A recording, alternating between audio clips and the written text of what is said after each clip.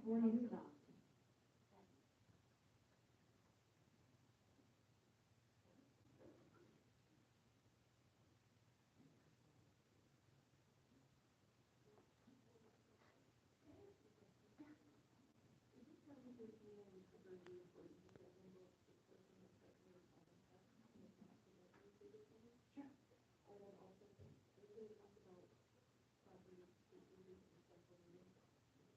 What did you talk about maybe?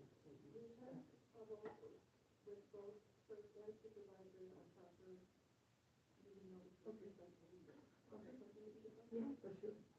For sure. Bring it up for clarification. I'm not allowed to ask questions when you're talking. Oh. Okay. Where do you want me to sit? Okay, I think I'm gonna sit here so that I can learn from you. Is that okay? And I have a spare copy. Thank you.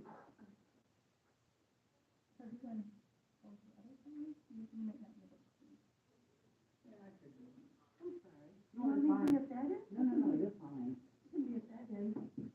I'm very flexible. I'm just slow, but I'm flexible.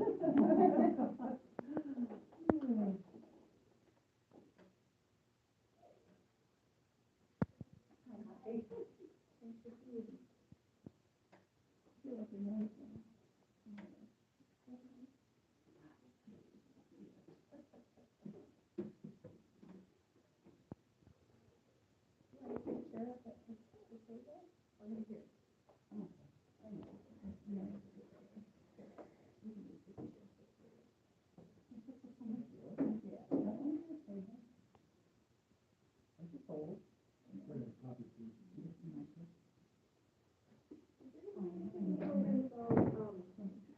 Hi. Good, how about you?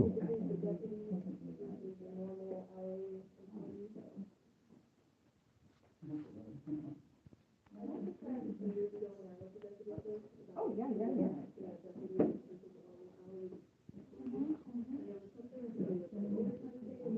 It can be, yeah.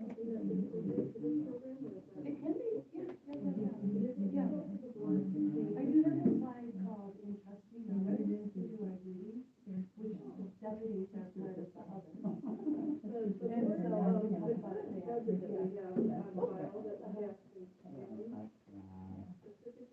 I feel so important.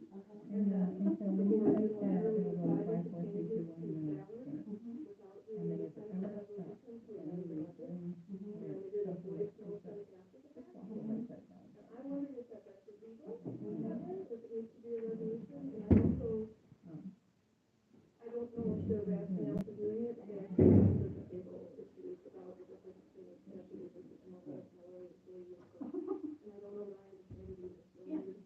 I looked at the list. Yep, there is a couple of spots. There's a spot for deputies and there's also a spot for what we call, additional. I am down, and I never been able to take a decent video of anything in my life, so. So when you get this stick on right, Can you? if anything looks fine, then just drop it into the bottom side. And I'll just like it. You should just, don't touch anything when you're done. Just when it's done. There's really nothing, no button, nothing to do, and now these are volumes, and these are buttons. Okay, so, and I got it. Yeah, because I didn't get copies of every once in a while. your arms get tired. I don't know why. That's okay. I don't talking so much. Yeah. I have a video camera, and I tried to video our Christmas tree. And then talking.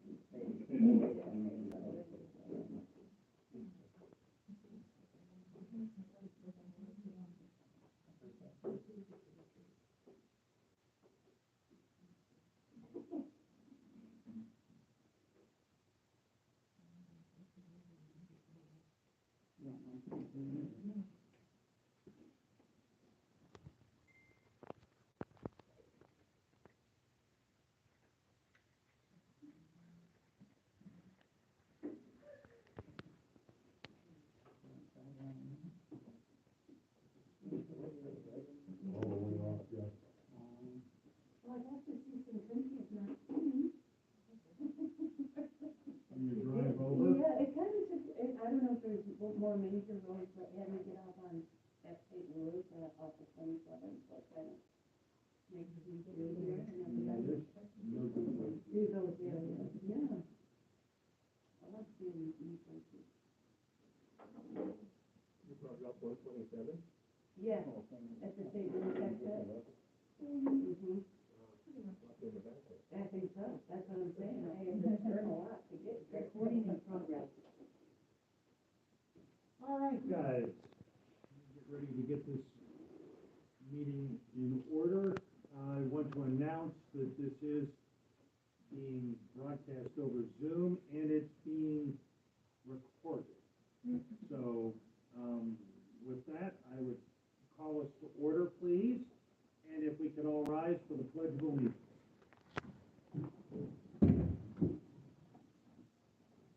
Allegiance to the flag of the United States of America, to the republic for which it stands, one nation, under God, indivisible, with liberty and justice for all.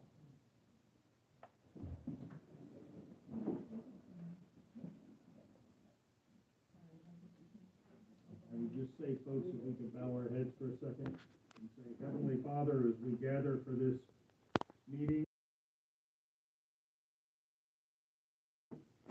so that we may hear what is being said, we may understand it, and we may gather what we're supposed to.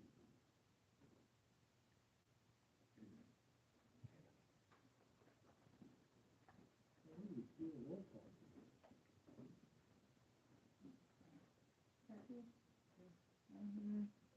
Steve Peters, Here. Kay Peters, here, and Berman. Here. With kind of the perfunctories out of the way, I will welcome folks today to another one of our education training sessions. We're honored and privileged to have Cindy Dodge come and help us. You may recall last week, I guess it was, we had a presentation covering kind of the what needs to be done, and Cindy's going to come along and tell us a little bit about how we can do the what with that. I would like this to be interactive with the board, and so if folks have questions, they can ask during that, if that's okay with you on that. We will have public comment at the end of the meeting, and so I ask folks to refrain until the end. There will be a chance for folks to comment in. For those of you that are plugged in via Zoom, I'd ask that you please keep your devices muted.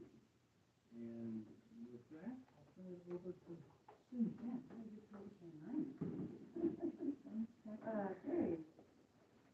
So yeah, I'm so happy to be here, you know, one of the things about when I work with MTA, is that MTA is actually a very small organization, and so even though we do the best that we can through publications and training, we have to tailor everything to meet the needs of, you know, the very smallest township, which could be a population of 50 people, all the way up to the very largest township, which could be a population of 20,000 plus. So that gets to be kind of difficult to hone it in individually to specific township needs. So I still contract with the Michigan Township Association, but I did retire in August, and I shouldn't really call it retirement because I just really retired and created my own consulting business, and it's still in governmental consulting so that I can come out now and help individual townships on a one-on-one basis, and then that way we can work towards tailoring it to meet your specific needs.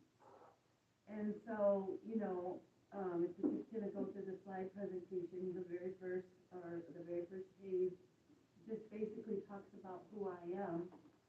And I think that's really important because for those of you that are board members, or even if people are here from the public, I am a former township clerk, so I've sat in these very hot seats.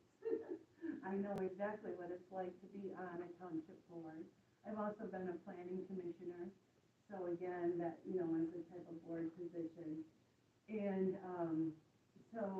and when I came into office, which now has been quite some time ago, I came into office due to my own personal property issue that turned out to evolve into a township issue.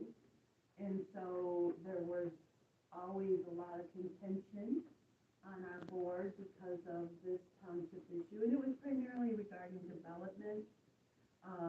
And the developmental issue was where my township was, we were experiencing sprawl from the East Lansing area.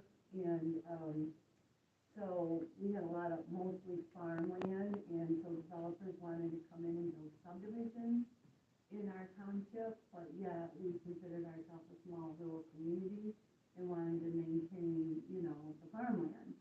And so this was always this kind of push-pull with that. And as with that, you know, on the board, there were differences of opinions on that specific, you know, kind of exterior issue that the township was facing. So I only throw that out there just because I get it, I understand it. And then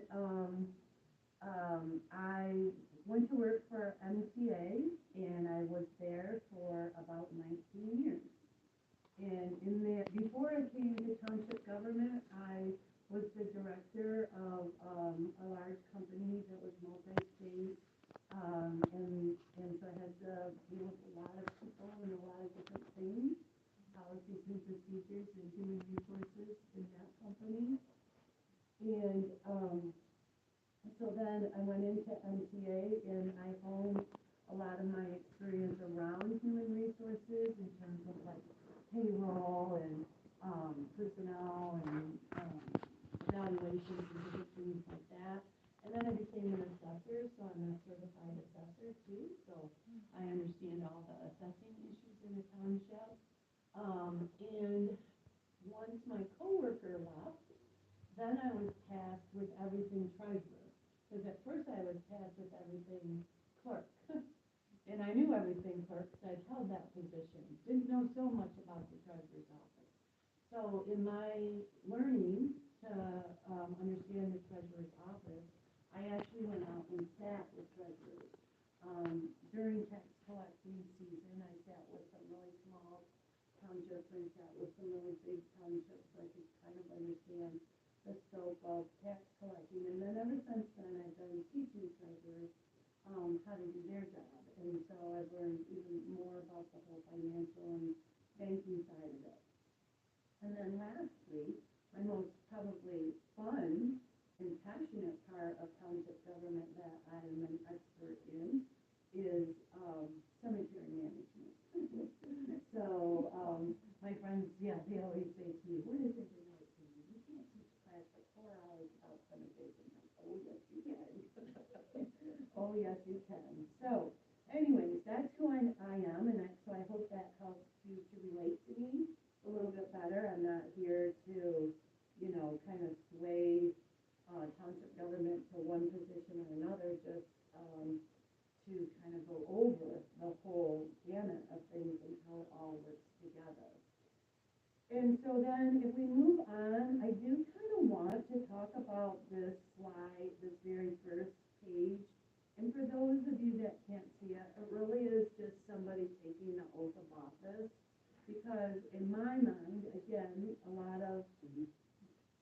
I want to let folks know, we'll be posting a copy of these slides on the website. I got permission from Cindy to Yes, post it. sure, they're definitely They'll go up shareable, after the meeting definitely along with shareable. the recording of this session. Yeah, and so I really like to focus on getting us on the same page in terms of the oath. Because when we are in campaign mode, right, we are in a mode of trying to convince the public about why we are the best officer to represent their interests out in the community. And so then when we get elected, we get entrenched trusted by that community to make decisions based on, what they've elected us to do. That's a big part of it, and we do always come into office with a type of agenda based on what we feel like we've been entrusted to do by our voters. But we also take the oath of office when we come into office. And under the oath of office, essentially what we're saying is that we are going to uphold all of the laws of the state and to the best of our ability. So in some ways, I think this is where some of the disconnect come from. Like, for example, you could be out there in campaign and say, I'm gonna lower your taxes, right? But then when you get into office and you find out through the laws and through township government laws that that's not really as easily said or done as it is said.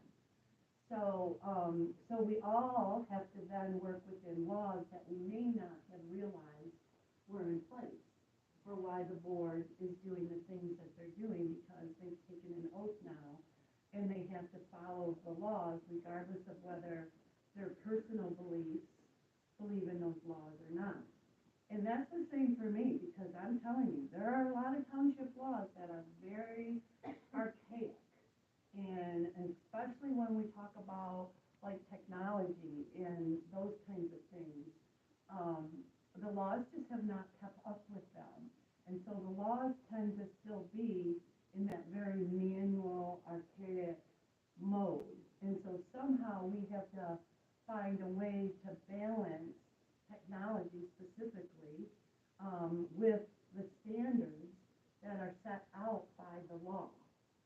And so I think that's really where like MTA and myself and others, education is really helpful. But, I just really want to harp on the issue of us as board members taking this oath of office, because often I will hear where, people will go out because they are in the not in the majority for voting and stuff, and they'll go out into the community and they'll complain about it, or they'll create Facebook pages about it, or all the different things that happen to get their point of view across. And not that I discount any of those things, but in some ways that can incite discord among our board, because we are, looking to the community to solve our problems when the community really can't do that. We can only do that as a board. And so that's really where I want to kind of keep us focused. And as we're going through all of the responsibility of the board, although we may disagree with the laws, which I myself even disagree with some of the laws, I am here to represent the laws. I'm here to represent the way it is, because essentially that's what we've taken the oath to do. So that's just kind of my opener to get us started. And then on the next page, the first thing I'm going to talk about is all of the differences in the ways that township government operates. And so you're considered a general law township. I think you know that. I think the public knows that. From the public's perspective, if you don't know the difference between a charter township and a general law township, they're the same. They have to follow all the same laws, except that a charter township has some additional laws they have to follow. So they follow all general law plus some other things, and those other things are, one of the other things is that it gives the supervisor more authority in a charter township. And we call those the A through O responsibilities. And even in a charter township or with those extra responsibilities, never does the supervisor have individual authority over all of those additional duties. they are always still acting in the, as an administrator, basically, to the township board. And so the township board is the owner and operator of a township. And so they're the ones that set the policies. And then we do have 3 core positions in a township, which are your clerk, your treasurer, and your supervisor. And they are considered administrators, and they administer all of the policies and procedures and directions and guidance of the township board. I think that's a really important concept too, because I think sometimes individually we would like to think that, well, this is the way it's gotta be done and this is the way we're gonna do it. Well, not necessarily. There's very little in township government that gives an individual independent authority. And so, and I'll give you an example of the one place where, like, for example, the clerk has individual authority, and that's for elections. And that's because they are running elections for the state of Michigan under the direction of the Bureau of Elections. So actually, the township board has very little authority over the way elections are run. Even though you do so many administrative things that are being paid for by the township board to run those elections, you still have to follow, like, all the strict laws and rules of the state and the bureau, right? Your board can't kind of, your cert, or whatever that word is, your statutory duties towards elections. So that might be an example where the board doesn't have that policy setting experience or authority. So on that 3rd page, in a general law township, when we don't have that kind of set aside authority for a supervisor to act as a strong administrator, then our general law boards have to decide, okay, well, what kind of model do we want to operate under? Because of these 3 administrative offices, although they do have not independent, but they have administrative duties statutorily that they perform for the township board, it isn't always practical for everything to go through the township board. And I'll give you an easy example. And it's just, you know, if I'm an employee, for example, and I want to take a vacation day, I shouldn't have to come to the township board in a public meeting and ask for a vacation day, right? So even though the board is the owner and operator and they set the policy for vacation days and things like that, you know, employees should have more of a supervisor, and I'm not saying the supervisor, a supervisor, to kind of be the person that they report to. And so those are the kinds of decisions that the township board has to make in terms of the type of model that they want to operate under. So they can operate under what we call a strong commission model, which is the township board is the decision maker on everything, and nothing happens unless the township board basically blesses it or sanctions it. Again, in my own personal opinion, I think that's a very difficult model to follow because, one, it slows things down because a lot of times you only meet once a month, or maybe you have to have a special meeting if something important comes up because you're the only one, you know, that can make a decision. And so, and again, you know, like I said, not everything has to, I mean, we're not keeping anything secret, but not, like, are we going to order pencils this month on the supply order? That doesn't, the public doesn't need to know if we're going to order pencils on the supply order. We just are going to order supplies, right? So there's the pros and the cons to that model. And then the second type of model is the strong supervisor model, but in reality, I think that should be called the strong administrative model. And the reason why is because typically it will be the supervisor who would hold that position in this type of model. And I'm gonna, just say I feel sorry for the supervisors actually in a general law township. And the reason why I say that is because in the public sector, that word supervisor, what does that mean? Like if you were at Subway and they made your sandwich wrong, you would ask to speak to the supervisor or the manager. So a lot of people think in township government when they hear that the supervisor has this title, that they are the person. This is who I go to complain to. When we know in reality in a general law township, that isn't necessarily true unless that's the model that the township board has set up. And so that person that holds that kind of role by definition of supervisor doesn't necessarily have to be the supervisor of a township board. It makes logical sense that they probably would because, again, the public understands that word as the person that you go to when there's trouble. But it doesn't have to be. And so that's a choice. Those are things that the township board need to decide if they would like to run under a strong administrative model, which I probably would support, would be my first choice in the type of way you run your township board. And again, that's just because I don't think employees and stuff should have to come to a board. They should be able to go to a person.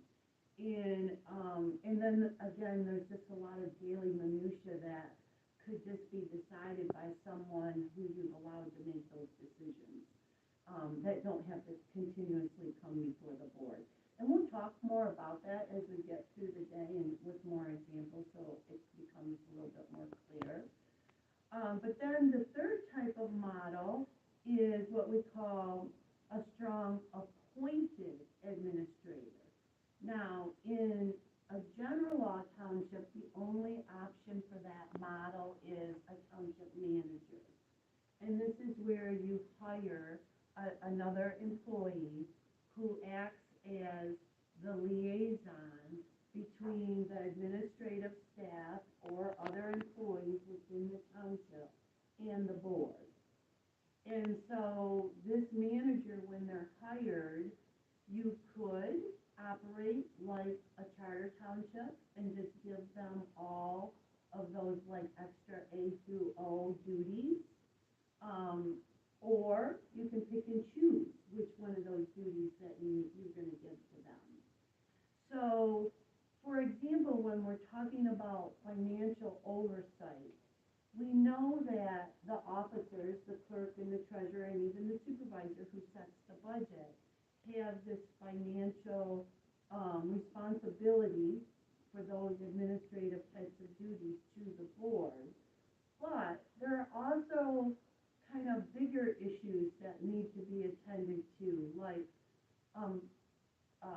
forecasting, financial forecasting, and watching the cash flow analysis, or capital improvement planning if you're gonna, build something, or if you're gonna purchase land, or you're gonna get into some other big types of projects. Those are the kinds of things where the manager can do a lot of the nitty-gritty of the detail of getting contracts or getting proposals for the board to consider and stuff like that, because a lot of times board members have other jobs too. You have like full-time jobs. Like you can't always be on the phone trying to figure out if there's a contractor out there that can handle whatever it is you're looking for. And so a manager can do that. Or even in a strong administrative model, whoever gets appointed to that position could also handle those kinds of things. So the reason why it's really crucial to kind of determine what kind of model that your board is going to operate under is because everything is going to build off from that. So if we don't have clear consensus as a board of how we're going to operate, then we're always probably gonna be in some sort of disconnect or discord, because we don't know, like, I don't know how long you've all been tenured on the board, but who's ever been there the longest might think, well, I should be the strong administrator because I have the most history and I have the most knowledge of how things have been working. And that could be true, maybe that does need to be the person, but those are, again, maybe somebody has more expertise in one area or another, like somebody is an accountant and, or owns a business and knows accounting and those kinds of things. So there's a lot of different factors that have to go into deciding who is best to handle that strong administrative model, and then everybody just has to kind of agree to that. I know that's the hard part, but trust me, if you do it, you're gonna make life so much more easier. And also, the other nice thing about starting from this point forward, because this isn't something in law. There isn't anything in law that says you have to choose one of these models. What the law says is that the board is the owner and operator. You have full authority as a collective of 5, not each individually, but as a collective of 5. So when you start to define how you want to operate as a group of 5, now we are getting into what we call policies and procedures. And so policies and procedures, although there are some laws that require us to create specific policies and procedures, there's few laws that direct that, but there are some. Most laws give us like the broad stroke of what we have to do, but they don't define how we're going to do it. That's where the policy and procedure comes into place. So when we get clear on how we're going to operate, and then we create policies and procedures underneath that, those policies and procedures can always change. We can't change the law. We can't change the law that says we have to do things a certain way. But maybe the way we implement that law can change.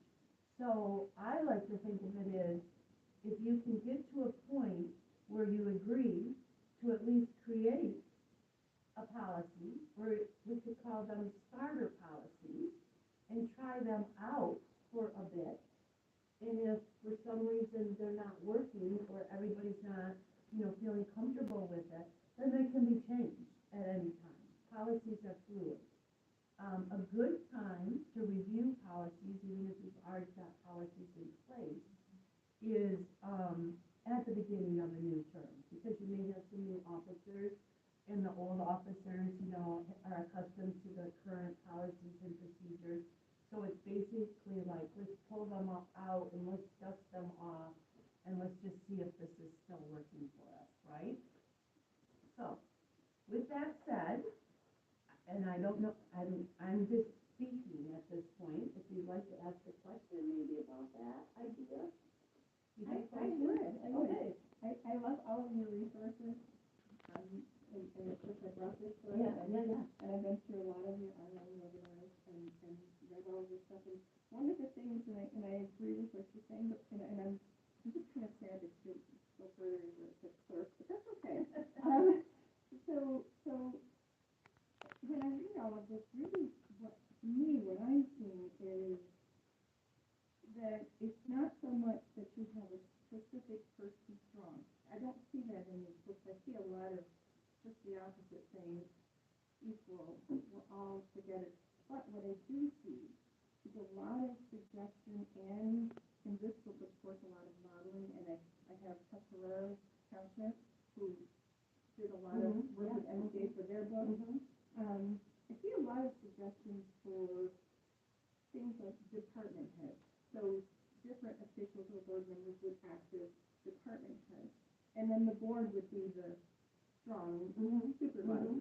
So, and I kind of see that where it says the clerk may approve strong leadership with trustees, which Crystal and I actually kind of do work together quite a bit on certain things. And even though I don't feel like a supervisor to her, we do bring projects together like grants. So an official would be the reporting official for the fire department.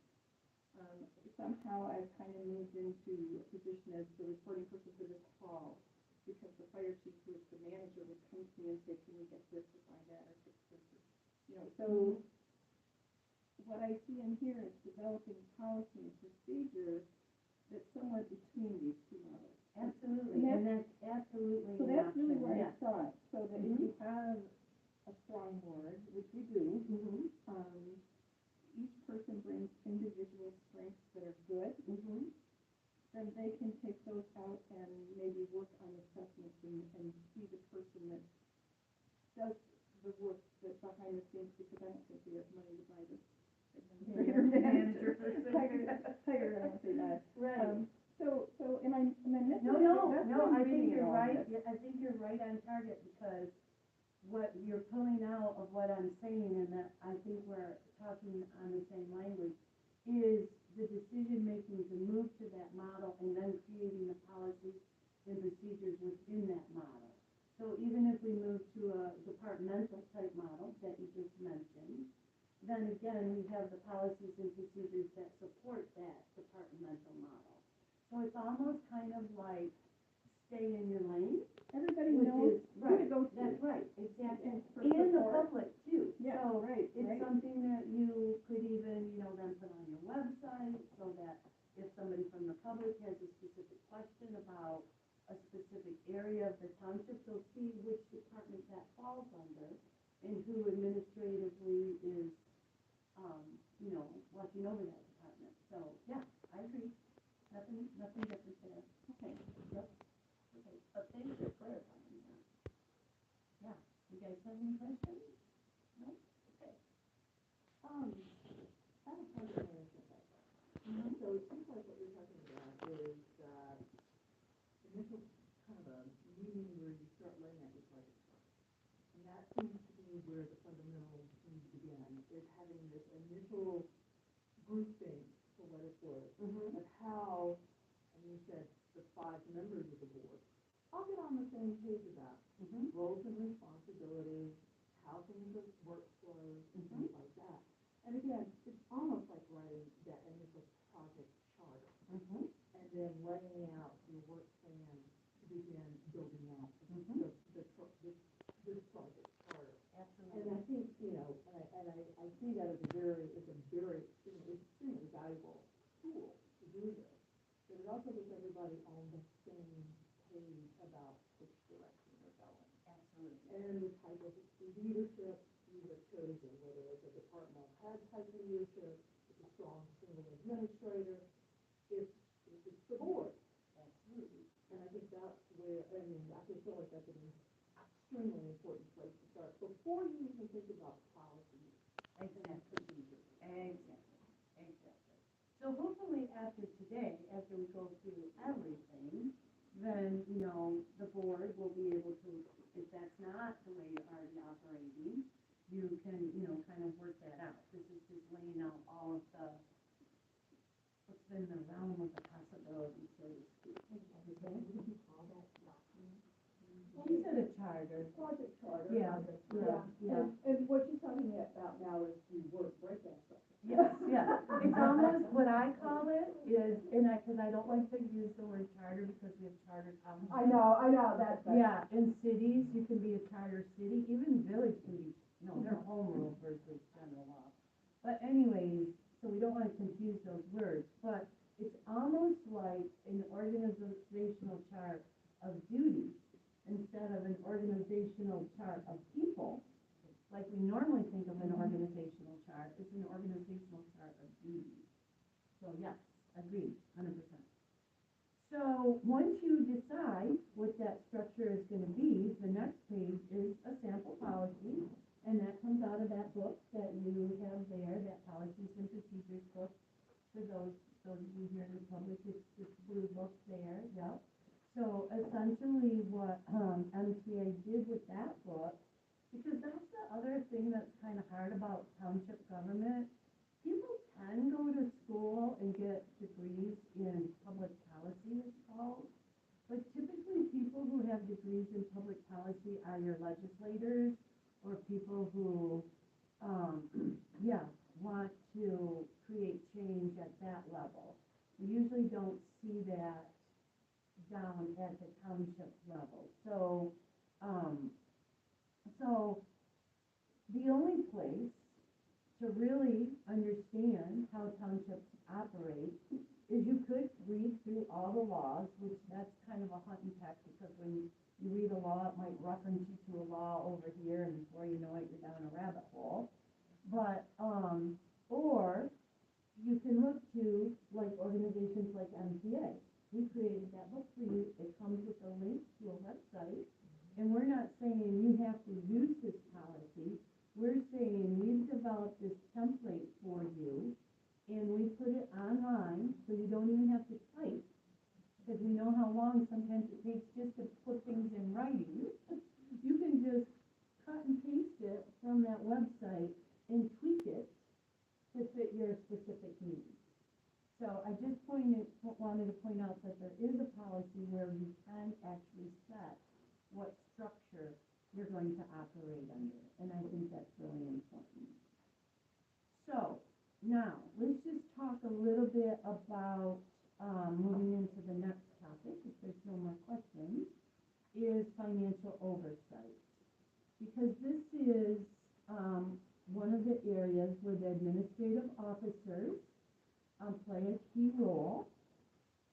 And I think sometimes, even with trustees, because statutorily the trustees are legislators and they have the responsibility for financial oversight. So, yes, that means you are watching all the reports, you're asking questions, you're authorizing bills, you're, having a strong input on the budget development. But it also means that, for me, you have to understand the role of the administrators. Because it's real, and I'll give you an example. I had a trustee that moved, I think, from being a trustee to a clerk. And he called me up after he got the clerk's position and was in the position for a bit, and he said, I probably can't say this to anybody in my township, so I have to say this to somebody. He said, when I was a trustee, I know I made a lot of assumptions. I just thought, well, that's the treasurer's responsibility, or that's the clerk's responsibility. And I really didn't know. And now that I'm the clerk, and I realize what it takes and what all it entails, especially in the area of finances, I realize that there's a lot more to this than I thought that there was. So my message to trustees is always, yes, you do have this financial oversight, but it really behooves you to really understand, the details of what they're doing, so that we're not making assumptions, I guess, about what people are doing. Because that's where we can get in trouble, when we think somebody's supposed to be doing something, but they're really not, or they really are, or whatever it may be. And so, again, this gets to be a little bit difficult in today's world, because our laws are so archaic, and they're set up as if we were still using the big old journal books that township government used to use in to do accounting, or the old hardcover books where the clerk would handwrite out all of the minutes. They're beautiful, but we don't do things that way anymore, right? And that's because over time we've developed into what we at MTA would call a modern township. We're not, and not to discount the old ways of townships, but we're not just the farmers that have come off the field at the end of the day and are just kind of here serving as volunteers as a to their community. This really is a business. It really is a type of corporation now. And we are forced by changes in law and technology to operate in a much more corporate way than we may have ever had to in the past. And so there's just a few bullet points there that kind of define that difference of where we were in the past and where we are today. However, even with that said, townships were designed originally to only provide assessing, taxation, and elections. But we know today that if somebody's road is not good, they're not gonna go to the road commission and complain. They're gonna come to the township and complain about the township road. Well, there is no such thing, right? There are no township roads. All roads are owned by the county. But again, because they're in the township, our community believes that you as a board have all this authority over roads. And so, again, if we go back to no, the only three things the township has to do is assess, tax, and do elections. But we know we do a lot more than that today. We have websites, we have parks, we have water and sewer, we do help manage roads, you know, historical, I see we have a museum here, cemeteries, I go by a cemetery. You provide a lot of other services in today's world than we used to with the older township model of just assessing, taxation, and election. So as you grow, as that township grows, it becomes more modern, it offers more services. We also have to address the issue of how do we handle all that? How do we do that on a day-to-day basis? Because again, we go back to the laws, and the laws don't tell us how to do that. We have to figure out ourselves how to do that. So, I'm here to tell you, moving on to the next page, is that it's a collective effort, right? We have the board as a whole. We have other positions like deputies. We may have a zoning administrator that will do enforce zoning. You know, other assessor, election workers. There are, you know, some pretty staple types of employees that you have. But I'm going to focus first on those three administrative offices because we're in the section of financial oversight. Okay? So for the supervisor in a general law township, if we're not moving to a departmental model or a stronger commission model, in general, if we stayed, a strong administrative model, if we stayed at this commission model, the supervisor is in charge of moderating the township board meetings, which means they moderate the township board's regular meetings and special meetings. So you may have other committees, maybe you have a planning commission, there's lots of other kinds of meetings that happen in a township. That would not be the supervisor's responsibility, they're only responsible for the township board. Now again, in a charter township or in a stronger administrative model, whoever that stronger administrator is could act as the liaison to the board for all of those other types of committees and commissions. So, but at the very basic level, the supervisor is just the moderator of the township board meeting. They are the person that is responsible for developing the budget. This is an annual event. They have to develop the budget annually. And depending on your budget year, what is your budget year? April? June? No, it's July 1st. July 1st, okay. So the one thing I do like to say about the budget is that although it is initiated by the supervisor and ultimately the supervisor monitors the budget, there is this whole middle part of the budget that has to happen first, right? So, and this to me takes months before we actually even get to an adopted budget. So, for example, 2, 3, 4 months out of creating a budget, the supervisor might put a call out to their department heads if that's the route to go. And they might say, you know, what do you see your anticipated budget looking for as your department this year? And you would say, well, I need this much for professional development, I need this much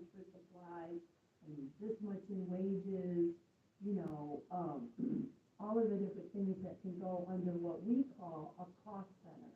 So a department is the same as a cost center in a budget. And once the supervisor gets that information, then they might do some research, they might, work closely with the clerk to develop the budget, because the clerk is the bookkeeper for the township, so they're the ones that know who all the vendors are.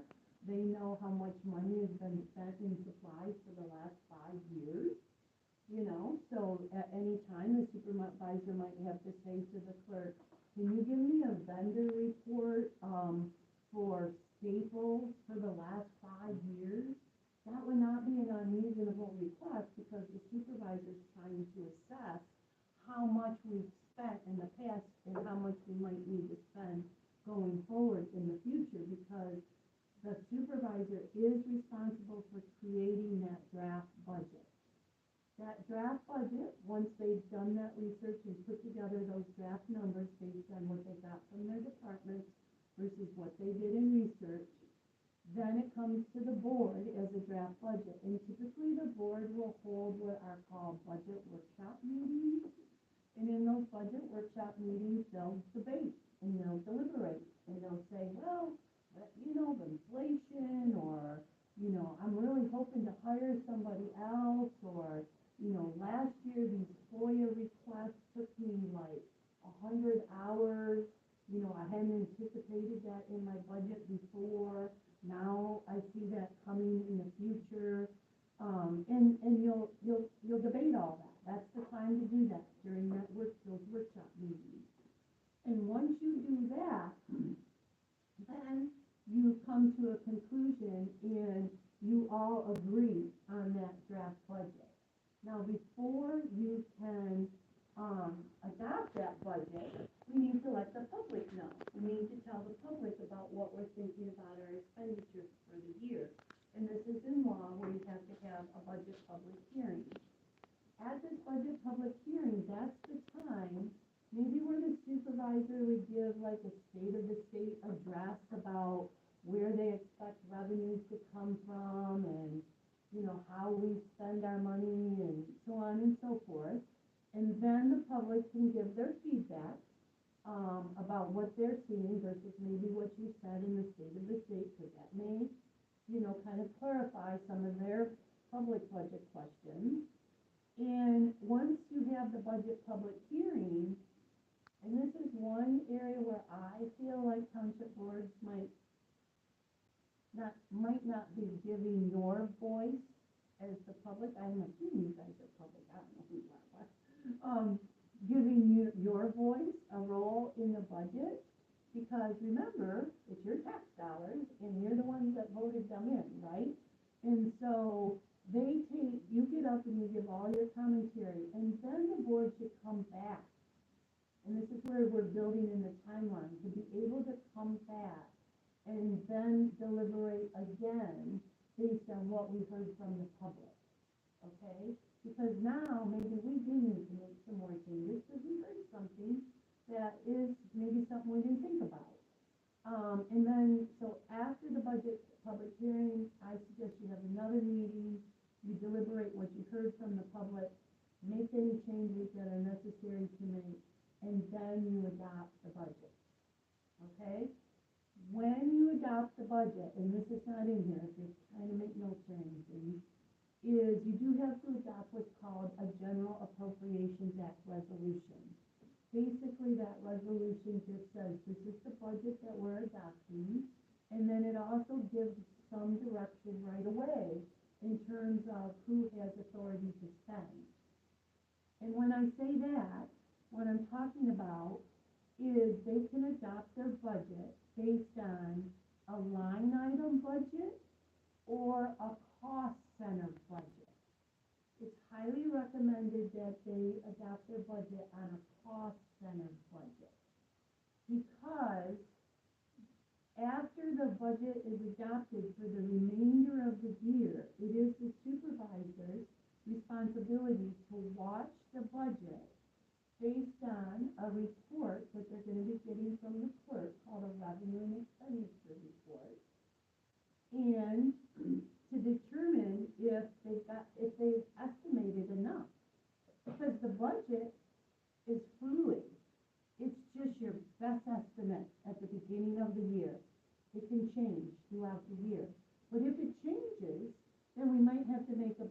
amendment.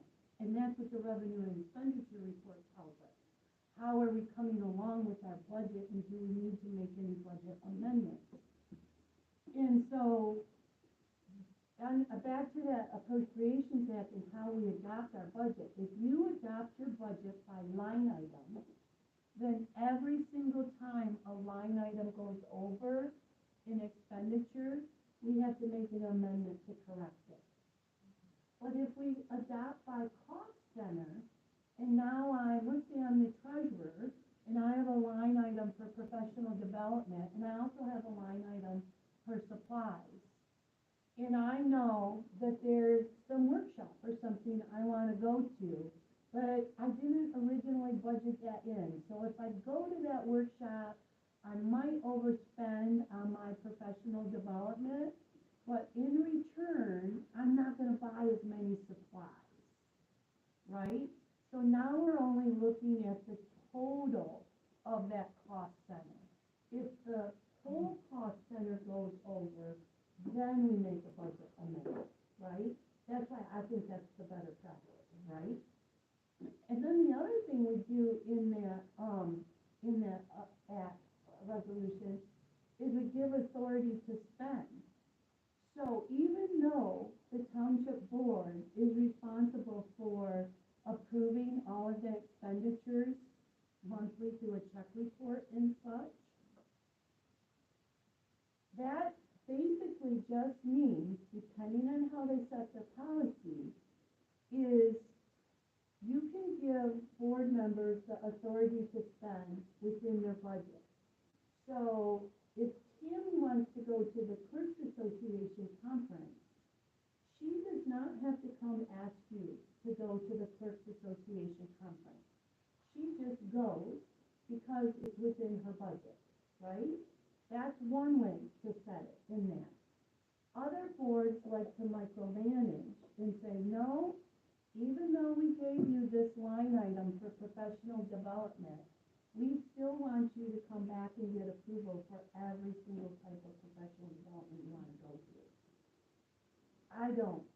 We're all adults. You got a budget.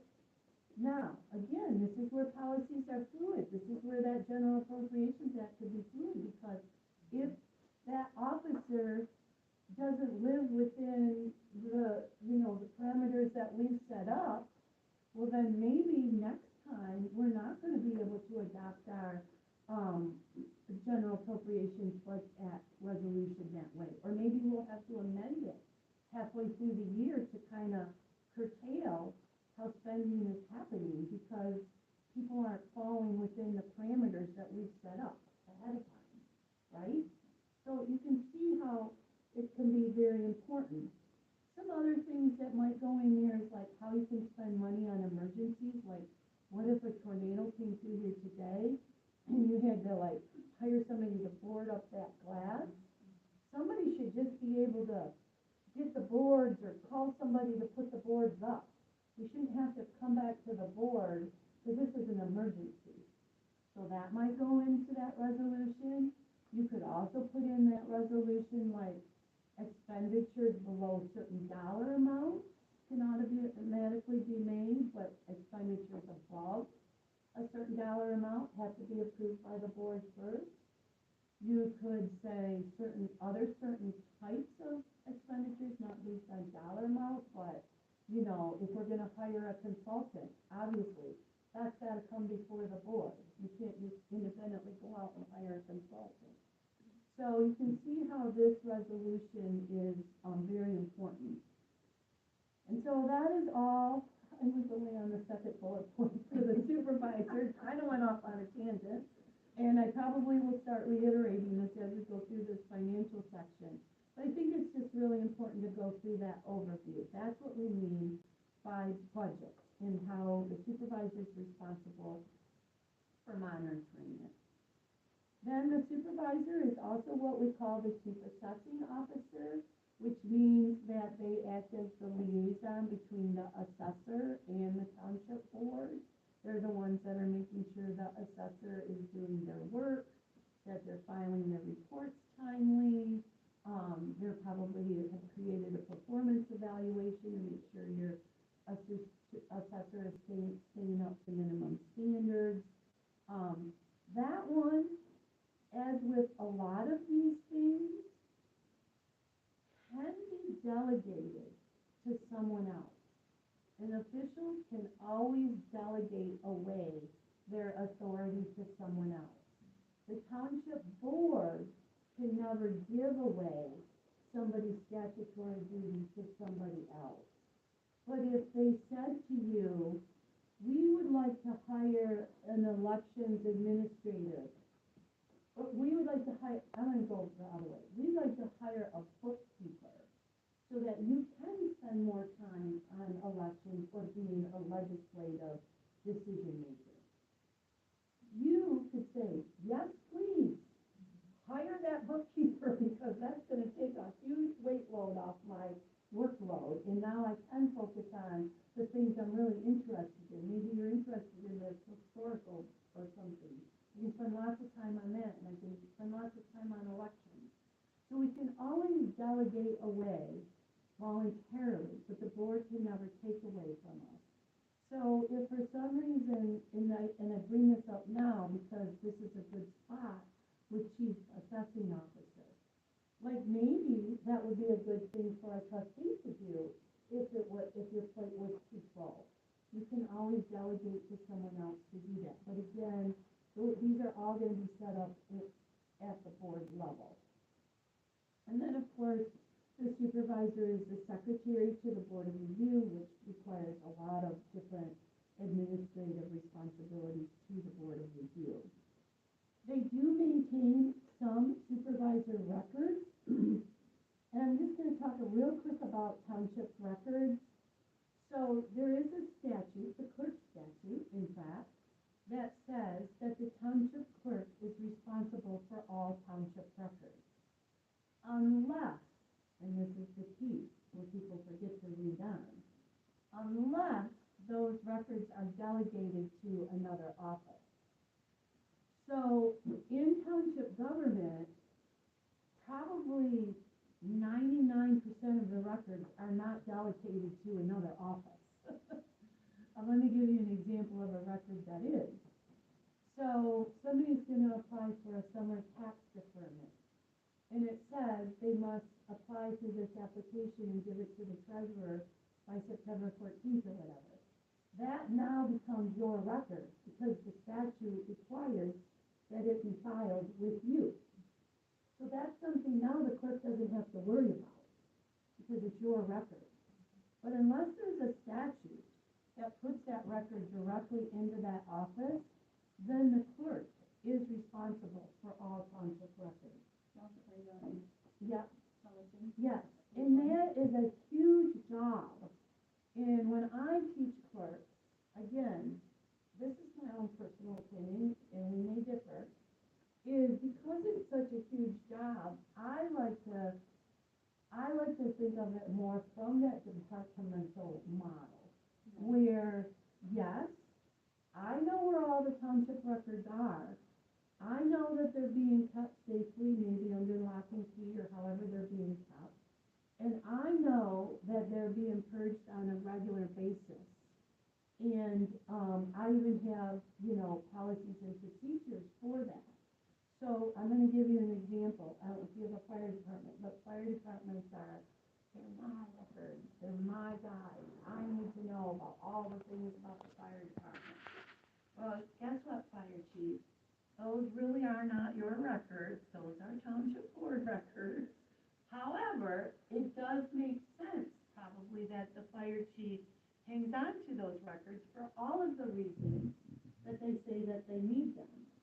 But ultimately, you have the statutory authority, so if there's a problem, it's your hat that has to be So we kept work on that. together when he hires people. We work together to make sure that the records are accurate, correct, file. Yeah. All of that. Absolutely, and so that's perfect, that's exactly what I want to hear. So as a person in charge of the records, I might send out a letter to first of all, I want to know where my fire chief is keeping them at, and that they're safe, especially personnel records, if I'm not holding them. And once a year, I might send out a letter with the record retention schedule for the fire department. And I might say something like, you know, we want to annually purge to make sure that we're not retaining records longer than we need to. And any documents that come up that are eligible to purge, please transfer them to me, so you can double check that they can be purged before you actually destroy them. So, I only bring this up because I want to demonstrate the fact that an official, even though statutorily they might be responsible for something, they can set policies and procedures in place to delegate that authority or to work cooperatively with somebody else, okay? So that's, you will see maintained records on each, person's, other than trustees, responsibilities. There are records that get, held specifically in the supervisor's office. The supervisor is also the legal agent. This is also sometimes misunderstood. The supervisor is the person that people can sue. They can send a lawsuit in the name of the supervisor. They are never suing the supervisor. There could even be a lawsuit that could come in the name of the treasurer. They are never suing the treasurer. The township board always has the ownership and responsibility. So, but when it comes to signing off on a lawsuit, it is the township supervisor as the legal agent that would sign off on it. But in terms of making decisions about how you're going to handle that lawsuit, that's a collective decision by the township board. And so, you know, when we get into these situations of like, well, who can contact the attorney and all those kinds of things, that's all policy driven. You're gonna have to decide as a board how you wanna work with your attorney. When we see these words under the statute that says the township is the legal agent, we're not saying that the supervisor is the only one that can work with the attorney. That becomes township board policy. And that's a really critical policy too, because we know that attorneys cost so much time money. I mean, if everybody can be calling the township attorney whenever they want, that could really rack up a bill. So I don't blame any township board for wanting to create some type of control on the expenditures with the attorney. And then, of course, the township supervisor makes appointments. It says some appointments. You guys enforce your own zoning and planning? Okay. So you make the appointments to the planning commission, which basically means that when there's a vacancy in the planning commission, the supervisor will bring the name, recommend the name to the township board, and the township board will affirm that appointment.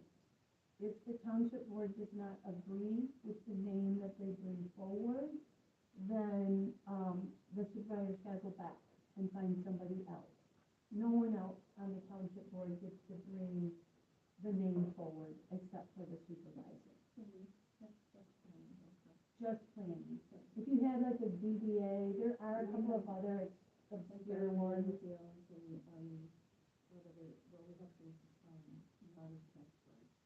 Yeah, no, so it wouldn't apply to any of those.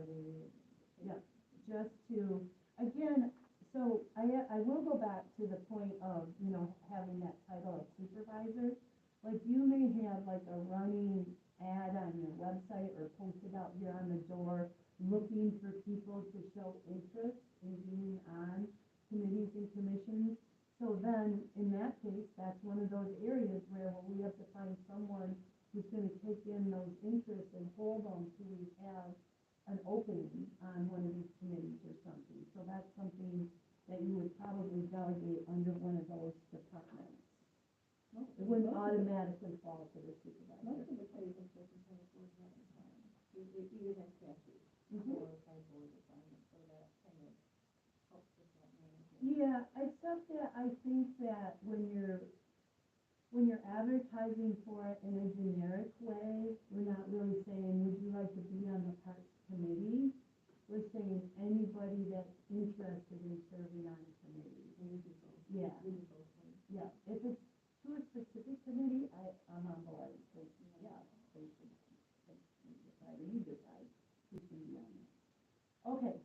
talk about the treasurer. The treasurer is gonna come up next. Any questions about the supervisor? I have a question of the, we were talking about earlier about the modern township, Mhm. getting away from Mhm. Illinois and county. Mhm. I'm older than you. But, so one of the things that we were talking about was, and I know what the statute says, or not necessarily the statute, but I know what the, state says in the, accounting procedures Yeah. manual and so on. But when we're talking about the supervisor, looking at revenue expenditure reports and keeping an eye on those all the time. So the way that we have computer access now, supervisors generally do an RSIS, have a reporting access. Yeah, that's fine. So they're able to just go in and look any day, any time, any night, any weekend. So even though for the other board members, it might be necessary to bring reports and to bring, budget comparisons and things like that on a regular basis, quarterly or whatever we decide to do. Those revenue and expenditure reports in that budget building process doesn't necessarily mean that the clerk is gonna go into the office and type reams of paper or True, copy the true, print that's out reams true, of that's paper. a very good point to bring up.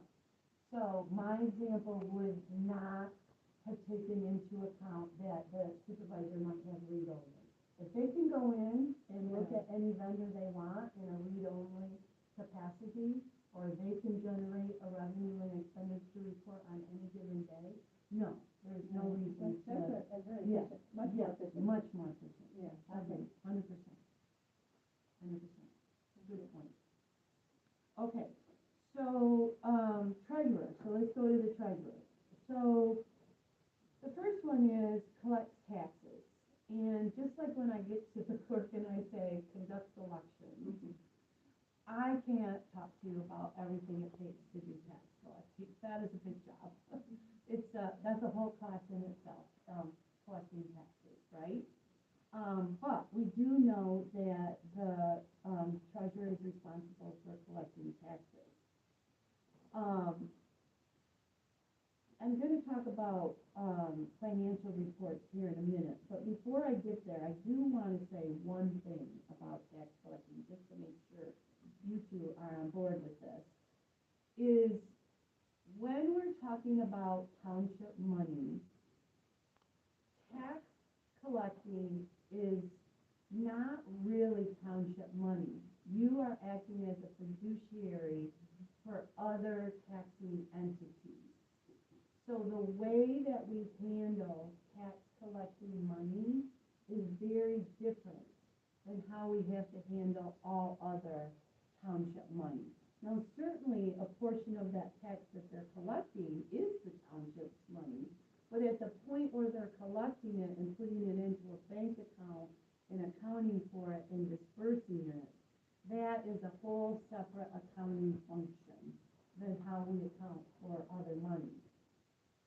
However, with that said, the treasurer does have a responsibility of keeping the board up to date about the tax collecting fund in terms of how much money is in there and how much money is going out and what its beginning and ending balance is. So down below, when I'm gonna talk about the financial report that the treasurer does, they're gonna give a financial report by bank, by fund. Fund is different than a bank account.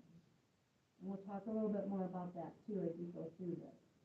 So essentially what I'm saying is that they're going to be giving you in their bank financial report the tax collecting fund, where it sits throughout the year.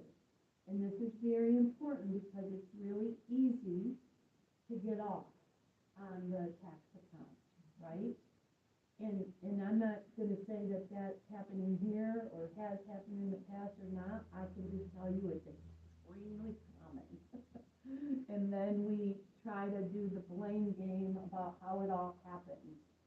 In my opinion, we don't care. Let's just know what it's supposed to be and try to correct it going forward. Because it just happens, I'm telling you, it happens across the state. So, the one checks and balance, there's a lot of checks and balances on township money. There's very little checks and balance on the tax account. That's why when we see embezzling in townships, we see it in just a few areas. One of the areas is tax collecting. The other area is receivables, where we send out a bill and we collect money, or anywhere where we handle cash or take money off site. So if you have like a park or a marina or anything like that, where you take money off site, we see embezzling in that. And that's because it's the checks and balances, if they're not good, then we create that environment. So with the tax account, though, even though that's an environment where we see embezzlement quite a bit, there is a checks and balance on that with the township clerk. So what happens is the tax account rolls over to a zero balance on April 1st of every year. So the zero balance in that account is whatever the treasurer determines that is. That could be $3,000, it could be $10,000. I'm not really here to say what it could be, but it's a dollar amount. You, as clerk, need to keep your own separate accounting of that tax account. So how you do that is you begin on April 1st with that zero balance. Let's say it's $10,000. Every time the treasurer makes a deposit, so they're taking in a bunch of taxes and they are what we call batching those payments into one deposit, the clerk doesn't need to know who all made those payments for that deposit. All the clerk needs to know is the deposit amount. Because now on your little separate running tally, it's in an Excel spreadsheet. I think BSNA can do this though too. You're gonna add $10,000 to that, or whatever that deposit was. Let's say it's a $3,000 deposit. You're gonna add that to the $10,000. So now you're at $13,000. Now the treasurer disperses a check to the school for $2,000. They're gonna give you a copy of the check, and you're gonna minus the $2,000 from that balance. You do this all year long, and then at the end of the year, when the treasurer, reconciles with the county, it's called settlement, they're gonna get a settlement report. The settlement report is gonna show them how much they paid the treasurer out for real property that was delinquent, and maybe some other commercial forest and some other miscellaneous payments that still haven't cleared. But they're gonna give you that settlement report, and you're gonna make those adjustments of what they got paid out, etc., to your balance. And now, you're gonna come back to $10,000, just as the treasurer is gonna come back to $10,000. That's how we make sure that the tax account is getting a checks and balance on it every year. And you, as trustees or other board members, when you're looking at that financial report in April, possibly May, you should see your tax account back at $10,000. That's how you know that the tax collection is being handled appropriately. Okay? Any questions on that? Okay. So, that's all I want to say about tax collection. The treasurer is responsible for receiving all money. The treasurer actually is the only one that deals and handles money. The clerk is the bookkeeper for the township. They are accounting for all of the money in the chart of accounts, in the software, and if we were thinking of it in the old way, in the big old journal book, right? They're not actually physically handling money. It's only the treasurer that has authority to do that for the township board. So, so that means, though, I'm gonna go back to you giving away bookkeeping to a bookkeeper. If I were the treasurer, I'd be like, wow, okay, so I'm gonna be working 24/7 because, you know, I don't know when money's gonna come in. Anybody could walk in this office and wanna buy a building permit or something. And what if I'm not here when they wanna buy a building permit, but yet I'm the only one that can receive money? So often the treasurers, through board policy, will create a policy that allows other people to receive money. So that's very common. Anybody? In fact, generally the clerk is always allowed to receive money because maybe the clerk's in the office more often or something along that line. But the point is that ultimately the receiving policies and procedures do have to be in a line with how the treasurer would like that to be handled, because ultimately they're responsible for the receiving, okay? You guys use a cash receiving module for BSNA? We don't have the. You don't have BSNA, okay, perfect. I mean, not perfect, that would be great if you Well, did. we have but- the tax person. Yeah, but not for the other, okay, all right. That is a kind of another little animal too. Yeah, okay. I mean, yes, please go there. Yeah, so that is for receiving. Same with deposits. The treasurer is the only one that can make a deposit.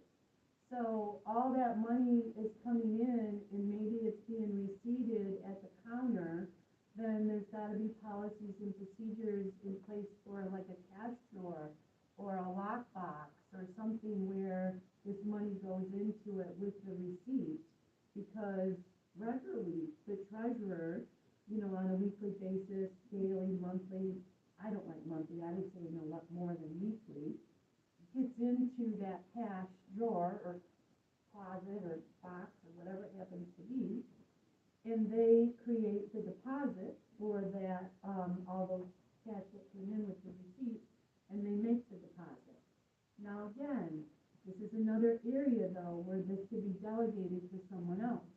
So for example, I don't know if you do have to take any off-site payments, but let's say you had a park where you rented cross-country skis, and you have a worker out there that's taking in money.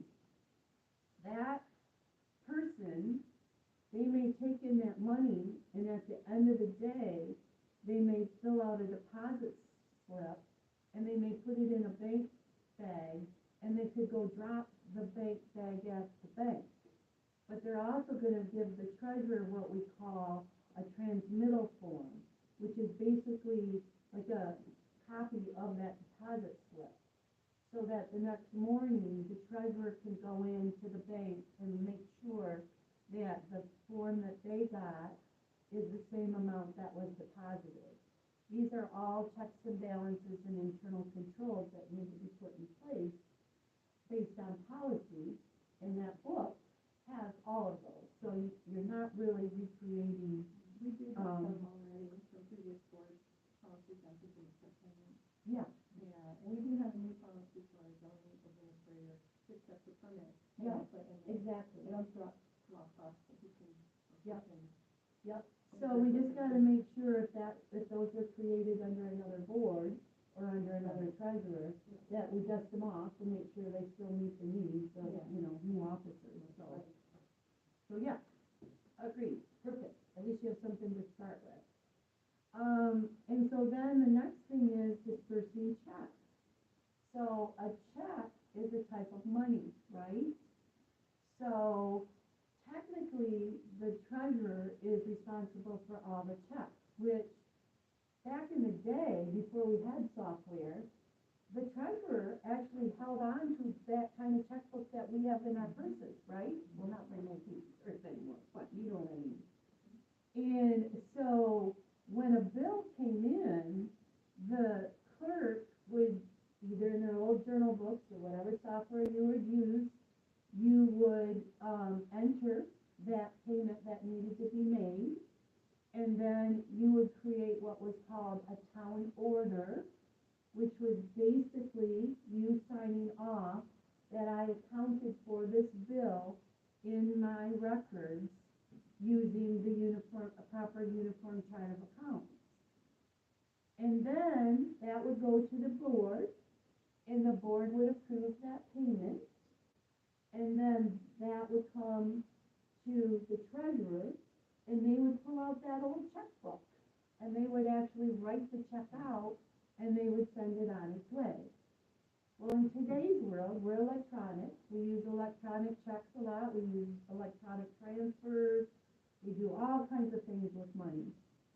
So maybe you are hanging on to the checks now because you can print the checks directly from your software.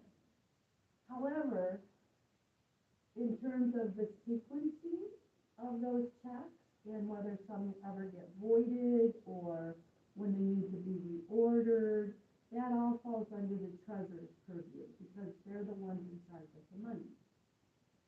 They have just given them to you to use as part of this process. Let me ask you a question. Our auditor, our last auditor, we recently retained him as a consultant to do, Neil Honeywell, he's tax deposit, treasurer for a long time. He has said that the blank check stuff, the Stephanie and I have had agreement on this, he said that the blank check stuff, for making payables to address with the clerk as a part of the segregation of duties.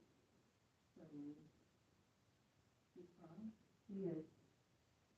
He really is. Because, again, you have to have, you never, So how would I? when you have the check, when she issues you the check, okay, she probably just giving you the whole box when they come in. Well, when I've they get ordered ordered. so. Oh, okay. Okay, well, maybe she delegates it to you to order them, but doesn't really matter, that part doesn't. To me, those kinds of things are trivial, you know, like who orders or who hangs on to them. Yeah. What's not trivial, though, is that the treasurer has to be a part of that process. Right. They have to know that checks are ordered, you have to know what the sequence of those checks in that box are that were ordered. And then beyond that, you can entrust the clerk to hang on to them, because and when you hang on to them, they're not checks. Right. When you hang on to them, they're warrants. Exactly. So how would I print a check if I don't have check stuff? You have, that's what I'm saying. Right. If you don't hold the check, I will tell you, and I don't like this, so I wouldn't advocate this for you guys.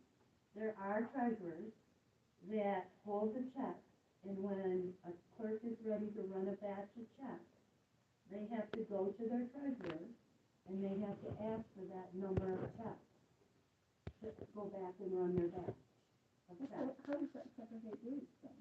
If the person who is holding the check is not the person who's writing the warrant, I don't understand. If you're reading blank checks, someone can print those checks, right?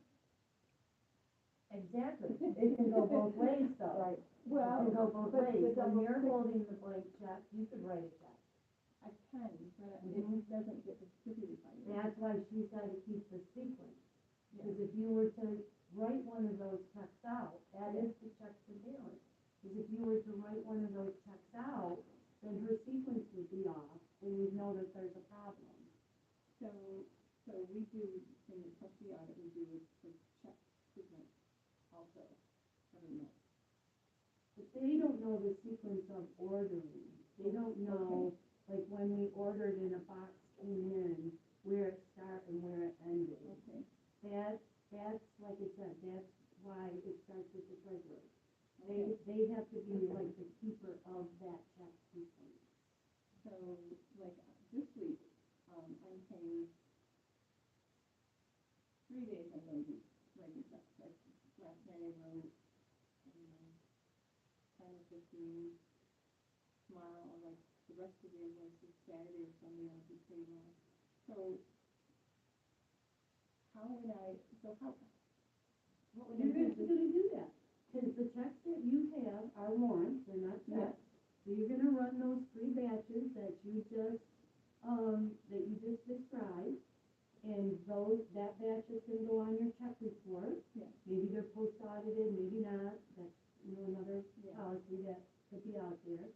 Then the board's gonna approve them, then they're gonna go to the treasurer. The treasurer's gonna sign them. When the treasurer signs them, the treasurer's making them legal tender. She's making them cashable and negotiable. When you sign them, they're not cashable and negotiable. Right. And so when she signs them, they're cashable and negotiable. And in fact, the checks do not have to have your signatures on them. You actually only have to sign off somewhere that you accounted for that payment in the accounting system. That's why I showed the town order process first. Yeah. Because back in the day, the clerk never even had the checks, they never even signed off on them. Now you have them, now we put dual signature lines on there, now you sign it, but when you sign it, the bank will still cash it, trust me, because the bank don't care. The way the bank knows how things run is very different than how township law runs. So township law requires a sign off. A sign off I know, I somewhere. can see that in the Yeah. state does also. Yeah. Okay. So then, this dispute about who actually holds the check, what you're really saying is that the sequence of checks has to be recorded. So if the treasurer is responsible for ordering the checks and tracking that sequence, then when I'm down to 3 checks for the Parks and Rec or, whatever, we've got so many accounts, then it would be up to me to say, Kathy, can you order some more stop checks? the checks. Yep. She would track that sequence. Yep. And then the paper checks would come to me, because Yep. I'm the one that has to go and print them. Correct. And it, Correct. okay. Yep. Got Yep. it. Great, thank you. Okay, so, invest money. The treasurer is the one that does all the investment of money. And they have to report that to the board. Again, the board sets the policy for that. This is another one, just like the General Appropriations Act resolution. This is another state mandated law, resolution. It's called an investment and depository resolution. In that resolution, the board authorizes the treasurer to do the banking for the township and to invest the money. And that resolution, I like it to be one that doesn't tie the treasurer's hands. And the reason why is because, let's say the treasurer is using a bank and they want to move to another bank, and they have to come back to the board to get authority to use another bank. Then they're gonna have to amend that resolution and to add that bank to the resolution before they can go open that bank account. Versus if you wrote your resolution and said, and require the treasurer to only use banks that meet the state requirements by law, then it doesn't matter if they go to this bank or that bank or this credit union or that credit union, as long as they're only using banks that township law requires them to use. So that's where you're constricting them somewhat. And the same with investments. If you tell them you can only open CDs in this bank, then what if this bank is running some kind of special and has a better CD rate? Now they gotta come back and again get approval, and we could lose some interest rate and stuff. And there's actually now, in today's world, what I'm gonna call them a third-party company. They're called Michigan Class.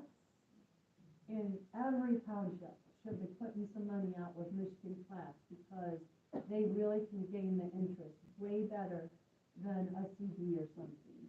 And so, again, though, that would be the treasurer's responsibility to work with that as designated in that depository investment resolution. Okay, preparing financial statements. So the statements that, and I have other slides that talk about specific which statements those are, but the treasurer does provide those statements for the township board on a monthly and quarterly basis, as well as the treasurer keeps, some records of the township, records.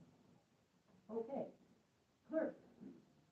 So, and you know, as well as I know, and we probably all know, your clerk has the most statutory duties, right? Boy, so sorry for clerks actually in today's world.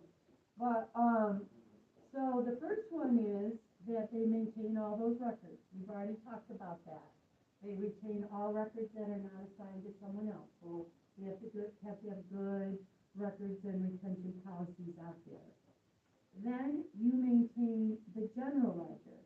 So this is where we're talking about that bookkeeping, where you're keeping the software and keeping the books. So how, again, I like to go back to the old journal books, because sometimes I think we throw around words and we don't really know what we're talking about. So back in the day, if we think about old journal books, we had these books over here that were called journals. And then we had this one big book called the general ledger, right? So we kept account of like cash and payroll and all these various different journals in these individual books. And we'd have to transfer that information to the general ledger, because the general ledger is like the summary of all of these other small journals. Well, now our software does all of that for us. We go in, we pay a bill, we put it under the appropriate uniform chart of accounts.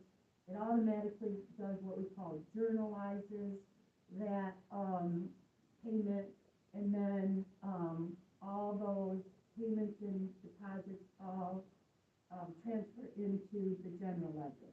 That is the clerk's responsibility. They are the ones that prepare the checks for any kind of payment using a system that journalizes and reports them to the general ledger. The one thing I do like to point out in today's world that is different than those old hand ways we did it, is that we pay for things in a lot of different ways than just money nowadays. We have a lot of electronic transfers. In fact, the payroll taxes on payroll can only be paid electronically now. So, it doesn't matter about the mode in which we're making the payment, whether it's electronic or a check. Anytime money goes out of the township, it's got to go out through the township treasurer. So the clerk records it. So let's say it's one of those ones that's an electronic payment, payroll taxes. The clerk is likely handling payroll because it's a type of check, although there isn't anything in statute that says the clerk's responsible for payroll. You actually could hire ADP or whoever to do payroll. So, but they process payroll, and then monthly or quarterly, they have this federal form, they have state and federal forms that are associated with the liability of paying payroll taxes. They print that form out, that liability out, the 941, they give it to the treasurer, and then the treasurer would log in online and report those amounts and transfer them out. So that could, if you're paying your utility bill online, or, you know, anything that you might be paying online, whatever you're paying, you're going to account for it, and then you're going to write, or you're going to print out the report that initiates that payment. And then the payment gets approved by the board, it goes to the clerk or the treasurer, and the treasurer logs in and disperses that money. So I've been doing it. I know, it's very common. It's very common that the clerk takes that on, but that would be not proper. For the state, you know, that requires, Mm-hmm. I don't think that, anything in QuickBooks other than notification is due. You should be able to print out your 941 from your payroll process. Okay, I just don't know how to, Yeah. figure that out. Yeah. So the state, the federal, any EFTs, anything, Any anything? entity. Okay. Yep. I'm trying to think of another good example. Yeah, yeah. And like I said, it's not uncommon what you're saying that you do it, because again, intuitively, it makes sense, because you're bookkeeping for it, you're right there, you know, you just, yeah, it just does it all simultaneously with the software, but again, that doesn't create a good internal control. So why, so I do it right in this payroll page, right in this page payroll, so why would the payroll not have to be handled that way too? Or you're saying just the automatic deposit one? Right, so, Okay, so if yeah, you're you're making, if I'm you're, still are learning your, checks, are your paychecks automatically deposited? No. Okay. Right, but if we did. If you did, again, and this is even if you're, let's just skip, let me give you an example. If you're using ADP, let's say you went to a third-party vendor, you would be the one that would be in charge of getting ADP all the information to create that check run, exactly. Okay. But when it got time for ADP to electronically transfer it to people's bank accounts, they would have to send a report to the treasurer, and they would have to okay the disbursement of that check. So if we go to online payment service for consumers, because we, Mm-hmm. you know, we have so many properties, there's, Mhm. $6 to $8, Yep. really much. It would be really nice to do that, but that's the way that would be affected also. It would. Okay. All right. Well, it's payroll, automatic payroll deposit is so much to check also, so to stay away from that extra cost, we've never gone there, but there may come in the future if we use this QuickBooks, that it might be. Mhm. I know it's something that's pretty policy, yeah. Mm-hmm. Okay, and then, so let's move on. So that was check. Thank you. Yes. So board minutes, I think we probably know about that. You keep the board minutes. Even if you have a recording secretary that keeps the minutes, you're the one that is responsible for making sure the minutes are recorded by that recording secretary and, making sure they become an official record of the township board once the board approves them. Can I ask a question?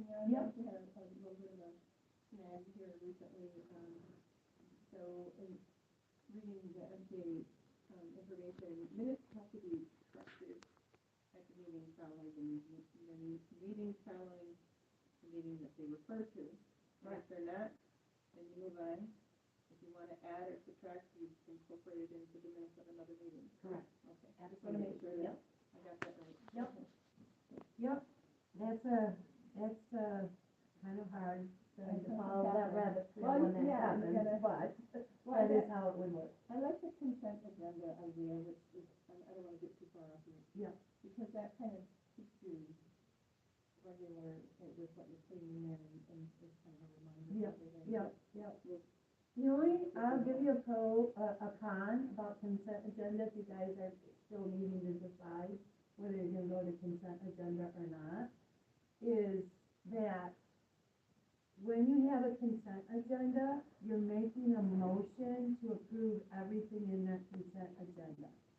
So if you're gonna put like the check report in there and the other financial reports in there, then you're making one motion to approve all of those. And in my mind, you're assuming that these guys have looked them all over and are not, well, if they do, then you're good to go. But I know a lot of board members that will just approve a consent agenda motion and haven't looked at the reports and stuff. And then something months down the line goes wrong with payroll taxes or something. And they'll call us up and they'll say, well, that clerk messed up all the payroll taxes. And I'm like, whoa, let's step back. This is not only a clerk's responsibility. We have accountability in this checks and balance process. Well, now, so, and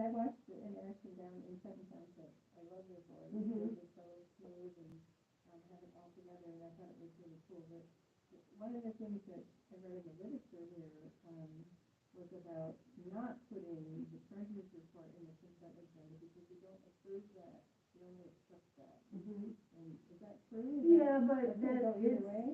yeah, yeah, Okay, yeah. all right.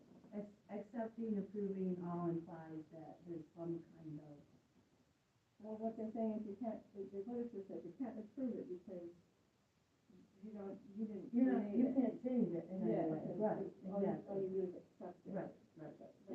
But, you know, I mean, it's hard to. But a lot, It's hard, this is a lot. they put them in there, they put building permits in there, they put minutes in there a lot of times in the consent agenda. Again, my only con for a consent agenda is you are entrusting that everybody is looking at it ahead of time, so they know whether or not they wanna pull it for further discussion. Cause to me, consent agendas lead to laziness. I don't like to help people out, but. Yeah, we don't use They it right lead to now, but laziness. when I see it in action, Yeah. it looks pretty slick. Yes, Especially for boards like Fenton, Yes. they have a well, lot of. sure, jargon. and when we're looking at a large township like that, they probably have a financial manager, they have financial staff, I mean, they Plenty have at a the million table. different people looking Yeah. over a million different things. So, but Yeah. when we're small, we are responsible for our own checks and balances. Okay, oath book, anybody that's required to take the oath of office, you have to keep that. Ordinance book, so these are both ordinances, for zoning and non-zoning ordinances. And the only thing I like to point out with this for zoning is the reason why you keep them versus just the planning commissioner is because if somebody came in and they said, I wanna see the zoning ordinance back in 1998, that's why they're with you, because you're the keeper of the permanent records, historical records.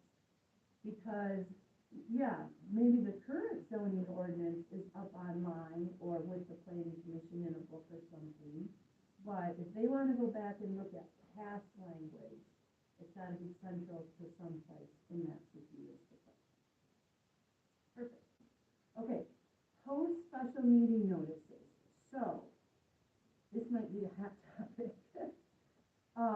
Because there are a lot of notices in a township. Some are required by law, some are not, some are just good transparency. But in all reality, the only notice that the clerk is responsible for is a special meeting notice. And that is because they're not something that the public know about ahead of time. And we wanna make sure that all board members know about them and the public know about them. Otherwise, the public could tend to say, oh, you're doing things in special meeting, what are you trying to hide, so on and so forth. So, regular meetings get done once a year. You set them once a year at the beginning generally of your fiscal year or calendar year. And you have to post them or put them online within 10 business days of when you set them. And that's like, okay, so now as a resident, I could come out and take a picture of that on the door, and I just know to come every time to do that. But special meetings, I wouldn't know, because they only have to be posted 18 hours in advance. And they can be called in 3 different ways. So, but what about all those other meeting notices? A lot of times it does default naturally to the clerk, because they get the relationship with the newspaper, and they maybe are the ones that can get on the website and post and different things like that. But technically, whoever meeting it is responsible for it. So let me give you an example. Board of Review has to publish in the newspaper, and they have to post their meetings, and the supervisor is the secretary to the Board of Review. So typically, it would be the supervisor that would make sure that all those notices are in place. However, like I said, a lot of times it falls to the clerk, just because the clerk is used to doing notices. Again, they know how to do it quickly and efficiently, but This is all gonna move, in my opinion, to policy. So I know in your clerk side, you got a long laundry list of all the different notices. Who does what? Who does what, yep, and you can follow it as prescribed there, or you could agree to do them for them, it's just, that's policies of it. Yeah, so, Cindy, I know that, clerks before me and clerks beside me, and probably clerks behind me, have all complained about, one of the first things that I heard from multiple county clerks in meeting with them before I took office and even after, is that they build up a resentment, because all of a sudden the word clerk means clerical staff. Right, you are not, nobody's secretary. And so things just get pushed and Right. emailed and asked and sometimes demanded. Right, And it's very difficult to, and this year hasn't been so bad without elections, so being a new official, right, I've still been overwhelmed. right. And when I read these things, I say, wait a minute, why am I delivering 7 notices to businesses in the surrounding area for the board of review? I've got other work to do. That's correct. So, I'm not sure how other clerks have been able to untangle from this. I know what some of them have told me, but I would really, so you're telling me that the board could, vote to make a policy that the clerks do all of that? No, I hear you no. saying it's policy. because, okay, so in a bit, we're gonna talk about entrusting your duties to other people, which is the similar thing about delegating to other people. So, and remember what I said, that if it's a statutory duty, the board cannot delegate it away. Well, they can't make you do something that's not statutory either. If they are going to ask you to do something that's non-statutory, like handle all of these notices, we call those additional non-statutory duties. They're not part of your salary resolution in your compensation of the position of clerk. They are additional duties we're gonna assign to you by motion. You have to agree to do them, and we will pay you to do those things. Okay? Thank you, because I read that in here too. Yeah. I didn't want to go to that section, Right. because I am I'm not here for the money. And I Right, think that the township is paying me fairly for what I do. right. But I do see And, that. and pay, again, because all of this is voluntary, you could voluntarily say, I'll do these for you, and you don't have to pay me, but, you need to ask me if I wanna do these, you can't assume I'm gonna do these for you. And there might Because be again, like she said, and it's the same as I said about the supervisor, having that title where people think that they're in charge. It's the same with the clerk. People think clerk means secretary, right? And secretaries do all kinds of things. Well, that's not sometimes true. it's easier to take on more. It is.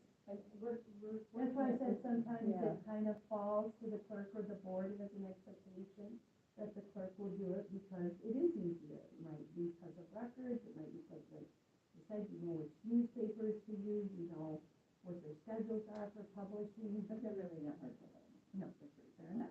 I had the clerk before me, I listened to her for about a year and a half when I was attending meetings, complaining about that, about being overwhelmed because she was in primary election year, and being overwhelmed with all of these notices, and there was a lot of planning work being done, and zoning work being done, and appeals, and, now I can see, and I told her, I know why you were griping about, why can't they just do it Yeah, and themselves? that's why I commend you guys for having this meeting today, and whoever else is here listening, because, I think that, and that's why I started out by saying the clerk has a lot of duties.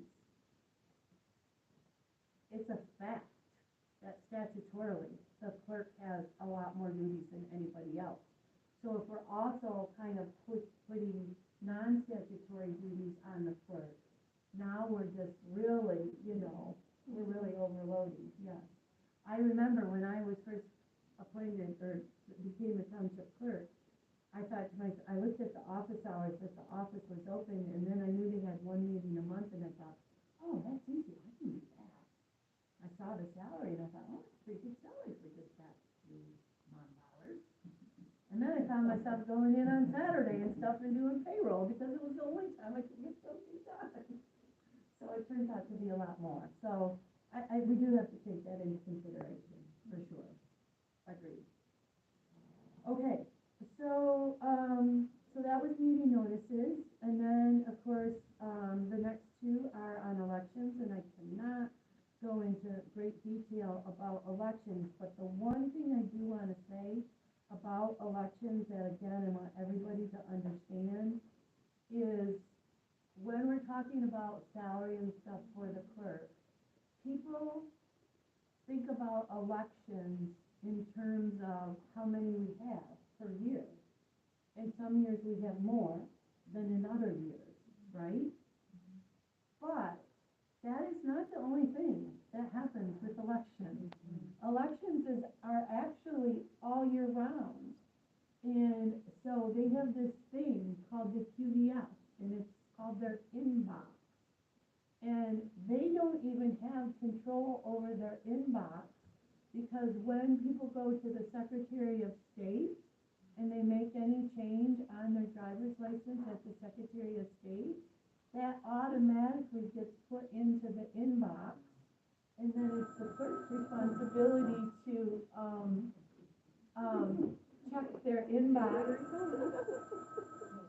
check their inbox on a daily or regular basis to make sure that they're keeping their inbox clean, because that ultimately will translate into a precinct voting list and stuff during election time.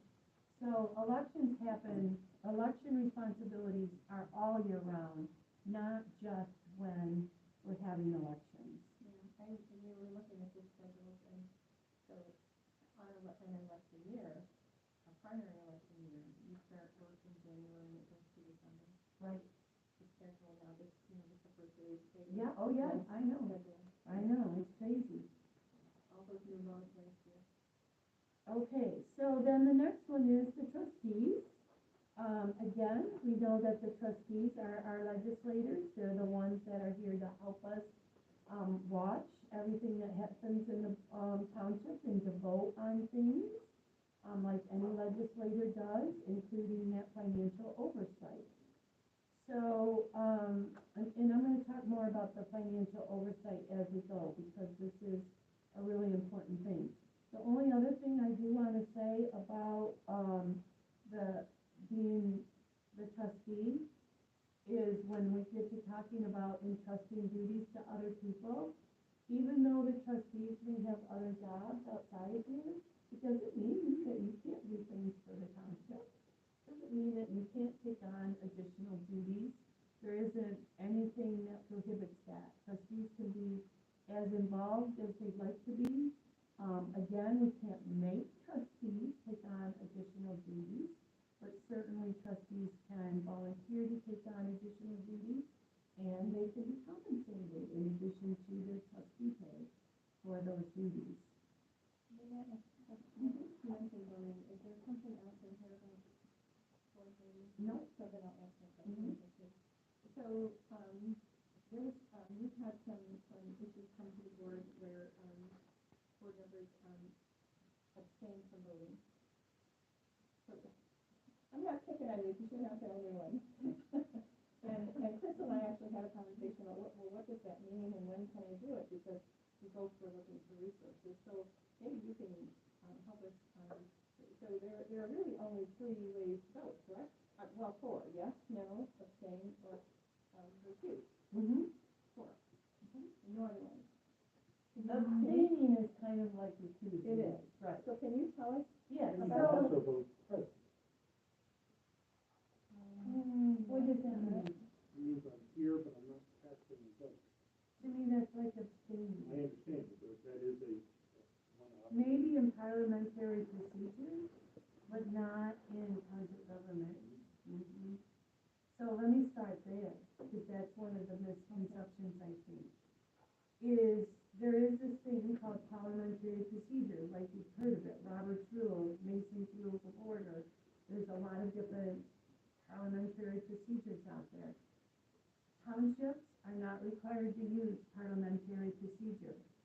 And in fact, if they do decide to use parliamentary procedure, they have to adopt a specific form and a specific addition, because parliamentary procedure updates itself all the time. And technically, you should probably appoint a parliamentarian who masterizes that book that they use and keeps everybody on point during the meeting. That seems like a lot for a general law township that only has 5 board members. So what typically happens is you will use some kind of quasi parliamentary procedure where you could create your own like bylaws for that and follow those bylaws. I don't think you have that book, but there's another book. It's a brown book. It's called Township Board Meetings. Oh, well, so that's not. Brown. I don't have the book, but. Yeah. You might have it, but in that book, there is a page,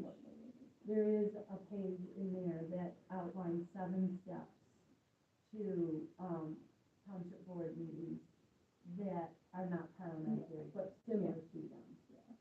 So, I think it's in one of your, articles. yeah, Yeah. probably, Not those this 7 one. steps are probably Yeah, it's in in there. one I of bet the they are. Yeah. focus articles. Yeah. So, essentially, like, and I'll give you an example. In parliamentary procedure, it says that the moderator of a meeting doesn't vote, and that they only vote to break the tie, or that they only vote last, or that they can't even make a motion.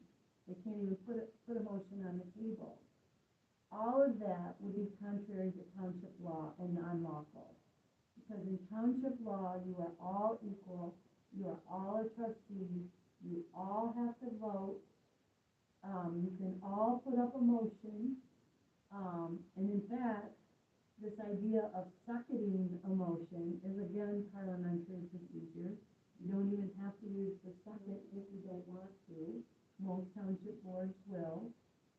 So, so when we talk about voting present, that probably does come out of a parliamentary procedure, and again, not recognized by township law. What we do recognize in township law, in terms of you each being responsible for voting though, is the conflict of interest, and when you should abstain and or recuse. And technically, in MPA's legal opinion, if you're going to abstain or recuse from a subject, you shouldn't even sit at the table.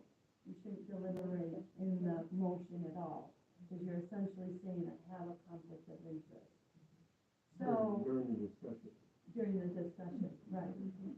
So, that gets really, again, kind of formal, having to sit back here and back up here, so, but technically you shouldn't, if you are gonna stay seated up here, you shouldn't have any input in the discussion either. And so, but abstaining now, this is where it gets really gray because, or recusing, because technically by the statute, the only reason why you would abstain is if you have a conflict of interest. And there are only 4 ways that you can have a conflict of interest. The first one is a financial interest in the vote. However, even with that, there's a lot of workarounds to financial interest. Like, for example, the statute doesn't recognize familial status. So if you were voting on something that impacts your family members, you still can vote because your family member is their own individual wage earner as well as you are. So the statute doesn't recognize that as a conflict. To the public, that seems like a conflict. Conflict for financial purposes is, I have a snow plowing business and the township board wants to contract me to do snow plowing, that could be considered a financial interest and you should abstain. But even with that kind of vote, again, in the conflict of interest statutes, there is a disclosure process depending on the dollar amount of the contract. And if you disclose ahead of time that you are the owner and you have this conflict and this is the dollar amount, then you can still vote. So there's a lot of nuances to that. And then the other part that's hard about it, well, let me give you the other three things. The other three things are subordination,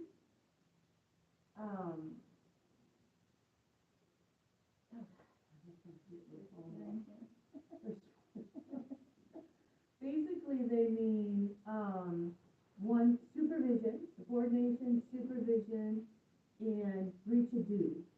There's that. That's the three of them.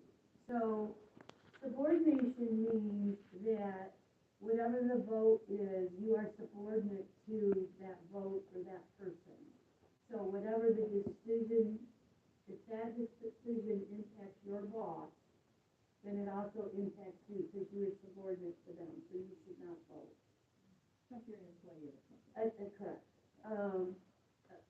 Supervision is similar to subordination, except that it's supervised. If the vote is about the person that is supervising me, then I have a conflict of interest. I shouldn't vote. Breach of duty is, which hat am I wearing?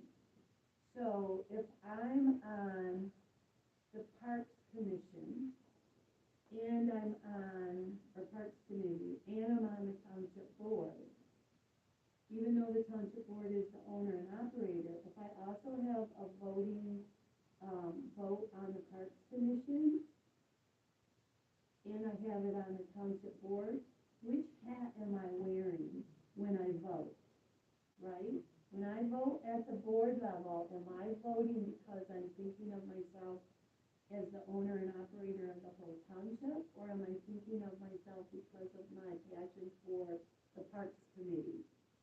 That's the, what hat am I wearing when I'm voting? So we would say that would be a breach of duty. You shouldn't vote in those cases. Mm-hmm. So last time that we were voting on these changes to our zoning ordinances and various the planning commission issues, and the way I understood that was that I could vote at the planning commission meeting, or I could vote at the township board meeting, but could not vote. So for that, there is another legal premise out there called double jeopardy. And that means that you vote on the same issue twice that impacts an applicant. So if it's a zoning ordinance, like let's say the Township Planning Commission recommends a zoning ordinance to the Township Board, and they do that by voting. Now it comes to the Township Board, and the Township Board's gonna vote on that zoning, amendment or whatever. The adoption of it, you still vote. Okay? That is not double jeopardy. It only impacts the Person. So if I go to the planning commission with a site plan, and I, as a planning commissioner, vote on that site plan for that applicant, and that site plan comes to the board, township board, and the township board has to vote on that same site plan, now I can't vote. Because now you're casting like two votes against that person, or for that person. Okay? So many nuances to that voting stuff. To have a whole class just in itself on that. So then, so I guess my question is, I don't know if you're ending there, but, so when are you allowed, only in those four instances are you allowed to use that? So that's what. Oh, okay, so yeah, good point. Let's finish it out. So this is the problem with the general law township. In a charter township, when these situations come up, the board can prohibit you from voting. In a general law township, they cannot. So even if the rest of the board members feel like you have a conflict of interest, They can't make you not vote. You can feel to yourself, no, I don't have a conflict of interest and I'm still gonna vote. So if there's no conflict of interest, can the board insist that you vote? They can. That's what I They thought. can. I read It that. can work in reverse too. Okay. Because you have a duty to vote on all things. And there's so few things that really create a conflict of interest. You know, there might be things that you just don't like, and so you choose to abstain, because you're not, To be voting no. you have to vote on those. No. Yeah. Yeah. Yeah. Okay, that's good. Yeah. No, thank you. Yeah, yeah. That's what I was wondering what time it was. Sounds like a In a plan. couple hours. Let's recess for 10 minutes. Pause the recording and resume it when we come back.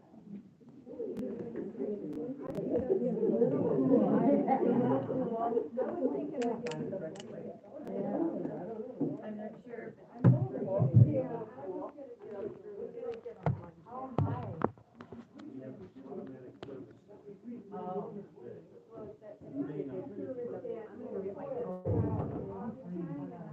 Yeah, it's that, the other one, I'm gonna go get my coat. so in MTA, that happens a lot, too, and the one lady that complains the most, we, one year, we bought her one of those little guns that you can like hold. And then we know what to hold. And it tells you what it is. Because she would always argue that the temperature on the temperature thing on the wall was correct.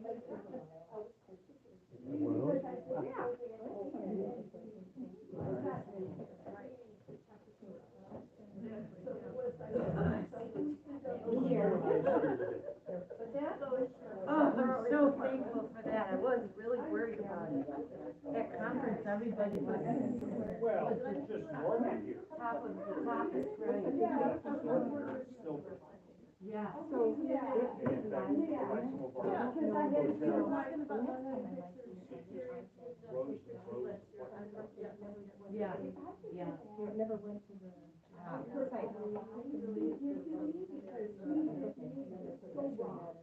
It might just be speaking of what. You guys still have a landline now. I don't know. Does it ring very I often? don't know. Oh, Ring which one? very Oh.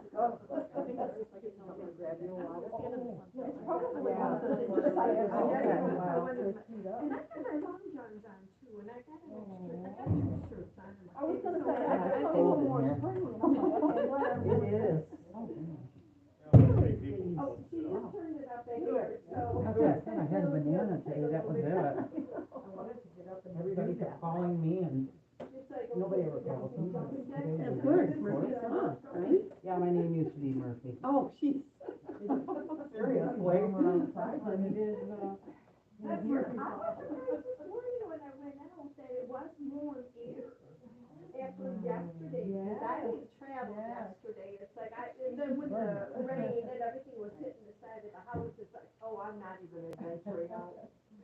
I'm good. There were a lot of electrical trucks Well, in town overnight, and My then brother they had lives it in out. Gaylord, and he still has no power, he says he's still working on just trying to clear up his driveway, he's got a long driveway in the woods. And he's like, oh, the Yeah, guy's I free, he stopped, says, I huh? can't even get out to the main road yet. Sure. Yeah, wow. Well, K-Town's don't go through that ice split as well. No, no, they don't. And then he's like, you know, I offered to come up and help, but it's like, I don't think I could even get there. You know, Oh, right. And I don't wanna be a part of the Yeah. problem. Right. Yeah.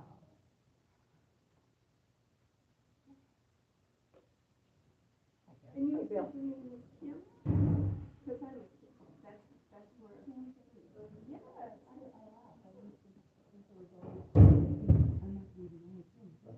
Yes, You got your river back up yet? Got your river back up? oh, wow. It's amazing, My isn't it? island's gone. Yeah. Goose is going, where's my Well, island? in my Where's my island? school class, there Yeah, was, no, yeah, you know, That's I my gotta backyard. Oh, I'm sure, Yeah, yeah. and then the other one was Gosh. right up, right 7 years. Well, I dated a guy, Kim, and that was, and it didn't last long because Every day? somebody hollered, Yeah, and well, I'm he all wasn't saying, it's like, crazy, oh, he no, was I like, can't no, do that. no problem. So, Was it Kim Weeks? He was a Swimmer. MSPA. That was the guy I knew. Meditate. Good. He was glad when he was done. He was tired to drive, so. Yeah.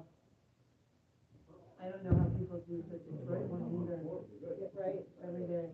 I drove to Saginaw from here for about 10 years, and I was so happy when I Yeah. didn't use it anymore.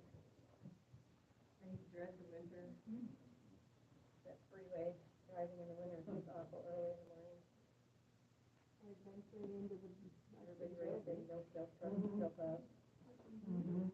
Oh, it's, this, I'm cold, and when I'm cold, it gets more, and it's, Right. yeah.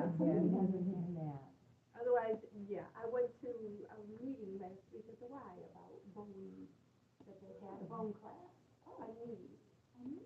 You been to the cemetery today, then? Well, my knees No, were I bone, want that, but but it's bad. I'll be back. You gonna stop later? Of course. Yeah. I haven't got that estimate for that guy in the driveway yet. He said he was gonna get it to me. Another couple weeks or so, he should be able to do some work.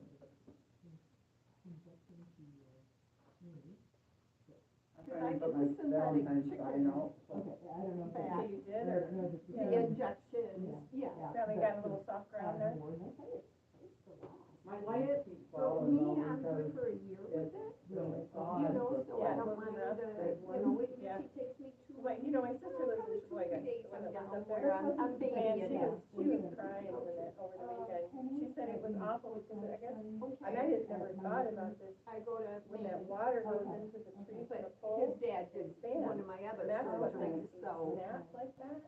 Anyway, yeah. She So said much it better was than like gunshots everywhere, and the dogs were going crazy. Of course, she doesn't have her husband, so she's all alone now. It's first big event like this we're getting. So my husband went up this week and put the generator up and water, and she's been out without power since Saturday. You know, my daughter-in-law stayed with her dad, they released him from the hospital from having a lung removed.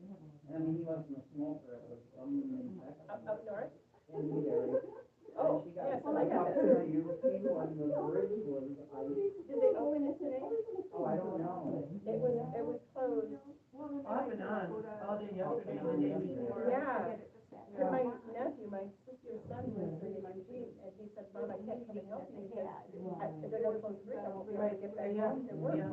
Physical therapist, doctor that was there, that was.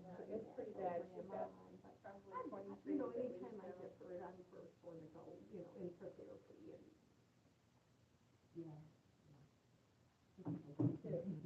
Pop over. Yeah, well, and then you get really exercises and they. Oh, yes. I fractured my tailbone, so all my hip ones I do in bed before I go to sleep at night. Yes.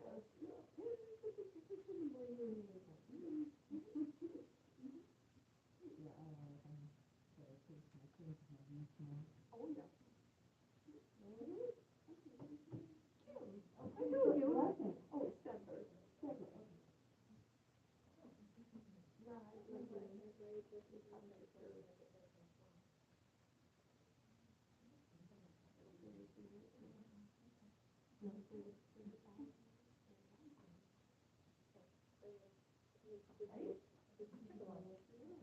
No, I'm not doing it for Saturday. But when I knew what he said, it's, you know, it's when I do it, people worry about it.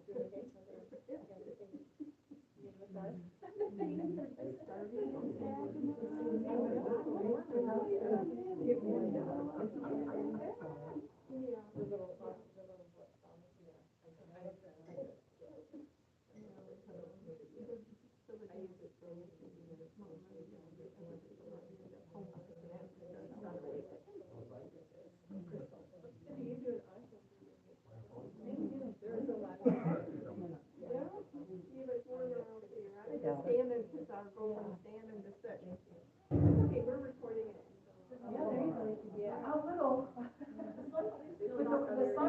the wind blowing each other's back. I wish I brought blankets with me. Oh my God, me too, I almost texted my When I son, still bring have me my a dogs, I blanket. always had a blanket in the car. Yeah, I know, I came to this, and I texted her. She said, From work, otherwise I would be in my sweats or jeans or something all the time. Let's see if we can get back to the new place. rolling. Cindy, are you ready? I am ready. Folks, are we ready? Yeah, a little takeout place, yeah. Oh, I do.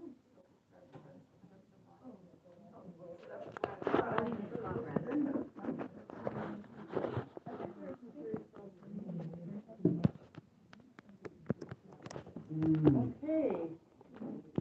So, we're not quite halfway through here, and we're going for 2 hours. However, I can tell you that in my usual style, of teaching, I tend to go heavy in the beginning because so many things come into my mind that we need to talk about. So some of it will kind of show up now as we're going through the presentation, and we might not have to, go over it as fully as we not needed to. So, What you're saying is we're not on an 8-hour pace. I don't think so. I hope not. Way home. Yeah, yeah. So, okay, so we're moving on, and I think, yeah, we were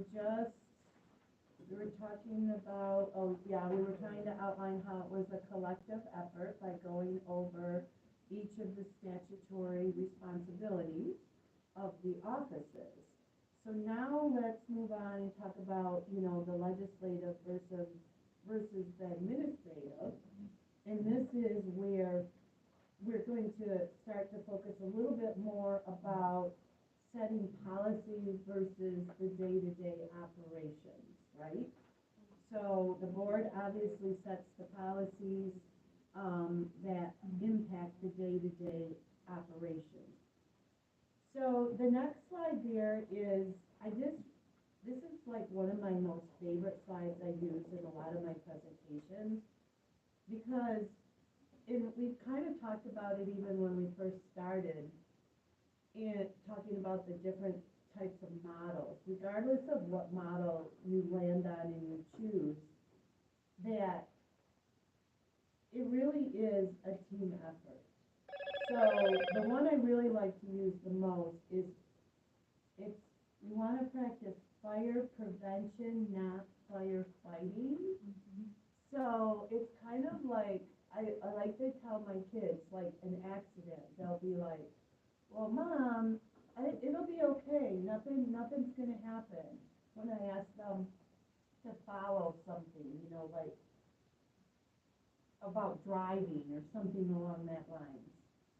And then I say to them, but that's kind of what an accident is, right? We don't really know when we're gonna have an accident. That's the pure definition of an accident. Well, it's the same kind of thing with policies in township government. Even though we may have always done it one way before, and even though this topic may have never come up before in our township, it may never come up in the future, but we don't really know either if it's going to or not going to. So my philosophy is that let's engage in fire prevention instead of firefighting. Let's, make sure that we have all the elements in place so that we're not trying to make decisions on the fly.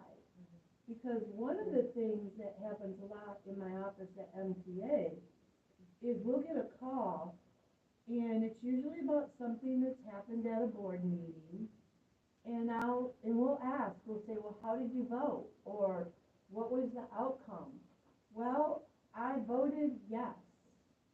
And I'm like, okay, you voted yes, but you're just now telling me that you're questioning your vote. So to me, that's a problem because we can't go back, right?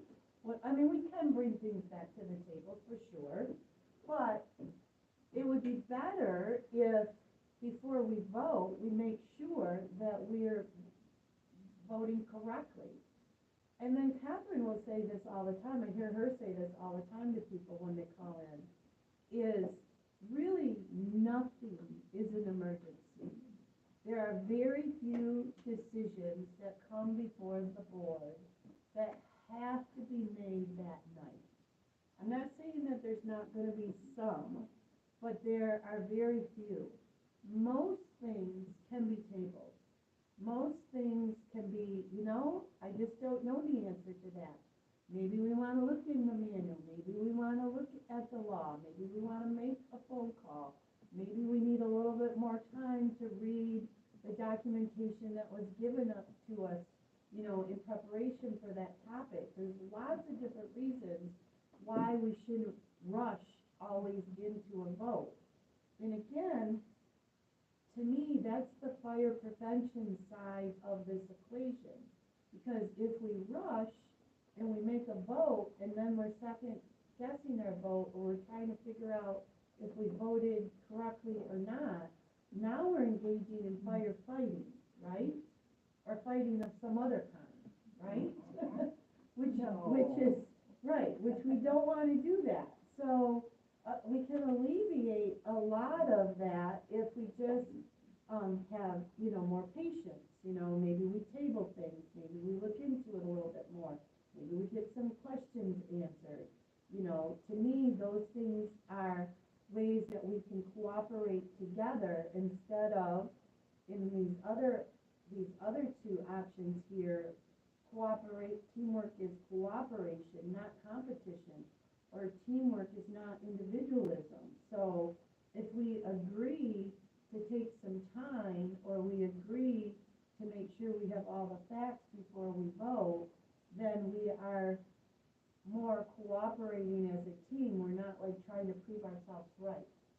Like nobody has to be right in any of these decisions. In fact, that's not what we took that oath for, or what we were elected for. We were elected to make the best decision for our community, and not the best decision really for ourselves.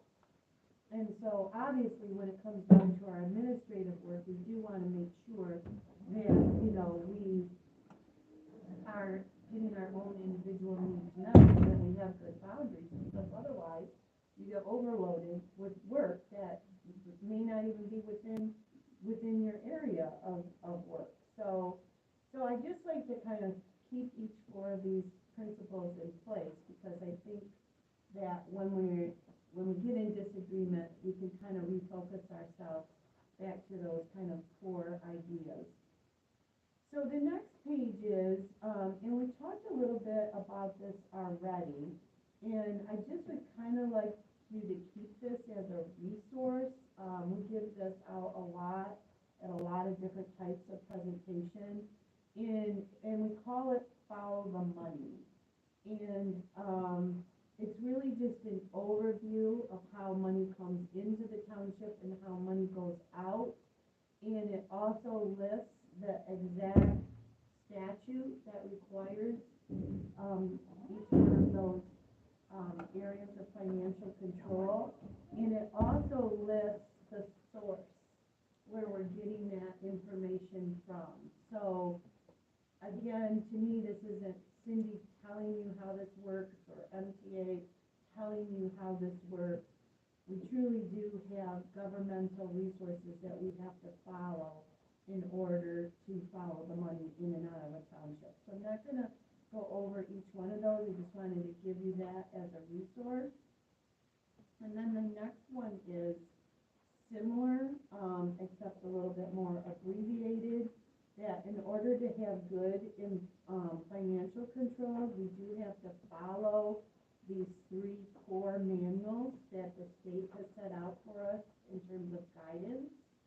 So we have the budget manual, which is what gives us all of the detail on how we create a budget, how we adopt a budget, how we monitor a budget, who's responsible for the budget, and anything and everything that has to do with the budget.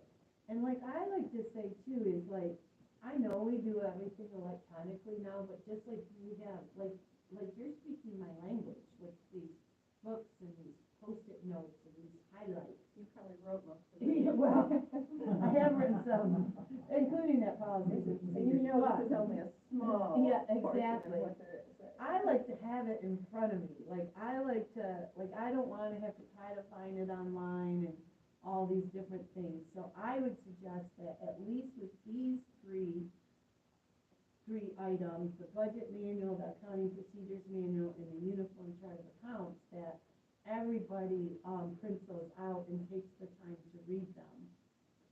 Both the budget manual and the accounting and procedures manual are very, written in plain English. They, are not a long read, they're pretty short read. So, you know, I'm not inundating you with a lot of stuff there, but the uniform chart of accounts is a much bigger document. But what I really would like you to read on the uniform chart of accounts is just like the first chapter that talks about how important the uniform chart of accounts is in how to understand the definition and why we use it, because it really truly is very, very important. And so, then the next slide is just talking about why we have the two offices of the, clerk and the treasurer. We know, we have to because of the state law, and all of the accounting and procedure manual, guidelines, include the clerk and the treasurer's work. So if as clerk or treasurer, you're ever wondering about how you're supposed to handle something financially within your office, you're gonna find the answer in that manual. And for you as other board members, it's a good manual for you to understand where they're getting their information from. And so we have to have the two offices because like we said, we have to have a good internal control is when no one person handles the money twice. So that's that in and out flow. So the clerk is the one accounting for it in the books, and the treasurer is the one dispersing it. That would be a good internal control that we have to follow. Now, the next handout, I kind of already talked a little bit about when I talked about the clerk being in charge of the general ledger and those journals.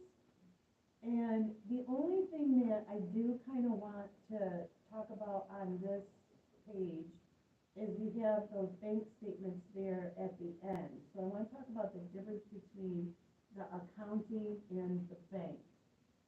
So the uniform chart of accounts is a sequence of numbers, and it's a set of 9 numbers. The first 3 numbers are the funds, like general fund, fire fund, police fund, there's cemetery fund, there you go, there's quite a few of them. The second set of numbers is the account. I like to call the second set of numbers the department, or the cost center in your budget, because that's who's spending the money, right? So now we know what pool of money it's coming out of and who is spending it. The last 3 numbers is how it's being spent, or if it's revenue coming in, where that revenue is coming from, and what a pool of money is it being put into. So with revenue chart of accounts, we typically don't have a middle set of numbers, because when the money initially comes in, it's coming in to be used in the general fund for like all things, unless it's restricted because of a millage, like a fire fund or something like that. But then when we spend the money out, now we're more interested in, okay, what department is spending that money and how are they spending it? So that's how we account for it in the bookkeeping. That's what the clerk is really responsible for. They're the ones that are figuring out not necessarily what fund it goes in, because that's the banking side of it, but they're telling us what department it's, who's using the money and how they're using it. So in terms of keeping the money though, and this is the treasurer's part of the responsibility, we don't, other than the tax fund, we don't have to keep all of our money in separate bank accounts just because they're a separate fund, okay? And that's really important because when we can pool our money in the bank, we can get better return on our money, better investment on our money. So when it's in the bank, we want it to be more held together. However, the treasurer, who is maybe keeping all of that money in two separate bank accounts, one for tax and one for everything else, they still have to report to the board how that pool of money in the bank is broken out by each one of those funds. Like, when that money came into that bank account, where did it come from? And, you know, what pool is it going into? What fund is it going into? And so that's why we kind of have two sets of books. The clerk is keeping the books for pretty much all three numbers, but the treasurer is more keeping the number of the uniform account for that fund, because they need to be able to tell us this pool of money is being used for each one of these funds. And so, I think when I see townships that use a lot of different bank accounts, it's because they don't really understand this fund accounting principle. And it's easier for them. So it's easier for them to open a new bank account and just say, that's that fund, right? And instead of putting it all into a pool and keeping track of how much of that total amount goes to that fund. It's just cleaner and easier. But again, not efficient. Because first of all, every time you put a fund in a different bank account, that's another bank reconciliation.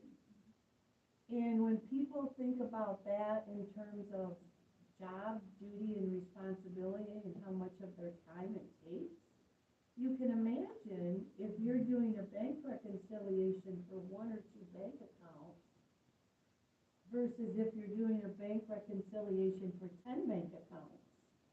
10 bank accounts could take a whole day or multiple days. One or two bank accounts is going to maybe take a day, right? So it's more efficient. Like I said, you gain more money, interest on your money. Then there's a lot of other things, though, that go into that in terms of the treasurer's work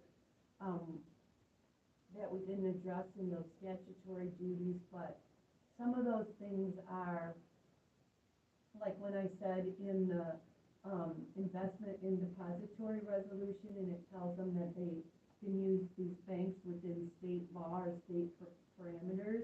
Well, state law, those parameters are things like the bank has to be FDIC insured. Well, again, especially when we're in small communities like this, and you only have one or two banks to work with, you know, the FDIC insurance is $250,000. You're gonna hit that like right away. So, so then now what banks are doing is they have these programs called CIDRs, which stands for, remember, Kathy? I do not. I just taught you this. It's a certificate of deposit. Oh, I don't know if I can pull it off the top of my head. Essentially, what it is banks will take, when they know they have a big depositor, like a township would be considered a big depositor, they will take that money and they will move that money out to other banks so that they can spread the liability of that money beyond just their bank. So that helps us out with that $250,000 of FDIC insurance. So we can use long as they participate in a CDARS type program. And like Huntington, if you use Huntington Bank, they don't call it CDARS, they call it something else. But the same principle applies. If the bank can demonstrate to you that they are using other banks to insure the money, then you can go above the money, the $250,000. So there's a lot of different, banking things that the treasurer needs to get up to date with and get familiar with in terms of banking. So, so I guess that's really all I want to say about this, is that the bank and the bank statement is very different than the journals and the general ledger. However, the information in the general ledger does have to balance to that bank statement. And we'll talk a little bit about how we balance that. So, okay, so on this next couple of pages, I did pull the supervisor into this, because again, I feel that the supervisor is part of the financial flow of the money in terms of creating that budget and then later monitoring that budget.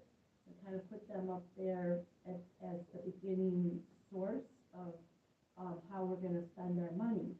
And then we know that the treasurer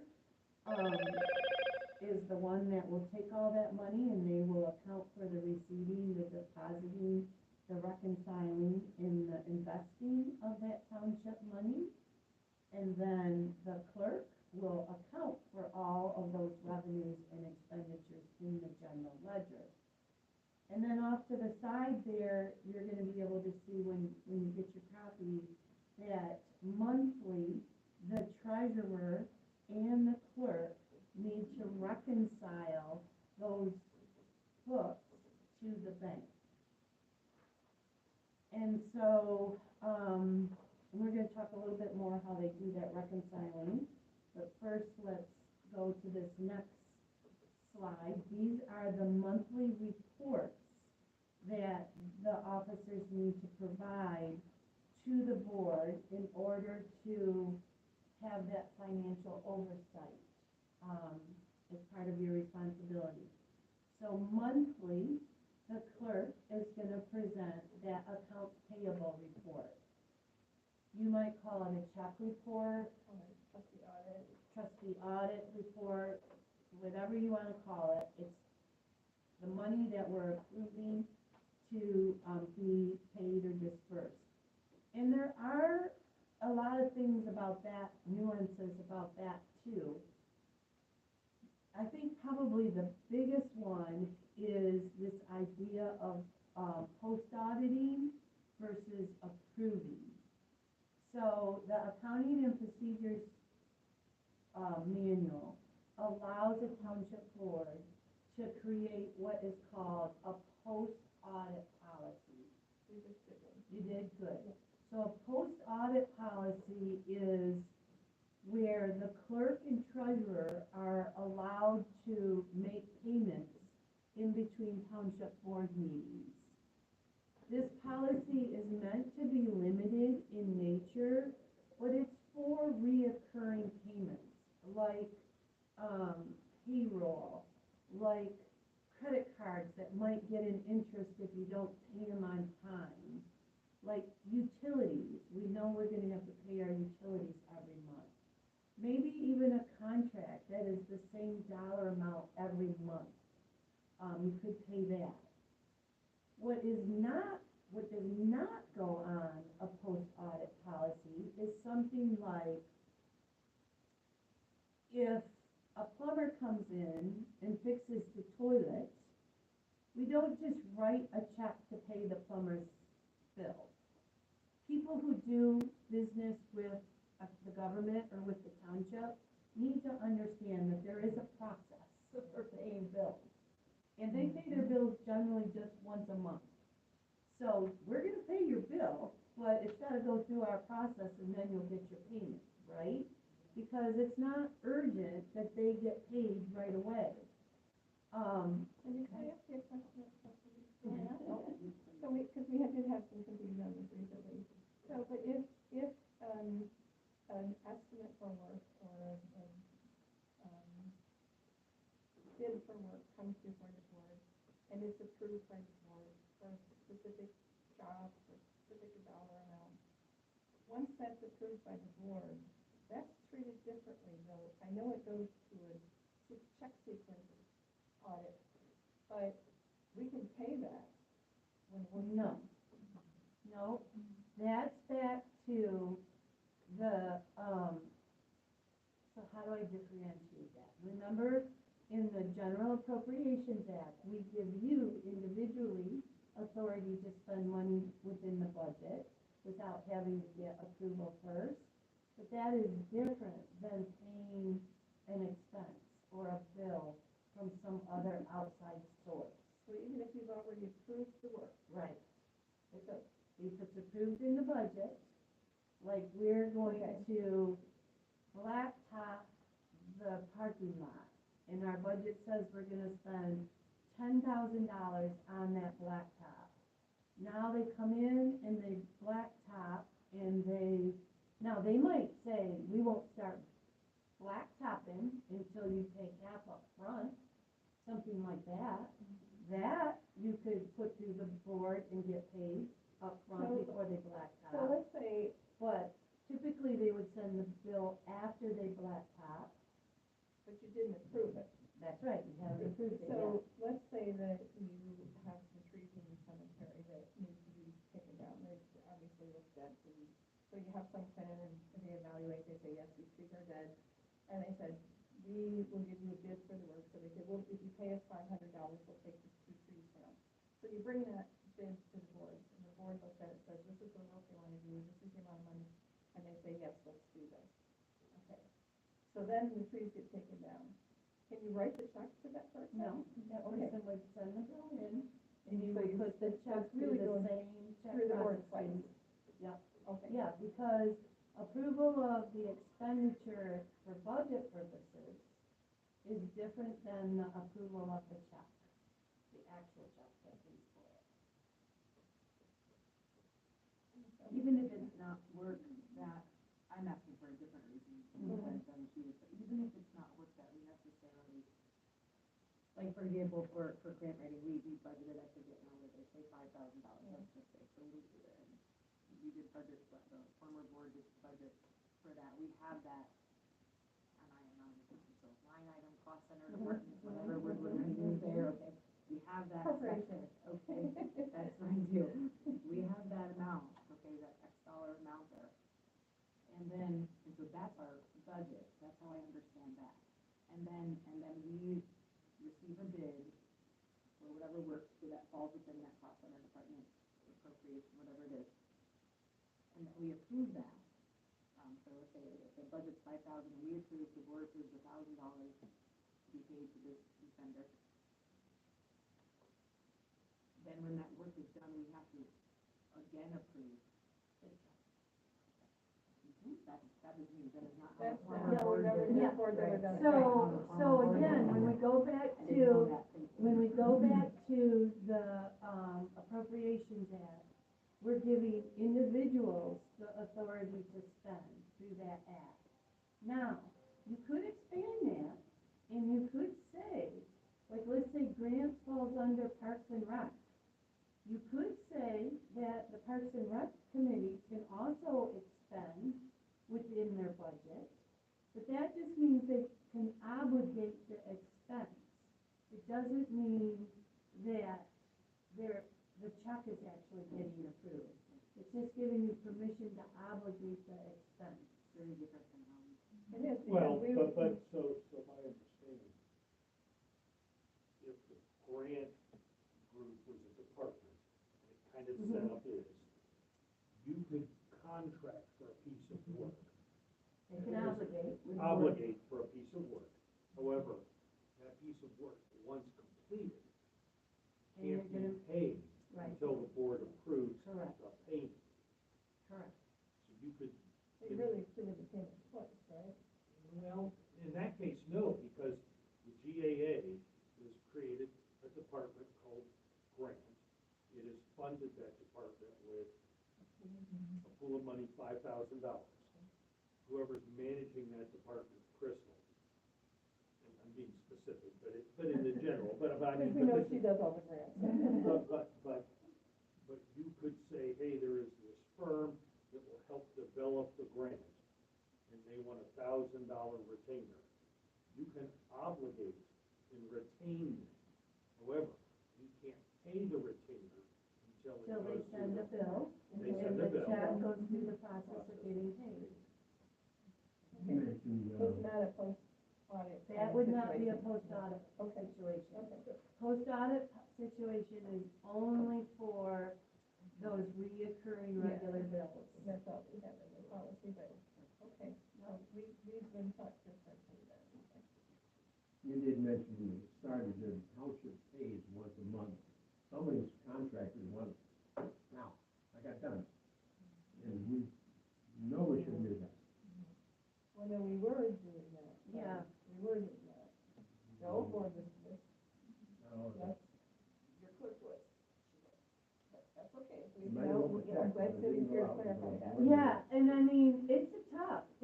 I'm gonna give you another smaller example, where we're dealing with like a family member or somebody even, like, I don't know if you rent a township hall, like, and they pay a deposit, and they want their deposit check back the day after the rental's over.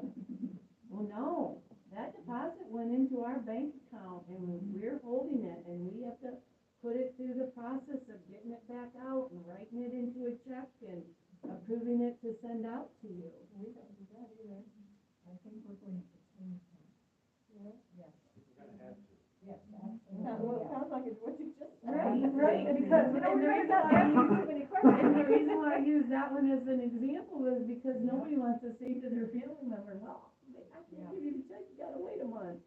Cause, you know, Township, that's a big change for a lot of families. Right, and right, right. Old procedures. Right. Yeah. but clearly when you read the post-audit policy instructions in the accounting and procedures manual, it first of all uses the word limited.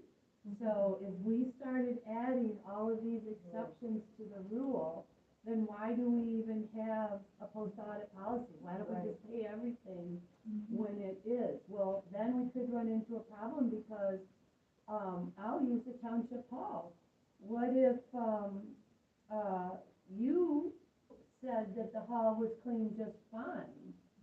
And you said, oh no, I had to get extra trash pickup or something like that. You know, now maybe you don't want to return the deposit. So these are board decisions, right? The board has to decide, yep, the hall was cleaned appropriately and they get their deposit back. You don't just automatically get their deposit back. All your stuff. Mm-hmm. Okay? Thank you for asking us that way. Well, what I thought you were gonna say, cause I was gonna go another step forward, and I will now, cause you didn't ask it that way, is sometimes, this isn't about the schedule of payment, but sometimes, especially with grants, they could say, you spend first, then you turn in the receipt and we'll reimburse you. And some township board members will say, no, we're not putting that expense out first. What if the grant doesn't pay? Especially in today's political environment, right? So, but the fact of the matter is that, you can, like the general fund can always loan money to other funds. So in that particular case, you do have the money to pay it.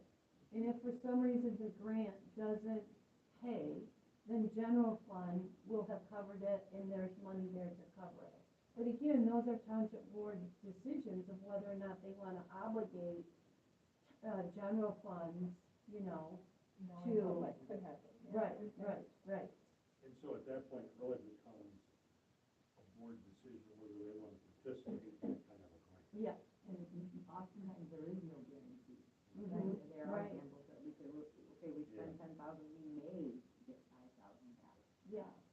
And in most cases, in most townships, you're usually pretty invested in whatever the project is. So you would probably wanna spend the money whether you got the grant or not. But that would only be for townships that have good, healthy fund balances. I'm working with a township right now that their fund balance is so slim and they're trying to make it up by getting grants. And I'm like, yeah, you pay that grant, you pay that, you might not be able to pay payroll. And that's your first priority, right? To pay all the obligated expenses of that budget. So some of the decisions really depend on fund balance.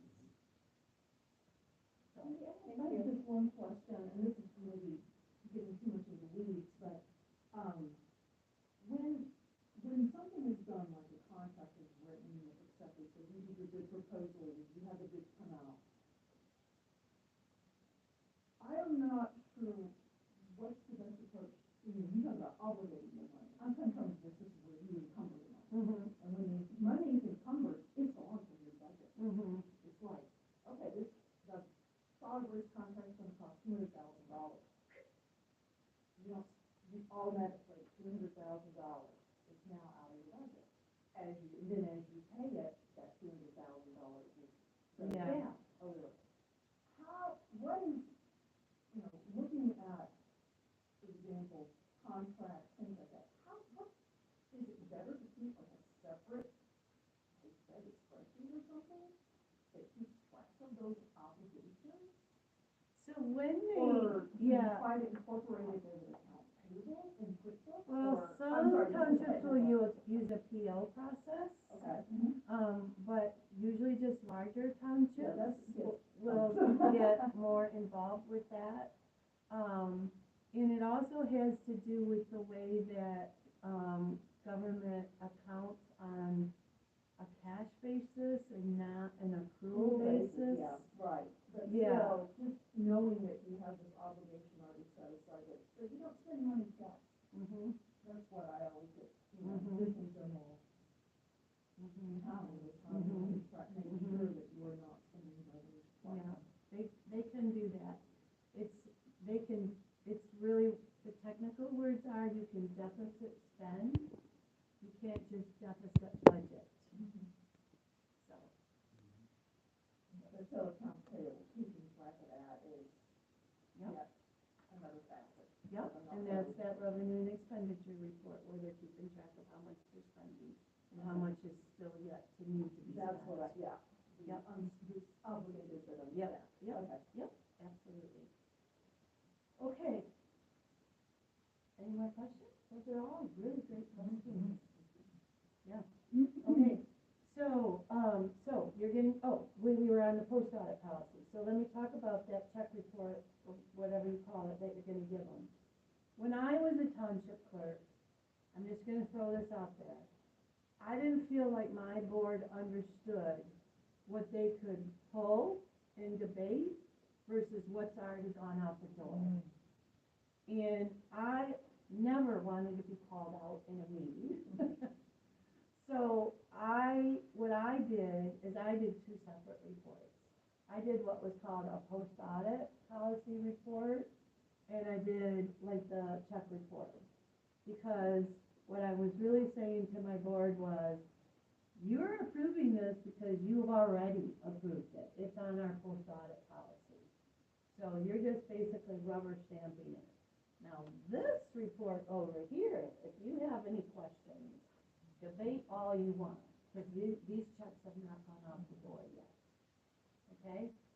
So that's something to consider. So, and I'd like to hear your ideas on that, because I'm really every month thinking, what can be done different? Should something be done different? I know Jim and I, at the very beginning, I didn't want to write the checks. I wanted to wait and send all the invoices through and then write the checks, but they were used to seeing the checks.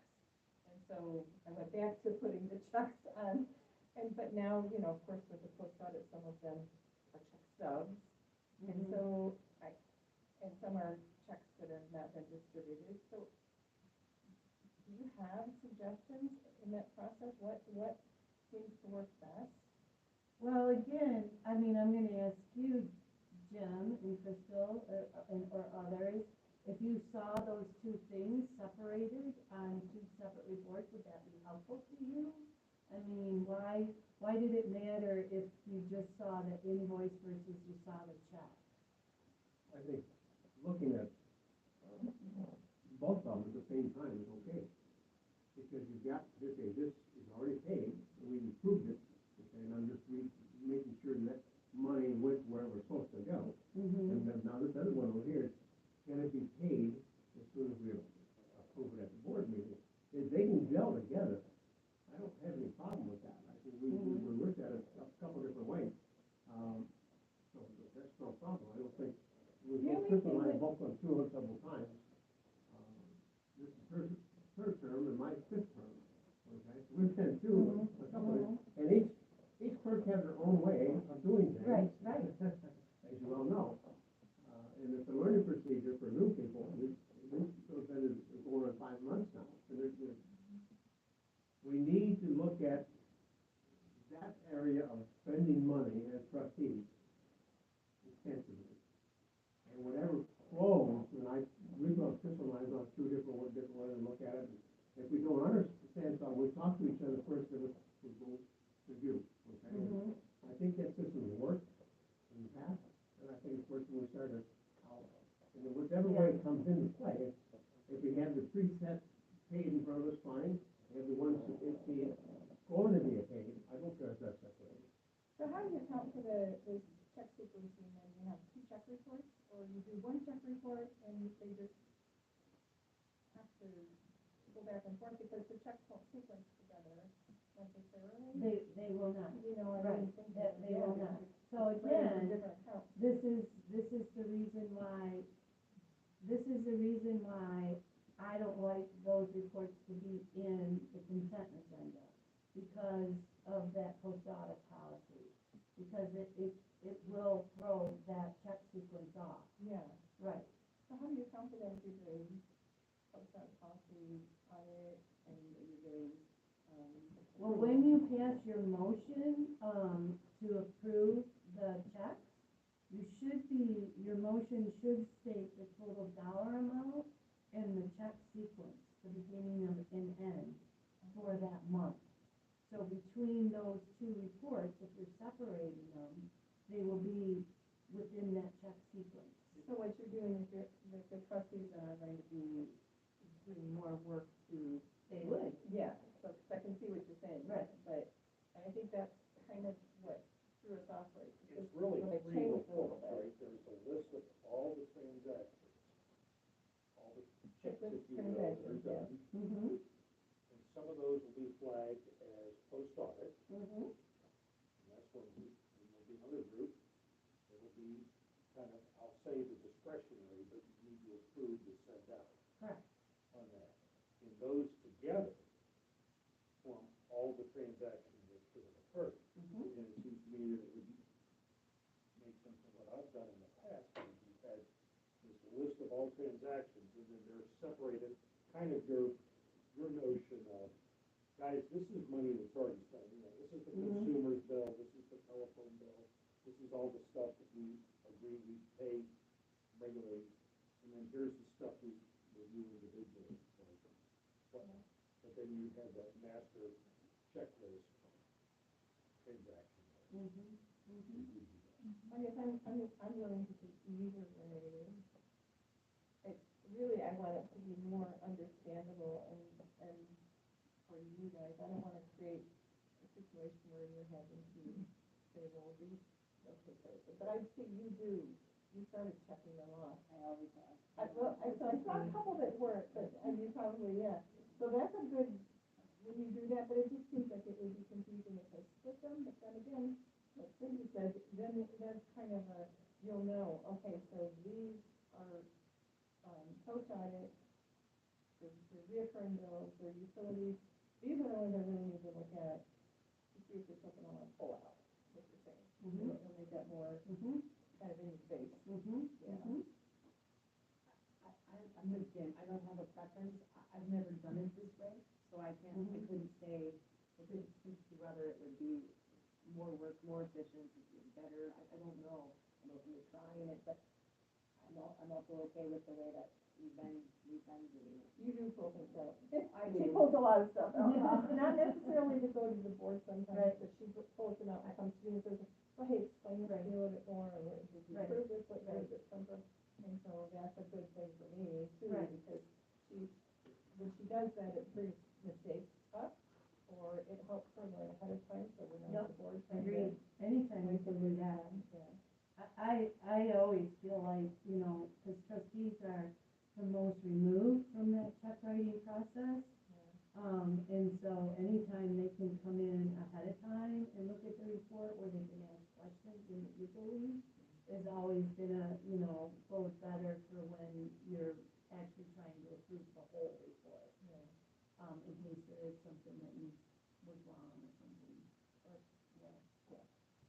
Yeah, so I don't have all the answers to that. I, can have some suggestions. It's really what the board wants. And to that point, these financial reports that you're providing, you remember are providing them to the board in an administrative capacity. So if you present, I'm gonna try it this way, what do you guys all think? And you say, yeah, that's great, then you're good to go.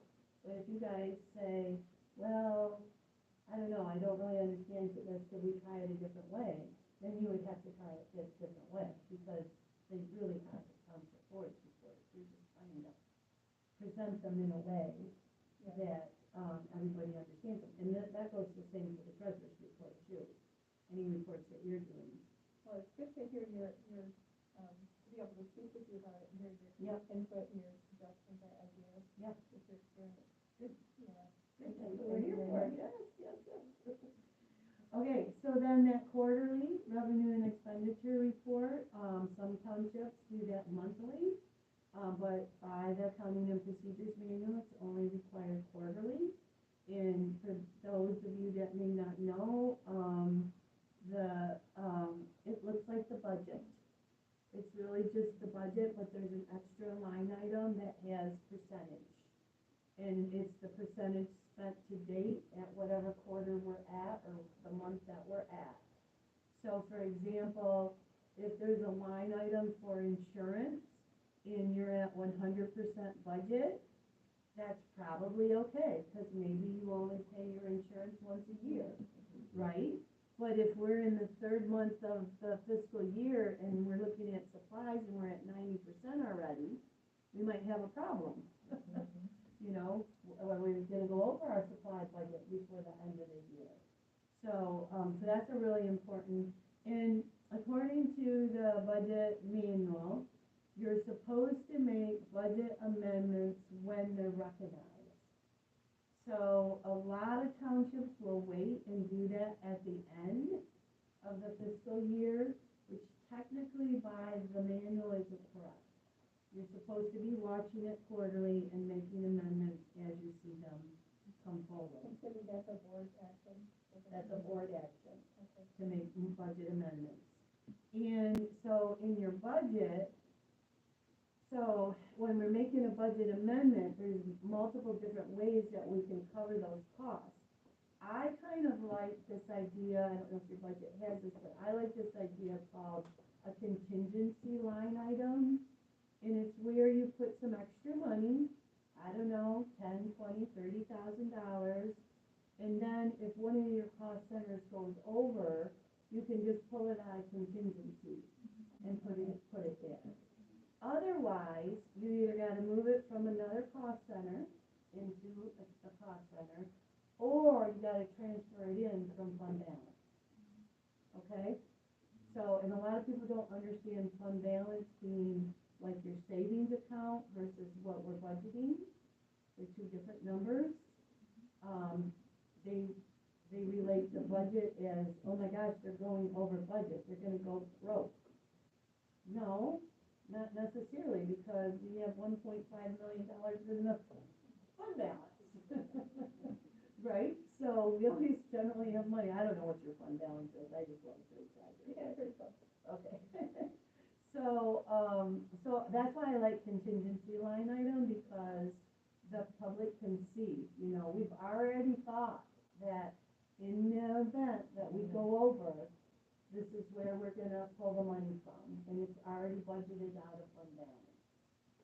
Like, you're really ignorant questions, this is very foreign language for me, but we have, or we used to have, I believe we still do, several miscellaneous, line items. Would that be funds that are used for a specific use? Well, so again, those miscellaneous line items are probably within that cost center.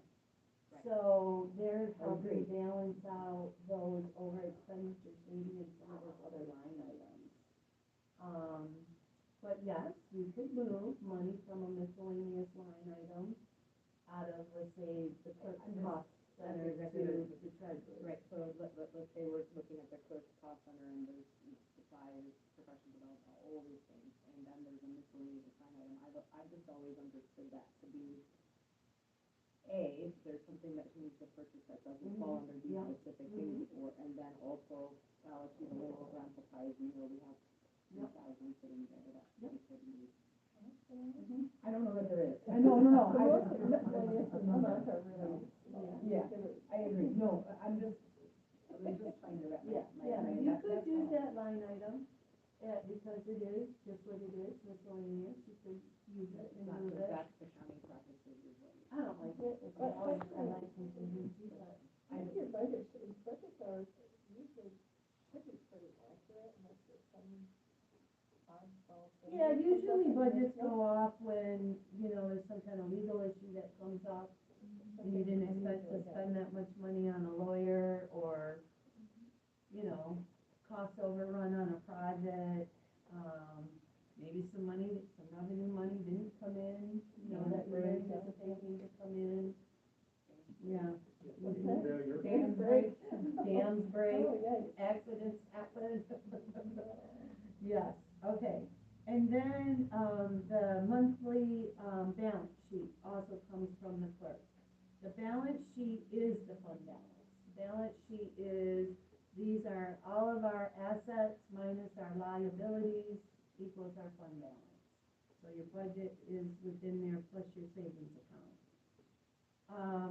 And then the treasurer's report. The treasurer gives you a monthly report of the bank account by fund. Like I said, how much of that big pot is broke out into each one of these funds. And then they give you at least quarterly an investment report. So if you're participating in Michigan class, or you're have CDs or anything like that at the bank, you would be able to review that quarterly. That's a really important discussion for you as board members, that report quarterly, because especially if you, and this is what I teach treasurers in their individual training, is for cash flow analysis. Like, let's say you decide tomorrow to buy a backhoe for the cemetery. And this backhoe costs, I don't know, $30,000. But the treasurer has tied up a lot of your money in the CD. You couldn't just buy that backhoe tomorrow. We would have to buy it when one of those CDs come fluid, right? So for planning purposes, this investment report becomes really important when we're looking at long range, fluidity of our money. Okay? Liquidity, right. I'm not an accountant either. I'm right in your boat. Okay.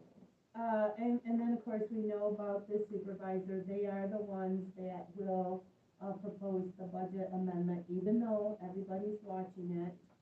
They are in charge of the budget. They will agree to where it's gonna be moved from and how it's gonna be moved, and present that motion for people to vote on. Okay, so, bank reconciliation. This starts with the treasurer. Are you both on the same, accounting software system? And are you networked? Both have your own individual desktops, Yes, licenses? no, it's licensed for the township. It's server-based. Server-based, so you are both using the same software Yes. with separate logins that sits on the server? Yes. Okay, perfect. So, that's good, that cuts down on work, cuts down on errors, no matter what software you're using. So what's gonna happen is, and I don't know how you set up your software, but, you set up, under those user IDs, you set up specific security clearances for each officer, depending on what their access is to the software. But it is the treasurer that has to have access to the, bank reconciliation module. Because when that bank statement comes in, or you go and you print it offline, then you're gonna go into the bank reconciliation module, and you're gonna reconcile that bank statement to the module, right? If for some reason you cannot balance it, it's generally because either the bank made an error in the statement, or there's been an error in the software. So let's say it was an error in the software, like maybe you put in 52 cents, but the bank statement's showing it's 25 cents. In order for you to balance that bank statement, you'll have to come to the clerk and say, I need you to make a journal adjustment to correct that 52 cents to 25 cents. Again, treasurer has no access to the journals or the general ledger. So you have to make all those corrections. So now you get all those cleanup things done, and you print out the bank reconciliation, and it should match your bank statement, and you give both of those things to the clerk. And because you're networked, that bank reconciliation should have automatically posted to your general ledger. So, do you have to set up your software by companies and stuff? Yes. That makes it a little bit more difficult. Somehow, when she gives you the, those two items, then you have to go into the accounting system, and you have to double check it. You have to make sure that each one of those checks cleared in your general ledger or for that company, each one of the deposits have been posted correctly, so on and so forth. And if your records in the bookkeeping match that bank reconciliation, then you would just sign. You can sign off on the reconciliation report or the bank statement, and you could give it back to her, or you could file it, doesn't matter, it becomes just a record at that point. But the important part of the bank reconciliation is to make sure that our bank account, the money in our bank accounts are appropriately reflecting what we have in the accounting system. Make sense? Can I ask who enters the deposit? So you make a deposit, and you give the deposit slip to the clerk, and the clerk would enter the deposit based on the deposit slip you give her from the bank. May I ask that, what, do I need to add the chart of accounts Yes, to that? yes, Okay. because your bank deposit could, let's say it was $1,000 bank deposit, but 250 go to this fund and 250 go to this fund. She won't know that. That's pretty separated, but I could see that is kind of an important part to Yep. add to the You would have to deposit. give her the chart of account so Yeah. that you post it correctly. So we don't need to, I asked earlier if you had cash receiving, and you said no. I didn't say no. Okay, you have cash receiving. Well, so, It's on the DSNA, right? Yes, yeah, right. okay, so manual cash receiving. Okay, so in manual cash receiving, is she going to be able to go into the cash receiving in QuickBooks to create a deposit? I don't know, yes. If you are, I then do she that has, in tax, so taxes in QuickBooks is a separate company, so I'm already doing that in tax. then she would do both of those. Tax is in QuickBooks, yes, and so, yeah. I'm doing I that haven't now. gotten anything, so we haven't had any reconciliation. Okay.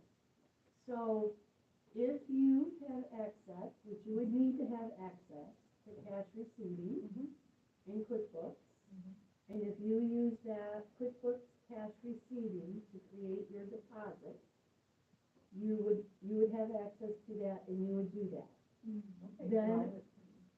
Then when, I don't think you can either, that's why I'm asking. I'm sorry, but all you can do is, the tax receiving process, and I'm doing it more for the tax side, everything comes in, everything, we run the, oh God, the tax, yeah, it's the daily journal. And I'm going to, you go through, you see everything's there, you've got all your checks, you've got your cash balance, and then you just deposit it, okay?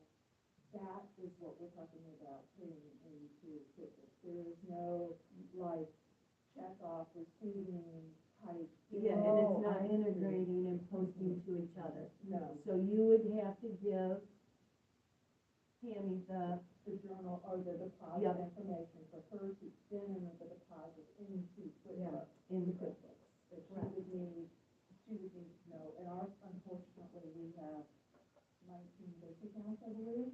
So she would know which checks need to know which companies are going in, which checking accounts are in, and well as then if there's any, like, if this is a special part of the deposit, Correct. that would have to go, so basically, it would be that level of detail. You would need that level of detail in order to post it into the bookkeeping side of the software. Okay. So that's it. Okay. That make sense? It does. I have two accountants that are two CPAs, one under contract and one volunteering. But, so they asked me questions about this, but because I haven't done a reconciliation, I'm not familiar with it, and I don't know the treasurer side of it enough to answer the questions. That's why I'm hoping that, you could help me clear some of it up. So, and I think that one accountant is talking from a, QuickBooks Live version. Online, And yeah. online, and so that is different, I know, yeah. Yep, it is.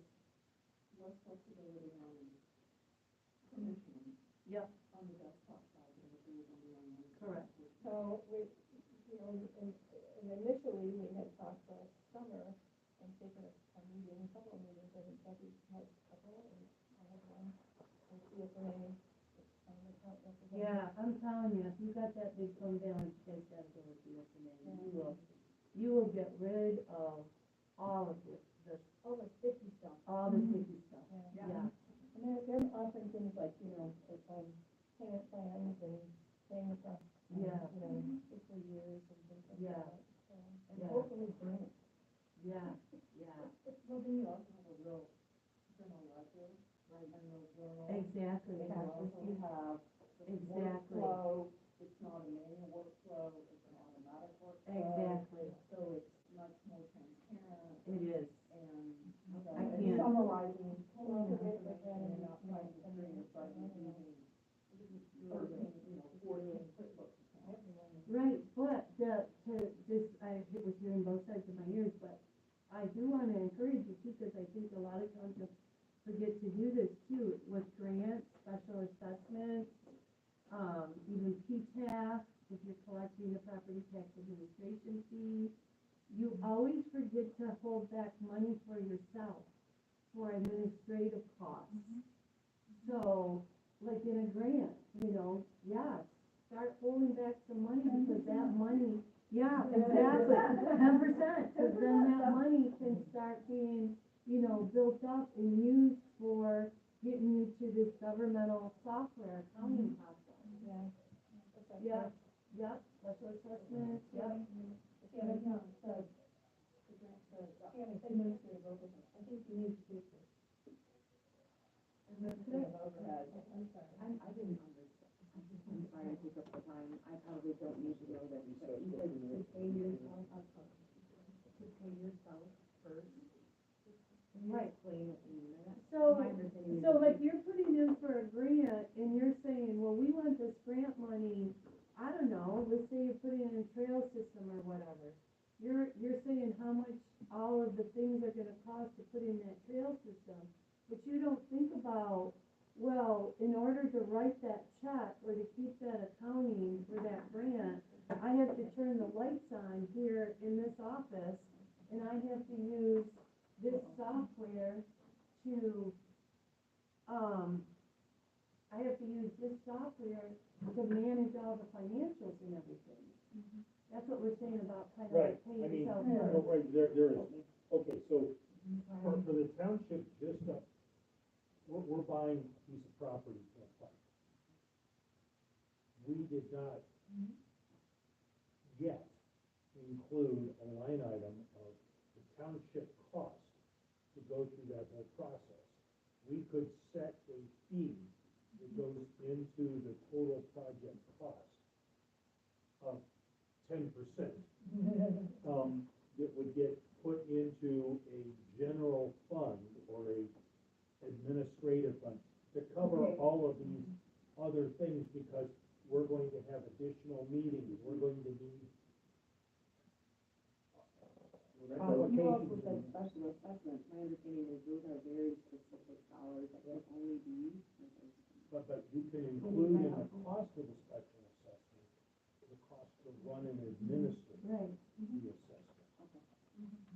Just like the grant we got for the pavilion out here, you know, that's gonna need maintenance someday. There should be a little bit extra, written in that, because that thing's gonna have to be fixed up one day, and, you know, down the road. It's new right now, but. Thank you. Build that into a grant writing.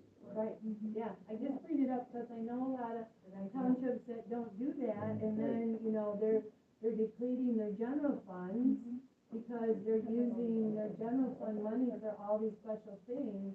And remember, if we went back to the old days, general fund is only for assessing, taxation, and elections, but we're using it, you know, in a lot of other ways, so it's good business practice. Okay. So, yeah, so those three pages, 4 pages, were all about, reconciliation, and basically, like when I said, if something gets noticed on the bank account that is wrong, has to come back to the clerk to correct it. That's, communication is the key when we're bank reconciling, and all of the things that could potentially go wrong during bank reconciliation. Could I ask a question? We have completed the bank reconciliations for all accounts for about 4 months worth. And what we're finding is because of what's in the general ledger, that we can't fully balance and reconcile transactions and errors and things that need to be fixed. So what do I do? How do we move forward? Yeah, so when you say you've been balancing, you're saying that you've been balancing the bank accounts. But we haven't been able to balance the bank accounts against the accounting software because they don't match what we say we have in our general ledger. The bank statements are not balancing. Oh, even the bank statements are Correct. not balancing. Correct.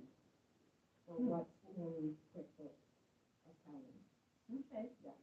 Missing items that are listed on the statement and are not in the general ledger. So Are they things like interest?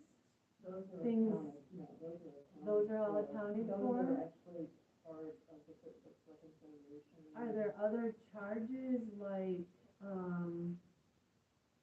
bank charges Because I do think sometimes that, like, because the clerk is supposed to be putting in every single type of expense, there's a lot of those small hidden expenses that might not be getting communicated. The service fee, the interest and the service charges are actually kind of just part of the reconciliation, because you don't know those things in the bank statement. Right. So in QuickBooks, it does have, in the income stream, you do have places to note that, and into that, and then it does the behind the scenes work of going ahead and adding in. So no, these are just like unreported transactions, unreported deposits, things like that. So then it becomes, just to make this balance. And is this pre-you or since you've been here?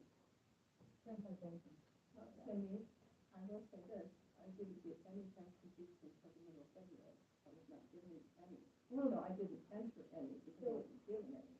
So what Right. we're finding, Cindy, is that there's checks that have been written out of one account, should have been out of the general fund checking.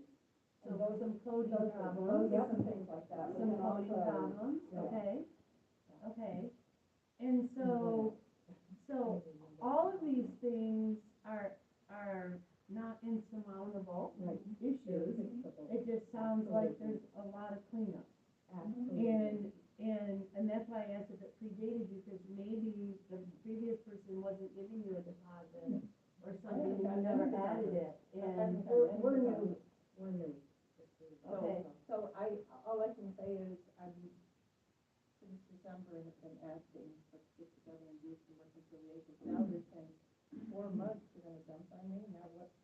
We're gonna help That's we're kind gonna of, help you. Yeah, And the first, that's a lot, yeah, the first 2 months, we hardly had any, activity.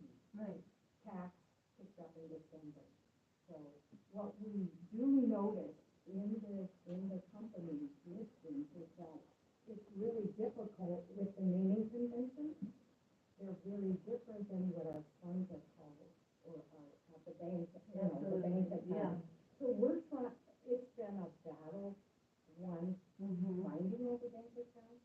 It probably took 2, and for one bank, it took about 3 months. Because they needed accurate minutes recorded and So it approved. sounds like to And so- me that, like, because, again, I'm telling, when was if you were to go with BSNA, when did they say that implementation could be?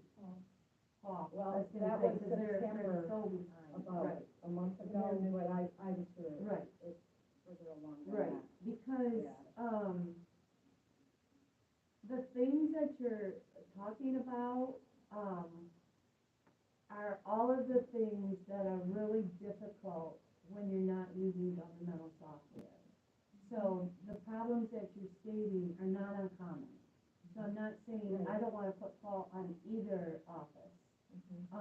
It's a lot of times because people don't understand QuickBooks enough and know that they have all these different companies, which are really funds, and how that all needs to be integrated into one bank, report. And if it's coding can impact the budget and the revenue and expenditure report and the balance sheet. I mean, it's like, I don't even know if it's a perfect storm, but it is a storm, okay, of some type. So, and this is why I asked how quick you could get BSNA, because otherwise, it is gonna be hard. It's It's a 9 to 12 month lead. yeah. But I think, I'm hopeful that we can actually maybe repair and fix some of these Yeah, things and I would in say the the company, goal, because isn't we're gonna dump 4 months of reports. The goal is ready to implement BSNA. Yeah. Let's try to get the keeping side cleaned up for the import into BSNA, because it's like that garbage in, garbage out I kind of have thing. revenue expenditure reports I'm looking at things, and it's been several months that I've let the board know that we have beginning balances and budgeted amounts that are totally wild. Because they don't mean anything, that $200,000 didn't come from the pilot fund, you know, the 17,000. So there's things like that, that as a board, that has to be addressed. It's gonna be hard to address those things in a report because, again, the information feeding that report isn't correct. Right. So we can't just say, oh, we gotta try to figure out the budget in the revenue and expenditure report, unless we're gonna like even move to some kind of manual, you know, creation of that report. But even that might be a little difficult. So I think what I would do right now, and again, you have to decide this as a board, and you have to agree to this in terms of like a consensus or a team, is that we really don't care what happened in the past or why it happened. What we care about is we got a plan going forward. And the plan going forward is gonna be much more efficient, and because you're both be starting it new, you're both gonna be learning it from the ground up, and you're just all gonna be in a better position. And I wouldn't worry about the extra work or getting jumped on, or, you know, I wish I would have known this more, I've been trying to tell you. But again, because of your experience, you probably have been trying to tell them, but they weren't at a place that recognized it yet. And even your trustees might not have been in a position to help them understand. So, you know, I just feel like, again, none of this is uncommon. And yeah, I mean, I'm talking about myself personally, like literally, you know, I do not work at MTA anymore, and I don't know if you know, but they just were replacing our director at MTA. So, you know, we'd all sometimes like to go back in history and say, well, if I would have done something just a little bit differently, then maybe, you know, I wouldn't be saying, I told you so now, right? Let's don't go there. Let's just don't go there. Let's just try to go forward and get it right going forward. Can we agree to that? Well, this is probably not the forum to say yes or no, because there are some things. We still have to see if it will play out that way. There are some things that I'm struggling with. One, can a deputy treasurer void checks of the clerk? Can she void the check? No. Okay, so and if the clerk opposes that and gets physically assaulted, what should happen? Okay, that's enough. Okay, Why not say it? I'm the one that had assaulted. Yeah, no, let me speak to that. So, okay, so the thing is this is what I really wanna do. I wanna say that when, like, let's just go back to the issue where we're at, where we don't have good accounting records. If that were to happen on the treasurer's side, and you haven't made that adjustment on the bookkeeping side, right there is gonna be a problem in the accounting system, okay? Right, so it may be legitimate that the treasurer's side needed to void a check for whatever reason, but you wouldn't have avoided it. You would have given it back to the bookkeeper to void it so that the system accurately reflected it. Because if you voided it yourself on your side, then her bookkeeping's gonna be wrong. But you have to also remember, we're using QuickBooks. Okay, so there is no her side, my side. There is one side. And if you go in and if somebody comes and says, this is a wrong check, this is an inaccurate check, the check was done erroneously, the amount's wrong, the name's wrong, something's wrong. If you just say, we touched something one time, and somebody else should be voiding that check. Correct. Well, no, because that check hasn't gone out the door yet, right? It's sitting in the system to go out the door. Right. So it hasn't gone out the door yet, so the checks and balance is still intact, because we gotta go back to where it was put in there wrong. Of And- the listing of sequence of the track, right? And there's just a skip in the track, right? No, because when she voids, every time she voids a check, she has to copy the voided check, and she has to give it back to you, yes, so that you can keep track of the sequence and the voids. It was just a check that was written, and. No, she's saying anytime if a check was written, there was a check that was printed, you had a. Like it skews or something in the printer, Or whatever, anything. you have to void. But you cannot Yep. take those checks and void them without me being there and knowing about it. And sat that's there what and the watched me argument was void about, the it was check. on tape. Penny, you sat there and watched me. void I was the not check. in the office. You sat there and watched me void the check. Okay, You well, were that's the one okay. that told me So- that I could not, that you had a voided check and you could not void it, that's why I voided You it. hid the check away, you couldn't find it. I put it It's on away tape. mistakenly. It's on tape, Okay?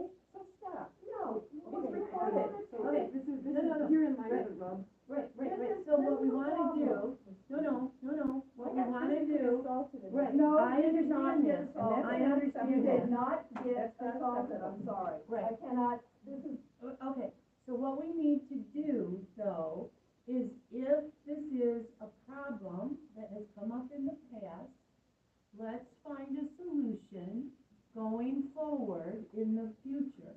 And the solution is, one, creating the correct policy and procedure to void a check. And if we can't even trust each other to follow that, because you're saying that she did it on her own and whatever the facts When may I questioned be. it, she argued with me, and they came across the Exactly, room, whatever the grabbed facts the hold may of me, be. shook me and pushed. Right, Physical assault is not No. acceptable. no, yeah, I agree, it's not, but And what we're 2 days gonna, later, she apologized. right, So- but what we're gonna do is, we may have to, in order to build the trust back again, right.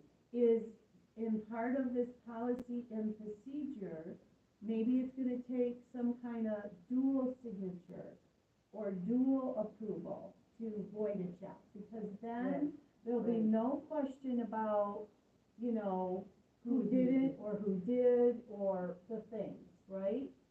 Let's don't do things one-on-one together anymore, okay? Let's make sure that there's always a trustee, or there's always a party that's overseeing these things that we're trying to build trust on. Physical altercation. When you say, Well, you're not gonna have physical altercation. No, the time or unless the place third to speak person about is that. there. so when you say, Kathy was there. you say create a policy or procedure for voiding checks, and there may be dual signatures, okay. Help me understand that. So would that be the two signatures would be the treasurer and the clerk, or? Well, would it so be- that's a good Yeah, point, or so would it that's be a another thing, maybe for a trustee and bit, we need that to run through your deputy instead of through you, if you're feeling like there might be some kind of physical altercation. So is it okay? Take to have yourself an out of, employee? yes, She's resigned twice, your deputy, her deputy, oh, has resigned twice, now she's back a third time, just 2 weeks ago. Yeah. But she's written a letter saying that she refuses to work with me, she refuses to work in the office. And so this all stems from this physical altercation. I don't believe that a person should be in our office that is capable of physically assaulting someone over something like a dispute about a voided check. I think that's just. yeah. and- But what I'm saying is, I That should be don't want you guys to, we don't need to even go there. Let's just find the solution to it, and the solution may be that, do you work well with her deputy? No, I don't have to be your deputy. She doesn't work well with Never had a anyone. chance in public to tell her side. I honestly, we can I play the remember tape a right now. public- Tammy, Kathy, no, play wait, the stop. tape. You know what? Stop, everybody stop. Yeah. Tammy has made many accusations, she has a recording that she claims documented. It's not been publicly released, other than on a specific Facebook group that has limited access. Tammy has had many board meetings to discuss her side of the story. Cindy has never been given a chance to provide her side of the story without being interrupted.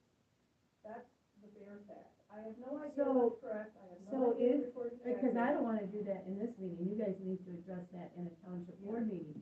But, okay, so if that be the case, then if there is an agreement with all the parties that, like, let's say, to set the record straight, if you're allowed to have the platform to express your side of the story without interruption, because you have had that platform already, Well, correct? I'm very frustrated that people, when they listen and they can hear that she came across the room and grabbed me and what the That discussion is not what you're recording. to be put on a spot, Not and fair. What Tammy felt like said I'm is not doing fair. something wrong. I understand that. Catherine, you saw that, you I heard. listened to your You recording did. and it does not show what you're saying. So, And it was illegally Have a good day, recorded sir. in the office. It was Okay, illegally well, recorded. I can record yeah. any conversation that I'm a part of. That is not illegal for you to make that statement, Okay. Kathy. It's just We have presenting to- more confrontation. yeah, you guys, we have to find a solution, right? And I'm asking both of you.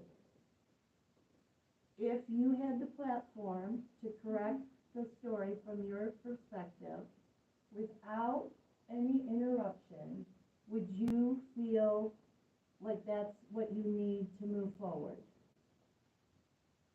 It would be very helpful if I could voice my side of the Okay. story and without interruption. Okay. That has yet to happen since I resigned. And please ask her to stop it. She's wanting to pay for the recording. She keeps going back. It's a voice recording. The only video that shows on it is her feet. And I will readily admit. Yeah. Yes, it was a first conversation, but there's a 3.5 minute recording as opposed to a 45-minute discussion that started between her and the treasurer and started over misplaced items. Missing check. Misplaced items that were securely locked in the treasury cabinet, which I did not. I felt like until we got to this point, this was all going really well. Yeah, And I know, that's why, we were making really good progress, and for the You're first right. time in months, I You're thought that maybe we might have a chance to recover, come back, move forward together as a team, that word keeps coming out of her mouth, it's something that we're really, really expert on what we're trying to do here. Yeah. So if we could, like, cut the last, I don't know, however many minutes of conversation this was, and get back to that place. Well, that would be nice, but you have to leave the room and work.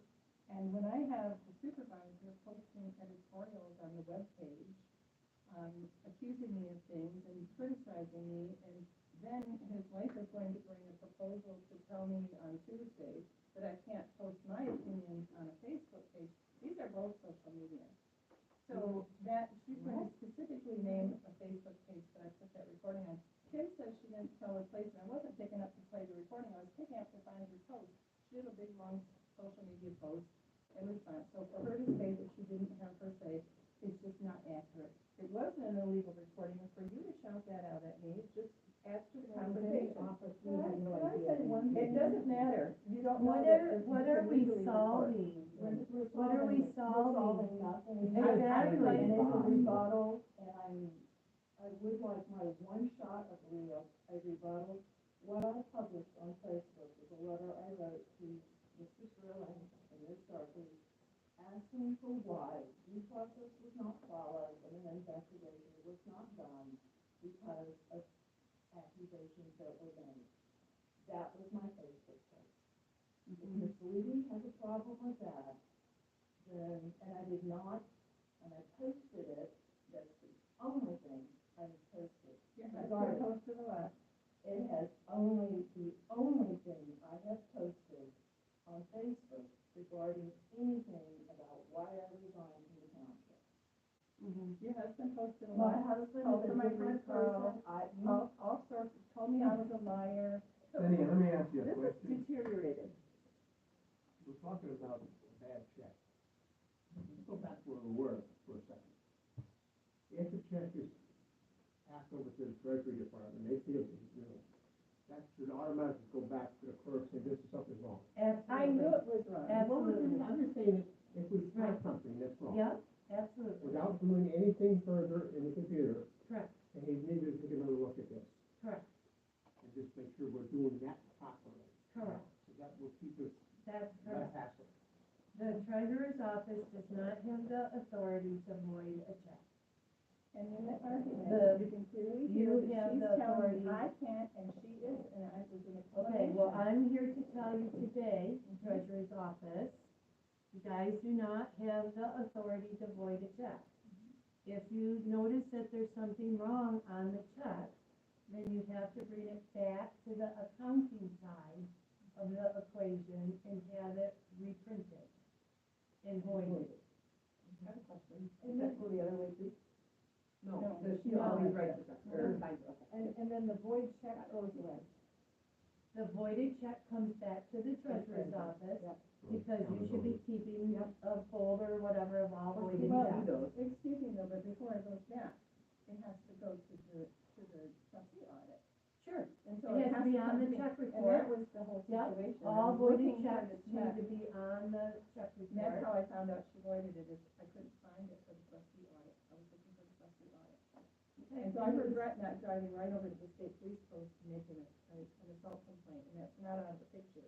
If you wanna have an investigation, you can have an investigation. So all voided checks have to go back to the clerk, because I've been looking at voided checks for years I now. have to send them to you. So that's a part of our audit, and then after that, the voided checks goes to the treasurer for Correct. record.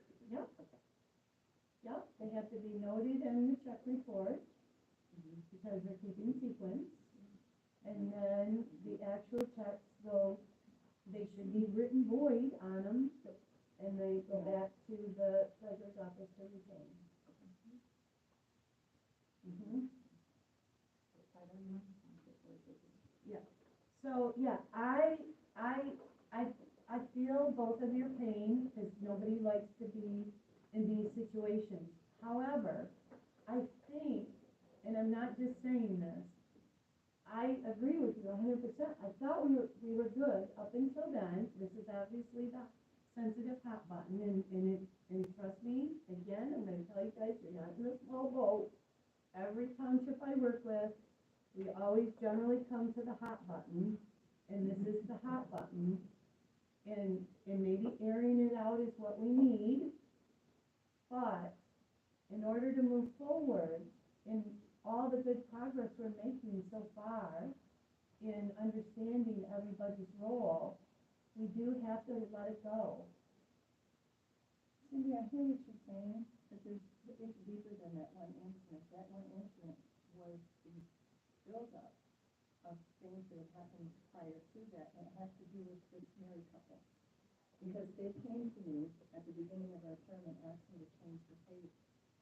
And when I said it had to go to the board, they were angry, and in fact, the supervisor was very angry at me because I went to a trustee and I said, he wants to change the pay, and I told him it has to go to the board, and his answer to me was, you didn't need to talk to the trustee about that. Okay, Okay, but we're and there's learning. more, We're learning. there's more. Okay, So that, he knew, but that's okay. He wanted to do it without them because he was afraid they wouldn't. And then, when we decided that we were going to appropriate money for a consultant, because Kathy and I were both struggling with learning English and picking up behind people that had left us a mess and no transition, we agreed and took a meeting, the supervisor and I did, with the accountant or the CPA who was the last auditor. Now, I don't think he knew him, I certainly didn't know him, but he came with good recommendations, good experience, good background. He was a treasurer for 15 years in the township, and he has his own business consulting, and he did our audit, and he did good job. We took that meeting, we got a proposal, and then after that, the two leaders came to me and asked me if I would agree to divert that money to hiring Kim on the side, over and above the deputy treasurer. It is true, it is that's true. not true. No. Well, we've got a lot of stories, Cindy. So there's a lot of- stories. Did we not talk about this? Did I not come to you and tell you that we were having this conversation? You told me that is what transpired, I wasn't there, I did not. You were not there, but this is what transpired, I don't make this stuff up. I How protested do it. we set all of what's happened today, because we're trying to move forward today? How do we set all of that aside? I don't know how we do, because when that happened and I wasn't cooperative, and then this anger and thinking you could come up and grab me because I'm telling you that you can't take my checks and void them and hide them away. These two have turned on me, and that man told someone else just recently that they are out to get me to resign, okay? And it's a trustworthy person. that's worked with 90% of the me. townships out to do I that. believe it. So when you have that kind of sabotage going on, Princeton, criticism, name calling. So I'll ask you guys the same thing. Are you willing, if you've engaged in this behavior, which I don't have any reason to believe that you haven't or have, are you willing to work I've already following stated that these, today. following the laws and the rules? Straighten out the QuickBooks so that it will serve both the clerk and the treasurer. Absolutely. I want that more than anything, but we can't go on like this. This is the official correspondence Go ahead. he's bringing to the board meeting. Well, calls me names and says that I'm creating a environment, unsubstantiated verbal and written attacks, blah, blah, blah. This is gonna go to the board meeting, is this the kind of thing that we should take to the board meeting? It has to do with her own And you want me to- Facebook page that she created, and it's called Let's bring it Friends up. of Edenville. Let's bring it up. Excuse me, let me talk now. Friends of Edenville Township, and she created that before the election. We did use that to some degree, but now she is using it against the board, she's making personal attacks, harassing us like she did in the office, both my deputy and I. And now she's on target, against my husband. She's been against Jim Curley, posted, slander about us on that Facebook page. And so that is why I'm bringing this message forth, to make sure that everyone in the public knows that the township, the official township business is not articulated or connected to that particular Facebook page. This is what has been happening, it's happening on both sides, there's no ability to let go, move forward, forgive, compassion, grace, and go for, and everything that's in that letter, I don't know that I think it was an email, was it not? Okay, so I did read it, I don't know, there's so many that come through every day, it's like a full-time job, and I have one of those already. People already know that. People already know our drama is all over. Everybody knows that. It's so embarrassing. It's on You're TV. live on It's YouTube right now. Live on YouTube. It's on wherever. You know how embarrassing it is? It is. Why do we And want to then- keep doing this? Right. I mean, I don't want to talk about any of it anymore. I want to talk about what we have to do right, to get BS&A, to Right. get QuickBooks right, to Right. pay the bills, to right. do what we said we were going to do, be steward of office. So it's a, May I ask? That's that oath, right? Our oath Mhm. it's is time to to, forgive, forget, and move on. to uphold these laws and these processes, not to figure out ways to undermine each other and to post it out on Facebook or in letters. I feel like writing that letter it will probably incite the situation even more, correct? Absolutely. I don't know if it can, but what I we're would pretty say messed up. is why would those same things that are being posted on Facebook be internally, sent to the board in an email, in our I agree, email they file? shouldn't even be on Facebook in the first place. What's on No. Facebook though? Yeah, You know? I don't know, I don't. Oh, I don't. see, that's Right, and But, they both believe that. This is their truth. I understand that, they probably do. Facebook ain't the place for it, this boardroom right here is the place for it. Yeah, Well, they're both public. The meetings are set on Facebook. So this letter it's on our website right now, where the supervisor tells people in the public that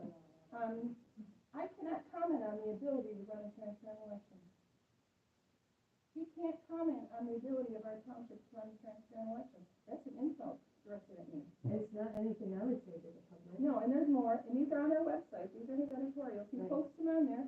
So when you do this to me, I'm gonna tell the truth online. And you're not, nobody's gonna tell me that I can't when I see these kinds of things coming out. If, When I if get there's truth, pushed around in the office, if there's truth in these letters, then why aren't we addressing it by looking at the policies and procedures and correcting the problem? Why are we putting out to the public that we can't trust our elections? Code of That is ethics. a horrible message to go out to the public, because we already know nationally that elections are a hot topic. I mean, we as townships, we want to be the gold standard. We don't want to fall into that. So again, I'm just gonna say, you know, in whether that's truthful or not, and you agree to it, or you want to put it out there, I still don't know how that's solving the problem. Solving the problem is learning the job and the role and agreeing to a set of rules to work under and to abide by them.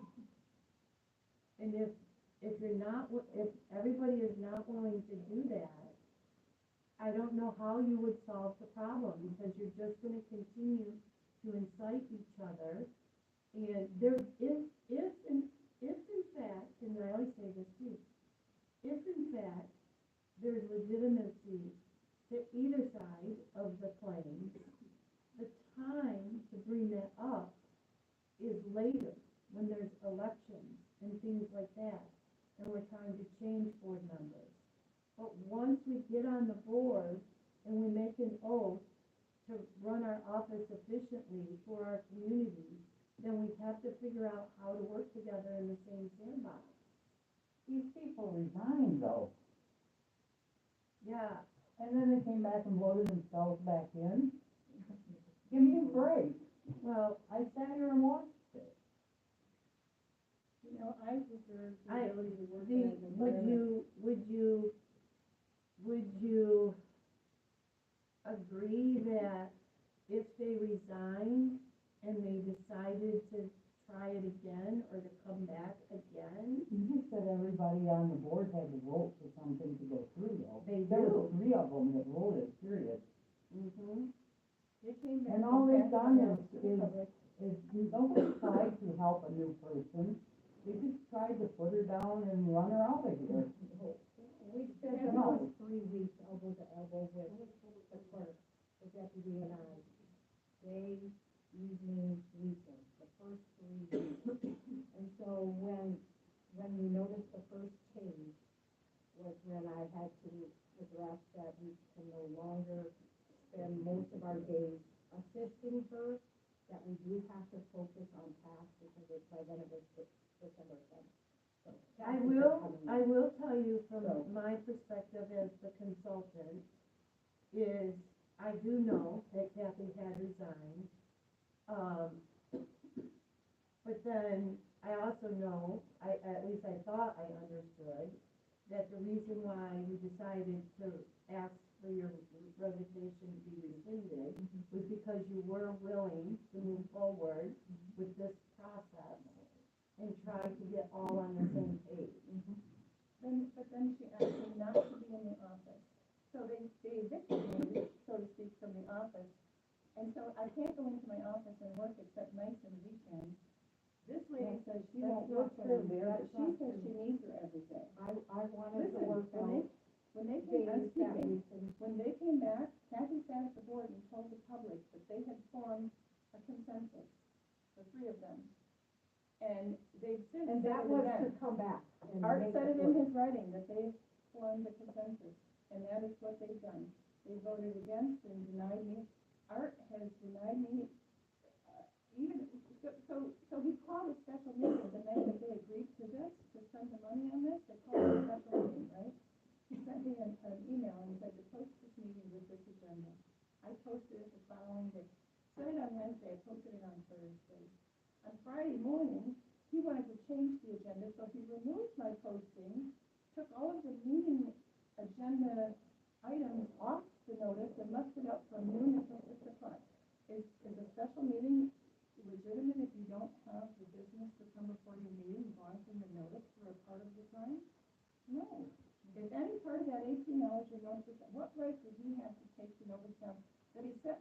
and he took it down because he wanted to change it. He didn't call me and say, Danny, I've changed my mind on this notice. He works over me. And now he's developed there's a policy in here about doing agendas. Okay, let's take that. The first 2 months before she wanted the outside consultant paid, before they changed her pay, before she assaulted me and I said, you need to let her go, and they refused. She pled for the same thing, let her go.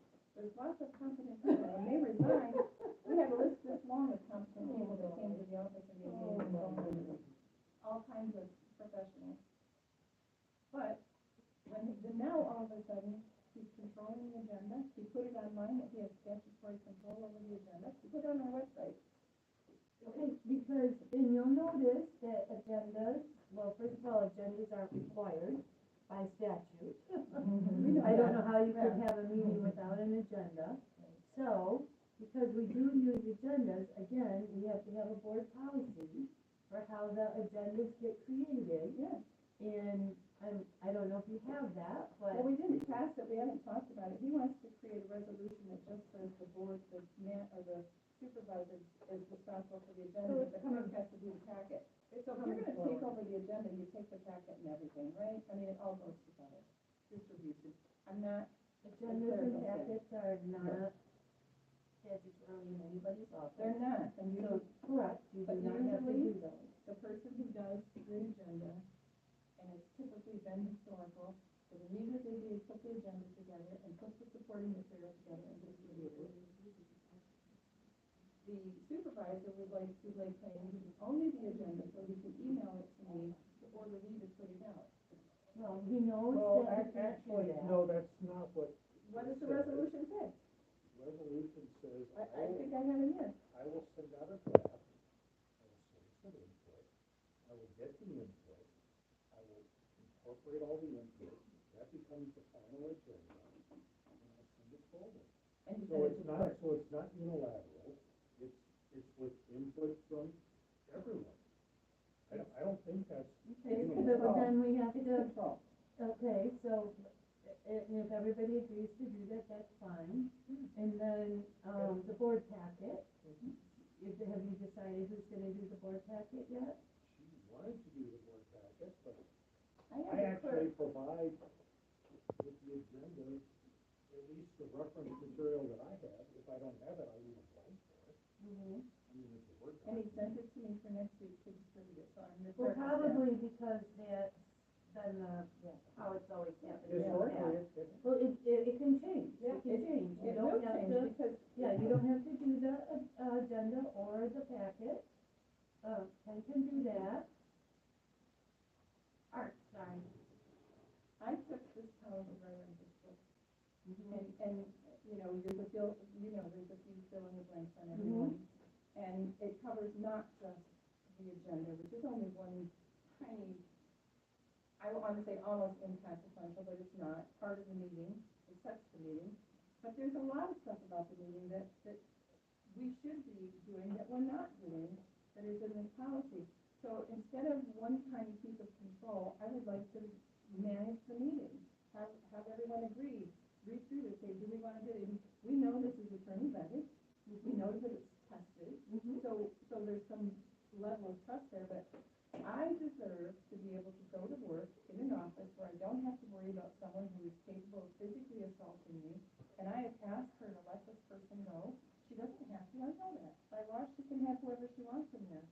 But I will never want to work in an environment where I have to look over my shoulder, or I have to stay out of the office, because Kim has been calling this really is another default. Right, So so, Kim how has many been in the things office with Kathy can almost we, anything. can we arrange the office hours so that, yeah.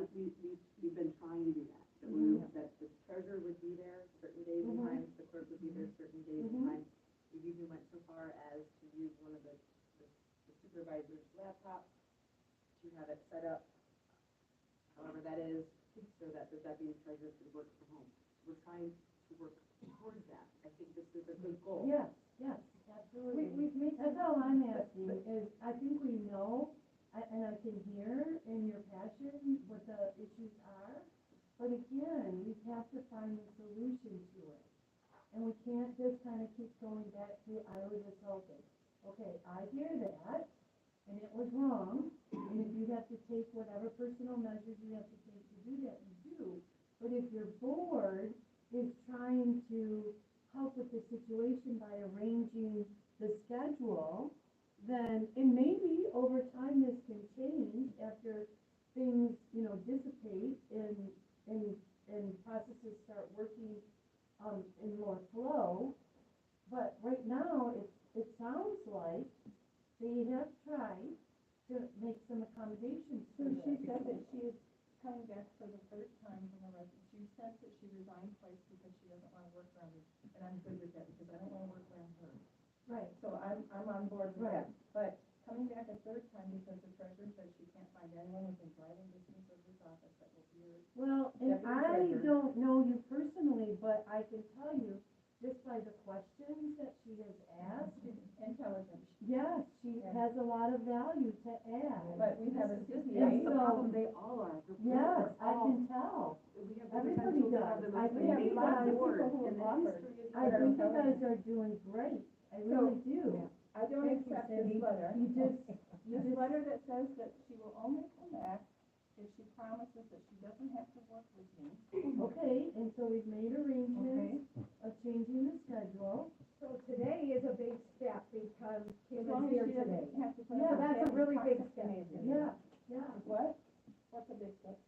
Kim is here today. yeah, and it's, that Yeah, shows. you are- And I'm worried about her temper. So, as I sit here. no, that demonstrates that you're willing to It does. work through We're this. taking steps. See, this We're taking incredulous, steps. my temper, she calls me Miss Rudy. That's an insult, and you know that when people resort to calling people names like that, that's a dig, that's a poke.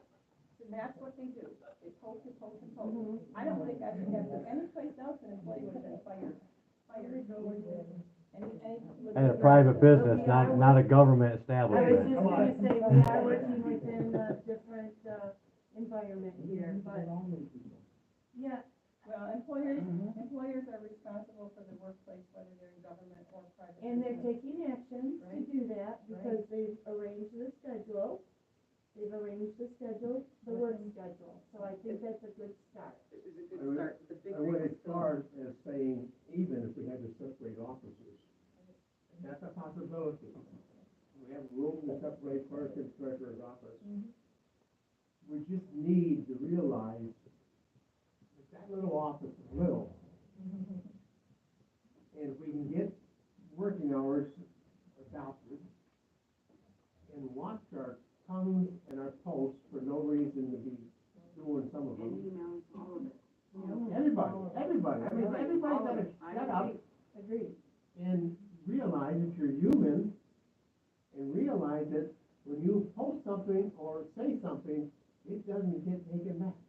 You know what, that doesn't get taken back, then let me just say this to you. When he refused to show up for meetings twice, to make a quorum so that we could move on when the two Peters resigned, he refused to show up twice. I went to his house to check on him after the first meeting, okay? He called the police and sent them to me at the office 2 days later, told me don't ever step foot on his property. Tell the whole story, that you peeked through my windows first before you rang my doorbell. He has a big That's plate the whole glass window story. in front, and I looked because Jesus, he's Brenda, let's get off this stuff. His wife is almost invalid, she's dementia beyond caring for herself. And so I did look in his front window, which is right next to his door. I'm a retired police officer, I know how to look in a building before I knock on a door. And he called the No, police, yes, and I sent do them it. to the office and I said, don't don't expect come to to keep my an eye house. in my window. You want to ring my doorbell, his the first, driveway. wait a minute, the first guy you sent over at 6:04, I answered the door, I won't come to me. I didn't go over there first I time. said, you guys sent somebody over to check on me. Correct? I didn't send anybody. to Somebody check on did. you. I Who came to wasn't coming check to on the you? meeting. I don't care. He came over. Tell him I'm not coming. Tim Daniel came over. And you guys Okay. sent him over to, don't tell me that. Okay, Okay. And I said, I'm fine. I'm just not coming to this meeting. At 6:48, you come to my, park your car, turn off your headlights, walk to my front, pass my front door, windows, you come back, push my doorbell. exactly. I did answered my exactly that. doorbell because I'm human. But I don't expect when I saw my video, that you peek in my windows before you ask for Your my window phone. is right Let's next to stop the this door. stuff. And let's go back to something that's really constructive. This township needs some better people. They do, they do. And we all need to go back to work. I've heard it loud and clear, Jim, for a lot of people. Yes. And a friend of mine Okay, told me, well, the other night, until the people speak, which they don't have the opportunity to speak yet. You know, I haven't thrown it out there, but there is the No, no, no, recall recall. issue, Sure, that's yeah. right. her husband was So- putting on mine so that people should recall, he was gonna start a Facebook page to recall me. Yeah, we can't, Let's talk about recalling all of them. Yeah. And you, and you well, want me to work and with now the I'll hell tell out of you, it. and that's Us very two, we're the only likely, two. and is that really that, you know, when I came to MTA, my replacement said to me, Cindy, is this the hill that you wanna die on? That's my thing. Yes. And so I can tell, how long have you been in office? We've been 5 months, whatever, Oh, I thought you said you'd been in office a long time. You're all new. all three of us in the middle. Oh, okay. Ooh, I didn't realize that. I thought you had been there, you guys were new. Yeah. Okay, so, again, you must have run for a reason now. They helped me create the Facebook page they're now complaining about. No, I didn't help her. I did Okay. not help her. You asked me to I did post all not that help stuff. her. Okay. I did not help her. I did not ask her to That post page was anything. created during the last, administration, there Yeah. were some difficulties on that board as Right. well. Let's not go there. That's when that page was created, because the former clerk closed down the email page, and so then what occurred over the summer is that page became sort of like a campaign page, where Cindy did help market everybody, who was running for office. These 5 people. all We 5 ran people, on all of one them. site. And so then it's changed, and it's. When the heaters turned on me, then I started posting the Oh, I truth did of it. what So- I wanted to do tax. Yeah, Started so posting again- stuff online. Right, That's so all I wanted again, to do. I'm just gonna go back to, you know, you're gonna hold better for each one of your positions on this board to maintain them, if that's what you so choose to do, if you agree to move forward. Because if you continue like this, and it continues to have letters or Facebook or whatever it may be, then the time will come for recall, and there will be winners and losers. So, if that's the hill that you wanna die on, then, you know, you're all gonna be in dysfunction until then. Cause the only way that this ends today is if you agree to understand, to create the policies, to work within those policies, to set up some other precautionary measures, like it sounds like the board has with separate work hours and stuff, and see where that goes. I truly believe that you could get past this. But you're not gonna get past it like this, and it's only gonna get uglier if you go through a recall. And then your community's gonna be out there, and they're gonna put a whole nother board in here, and trust me, probably the pattern will repeat again. Can I ask a question, and this is not a dig at any of you? Actually, no, we don't have public comment. You've been letting all speak first, Yes, and we everyone said speak. deputies were supposed to participate, because this is a training session for the board and their deputies. Jim has been speaking, Pete has spoke, you've been letting the public speak. I was told to be quiet, just to clarify. That's so. I mean, you can't take. This is not a dig at any of you, this is just something that I've been wondering the whole time. I watched you guys run together, and you guys had a breakfast, a luncheon, a get together, you guys all seemed great together, you worked well. I want to know, and I think everybody wants to know, what changed? It wasn't her shoving supposedly candy, it wasn't anything. What ultimately change, because at some point, people turned on other people, and you guys worked together, so something changed. And was there a defining moment that created that? Because if you can work through that, if you can talk about that amongst yourselves, not in public, not on Facebook, not on your friends on Facebook, then you can get through it. And I think that if you guys need to, cameras aside, don't bring your phones with you, whatever, have a conversation in the office, just 3 of you, 5 of you, whatever it is. Work through Summer, it. you know, I appreciate that, and that's a good positive encouragement. But I think the day that I stood in Kathy's office and said, what has happened here? Why, you're not the person that we were all summer riding around in our car campaigning. I remember the day I said that to you, and you turned to me and you said, I've never liked you. No, I didn't. Oh, yes, you did. No, Oh, I yes, you did did. not. That's not never true. liked you. Okay, I didn't like say you. that. You were posting all I that did stuff on not Facebook all say the time. that. I would never say that about Okay, Tammy you did. Lindsay. No, did. I didn't. Everybody No, has, I didn't. everybody has Honest to personality. God. So, I think Never. that, like, Made up. like, just that little interlude after the comment is another example. I mean, all that did, I understand what you're saying. Yeah. And maybe that is the crux of what started the whole thing. But again, It's that not connected. doesn't, whether it's true or not true, it doesn't solve anything. No, It doesn't It doesn't. push us past letting that all go. Do you So- feel comfortable with the things that we've discussed so far? I love this presentation. Okay. This was great. So, And I just have a hard time knowing that this was all available before this meeting.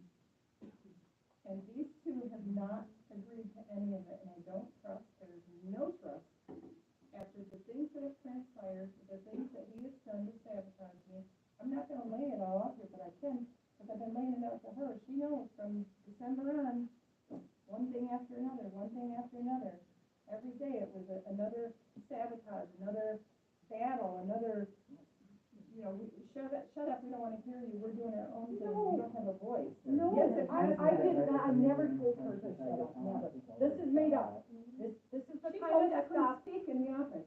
If I wanted to ask a question, No! I had to email her. Well, okay, yes, because we were, This will not yeah, do it. but we just, again, I'm gonna go back to, again, I hear you, I hear Apology you. when they came back for the resident. You know what? Is that what it would take? Let Is me that tell what you it would take? They left the day after a meeting. We had a meeting in February 11th. She resigned at the meeting because I was complaining that she was using a clerk user ID in the QuickBooks. And we hadn't had reconciliations, and I was fearful, she knows it. I was fearful that something was going to happen bad with the finances because of the unknown things that she was doing and the things she can fully check, all this stuff. There was a lot of stuff. So in February, we called for a second meeting. I wanted to ask you a question. This is right here. It says, in this handout, in the focus, it says, if a board member becomes aware that a board member or staff are not complying with internal controls, such as a clerk or treasurer accessing or controlling financial records in a way that violates the segregation of duties, not reconciling their duties, or a treasurer not providing required reports, documentation for tax collections, disbursements, accounts, blah, blah, blah. Act. It says act. And I said to her, what does that mean? What is act? What does So, act mean? I'll tell you what it means. So, there's a difference between, not understanding the job and versus embezzlement. Is I know really that. where it goes. No one said embezzlement. So if all of these procedures rise to that level, that's what ACT means. It means that if you believe you have done everything that you can do, and you are performing your duty as accurately as described by the law, and somebody else isn't, what is the reason why that somebody else isn't? Possibly a reason could be because there's embezzlement. So we need to act, right? We would need to contact the state police or somebody like that. But it doesn't say That would, no, but that's what it's saying.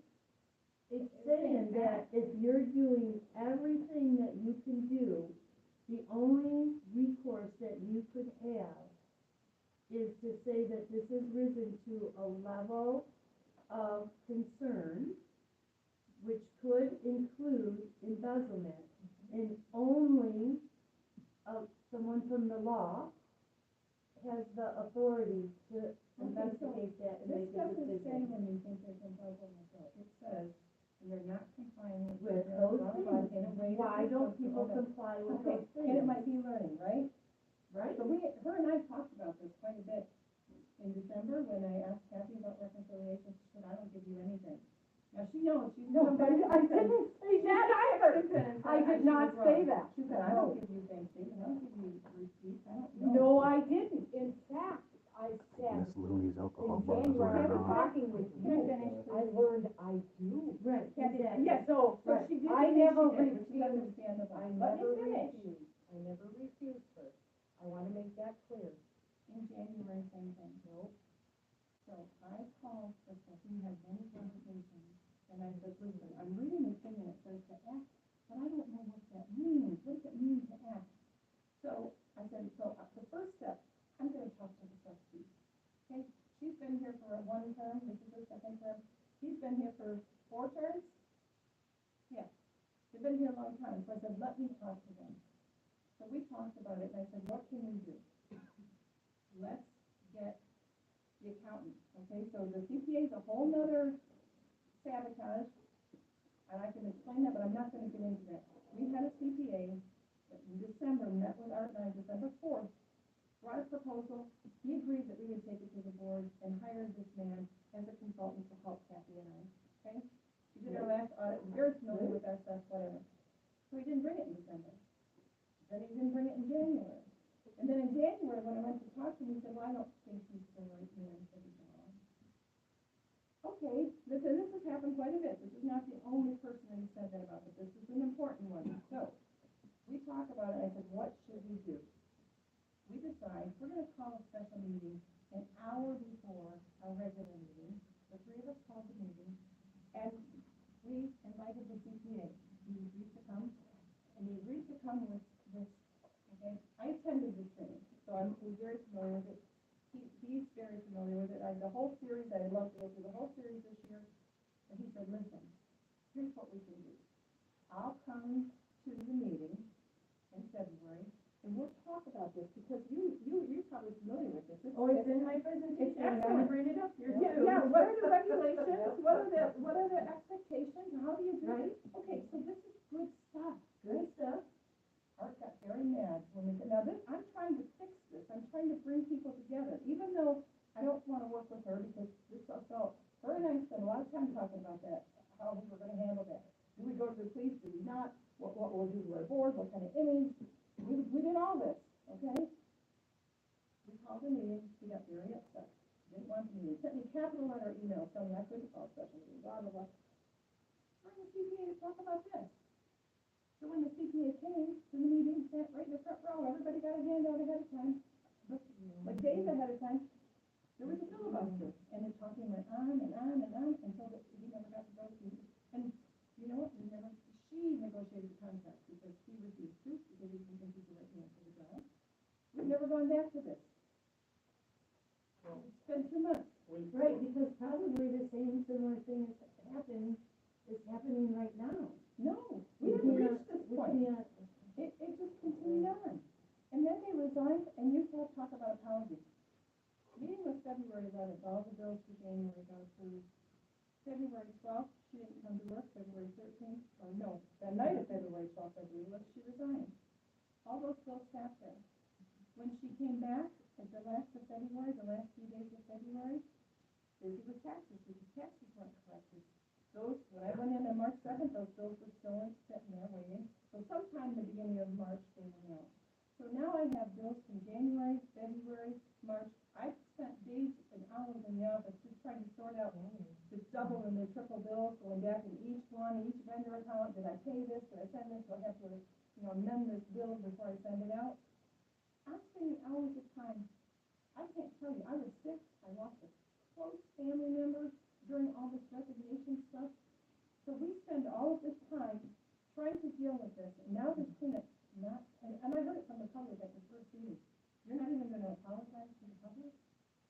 They've never come to me and said, I'm really sorry we did that, that we could have handled it differently. Whatever they could have said, can we help you catch anything? Nothing, because I feel ostracization.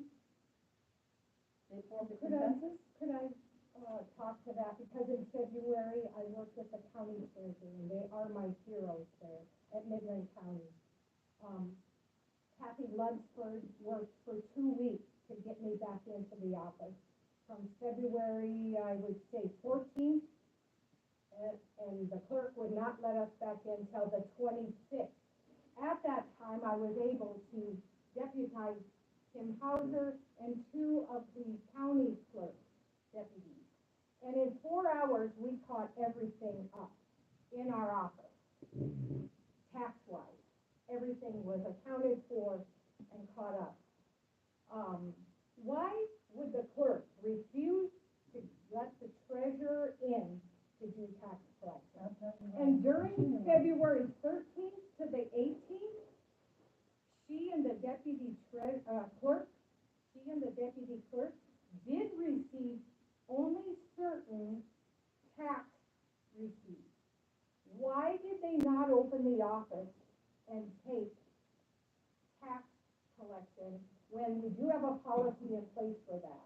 In fact, she closed the office, and so many taxpayers were complaining, were calling, were wondering, where can we pay? Where can we get our, where can we go? And she closed the office. So why is it the clerk controlled and kept me out for 2 weeks in February? I was advised. So the deadline for taxes was February 28th. Kathy, I was And so advised Kathy that resigned Lunsford employees didn't should get not be us let in. back in to handle money. February 26th, she I was finally let us I was in. advised that resigned employees should not be let back in to handle money. I don't know where you got And I that was advised information. that I should not handle any money because there was no But I know treasurer. I know to the prove it. deputy or the county clerk, she rocked and rolled. We were like on call. I took a trip to Florida, I came back early because there was a chance we could get in. And so, I'm just saying, I worked with her, nonstop for those 2 weeks to get back in. And I want the public to know that. I hope they watch this and listen and hear it. But she kept us out. Yeah. I was advised that I resigned can employees should imagine, not I don't handle know if money. she called MT or whoever, but we would have told her that. Oh, If you okay. had resigned, you should not have had any access after that. However, I don't know what the logistics of the resignation was, but had the board adopted the resolution, therein lies the gray area. That's right. Because if the board had not adopted it, Right. then she really hadn't resigned yet. We know So that. that she should have been We had 2 meetings scheduled. left back into the office. We had 2 meetings So- scheduled that Jim didn't show up for, so we didn't have a quorum. But we were So I was advised still by the treasurer. attorney Yeah. that So they I should not was be let still back in to treasurer. handle money. So And without a treasurer to approve it, the statute does not allow some of this, yeah, anyone else to I collect guess tax that's money. the other option that you might have is if an attorney can help you resolve those this. Although I'm telling you, they probably can't either. The attorney came Right. last week and told us we didn't need to have 2 signatures on checks, so what is? You don't, Well, I told you that. by, I told you that. by accounting, right. Michigan accounting you do. No, No, Well, you have to have 2 sign-offs. yeah, Okay. you have to sign that you Yeah. recorded the transaction in the record. so, So that could be on the memo line, it could be down in the check detail, it could be on the bill, you could create the old phone order. But it's still, hey, just to sign up, that's semantics really, when you have a 2 signature check and. Right, you should reorder checks if you're not going to go with the 2 signatures, on the check. I agree, 100%. Wait a minute. Who said no to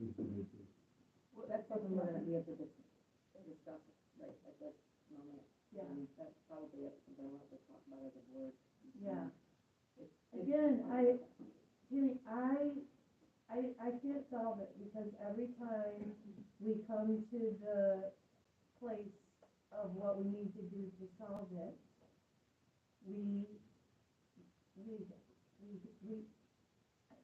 there are other things that you would like to bring up and air out. And I hear you. I mean, I'm willing to sit with you and hear it all, but it doesn't solve what we're trying to solve today here in this meeting. And today, in this meeting, we're trying to say, can we come to a consensus with everything we're learning and move forward with that and see where that goes? And if that still is not working for you, then the only option is, you can go rally your troops and have recalls and stuff come up. But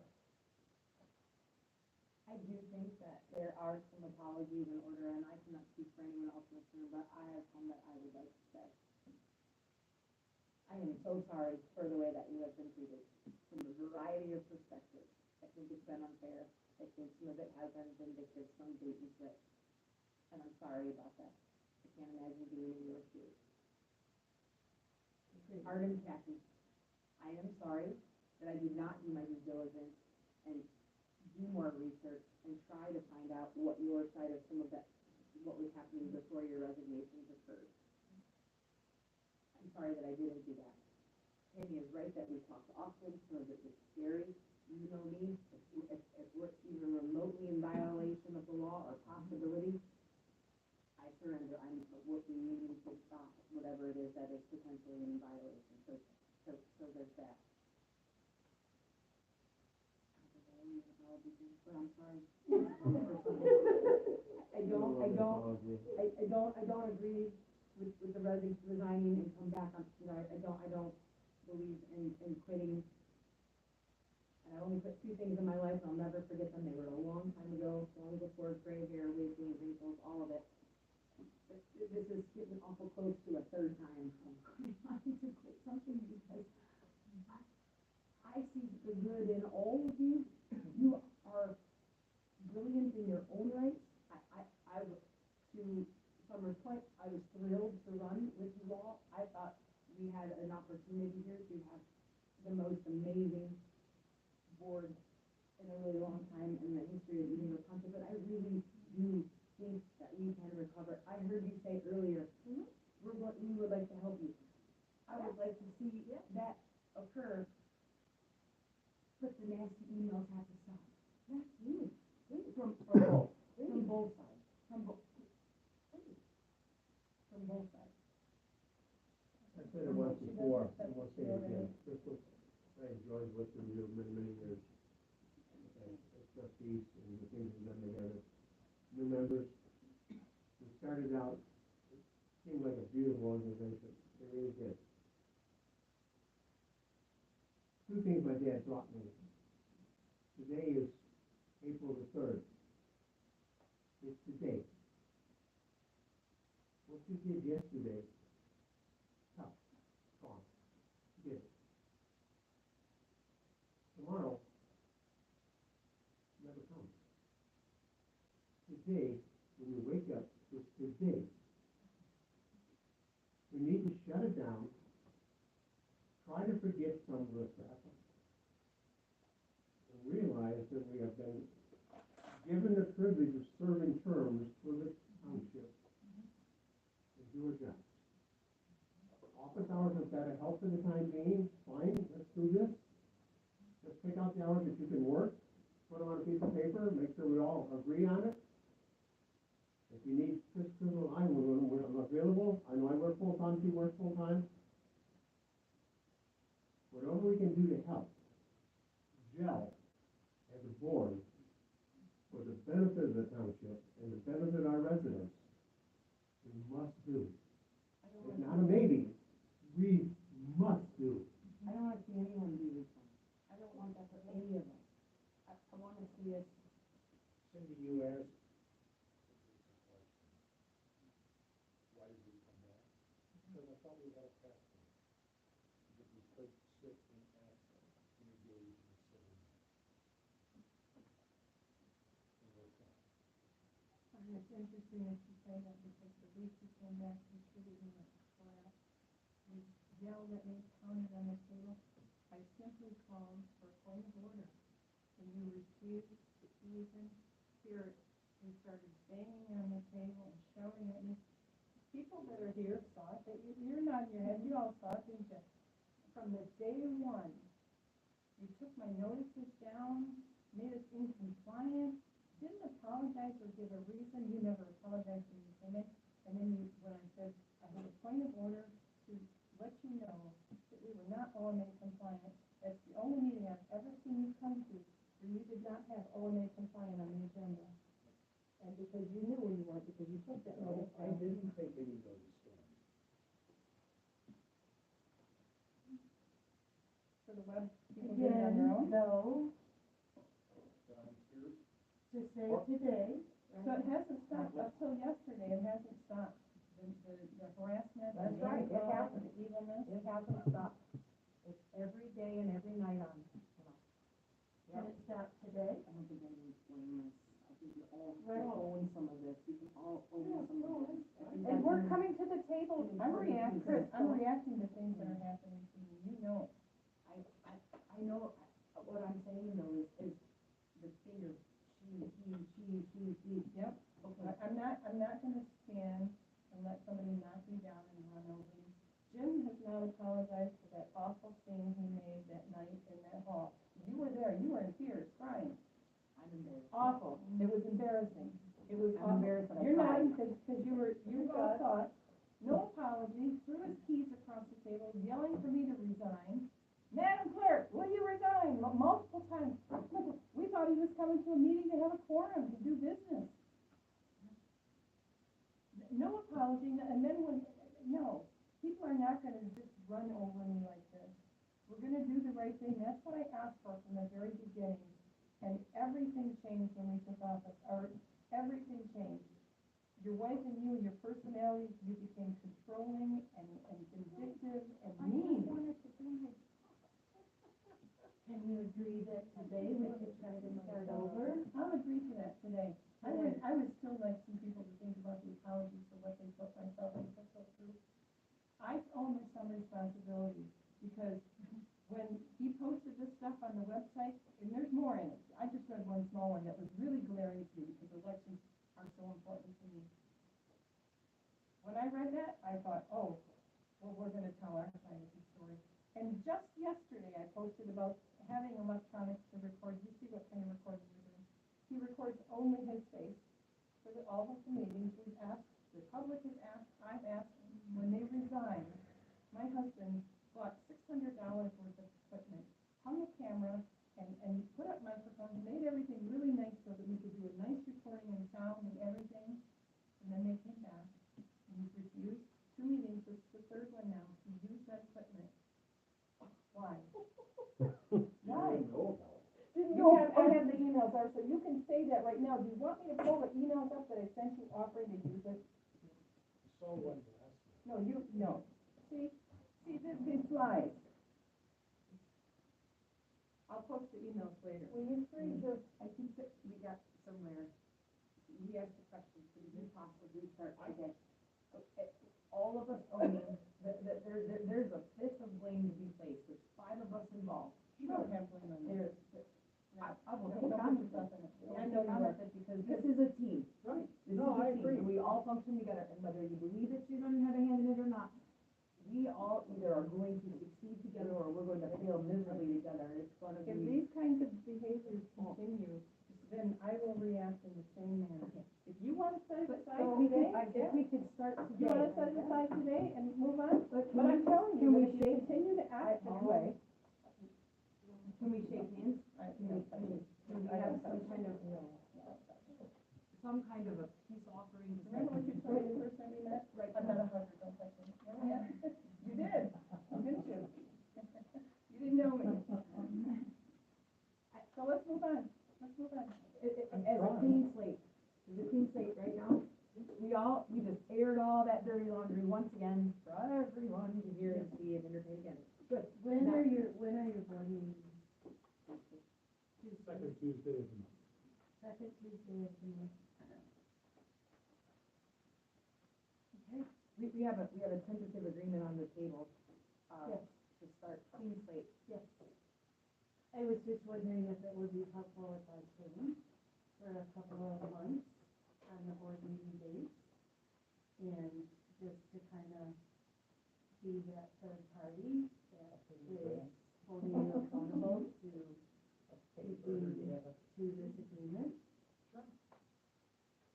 I'm sorry, how much is that going to cost? Well, I don't even know if I'm available, I haven't scheduled my calendar out, but, it wouldn't cost very much.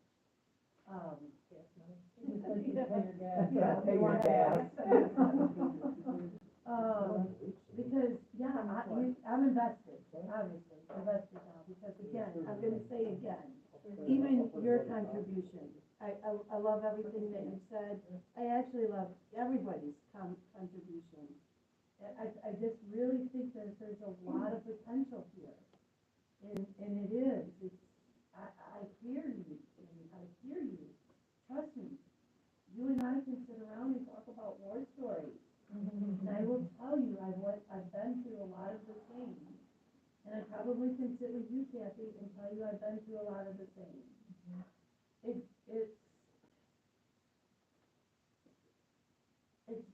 You just have to come to a point where it's what's important.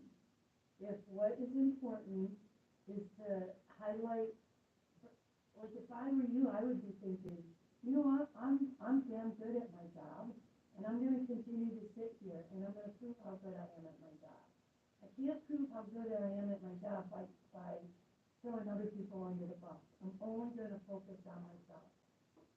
And I would ask each person to do that. Focus on being the best that you can, and stop throwing under the bus. I don't know what that resolution was that you are adamant about for the next board meeting, but even that, let's agree today. Let's not even bring that to the board table. I would be willing to do that. Okay. If I have, Right. So If we can consensus, get, so if I we am can willing get for that that agreement to go forward. But the supervisor has to take his newsletters, his editorials off the webpage. They reflect poorly on me. They're not newsletters that are written by or approved by the board, they're editorials that and criticize me, particularly me, mainly. Well, and we do have to, if they're going on are they going on a township website? They've been on it. Oh, okay. 2 months. So, on the township website, again, the township board is the owner and operator of the website. And if the township board is giving you authority to write an editorial for the website. It wasn't an editorial, it was just notes from what happened in the past month. is it legal to ask for, I'm not sure if you believe in the right term, just ask that before anything is posted, aside from any Absolutely. notices, but like there's things that have happened on the website that I didn't even know about, that I didn't know that was gonna go on the website. Right. Shouldn't that content come before the board? I realize that makes things go slower, but Right. I would rather do that, so Okay. that we Yeah. not have. So I think that's your answer. Thank you. Yes. Because I agree. Thank you. And especially when you get to creating that policy about the website, then you can maybe catch out what gets to go on there. And if you are allowed to put board reports or something along that lines on the website, then we'll agree to what was in those board reports.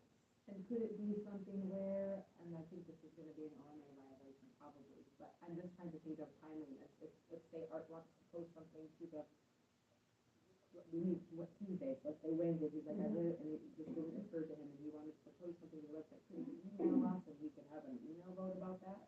I've read it, I'm okay with it, no. Well, there should be nothing really that needs to go in with its business, right? There should be no personal attacks on the webpage, that should just be. Well, it is very common for, it is very common for officers to have an area on the website. Right. Where it's kind of like, their address to the public, but the address would be, like, as supervisor, this is what I'm doing, these are the projects I'm working on.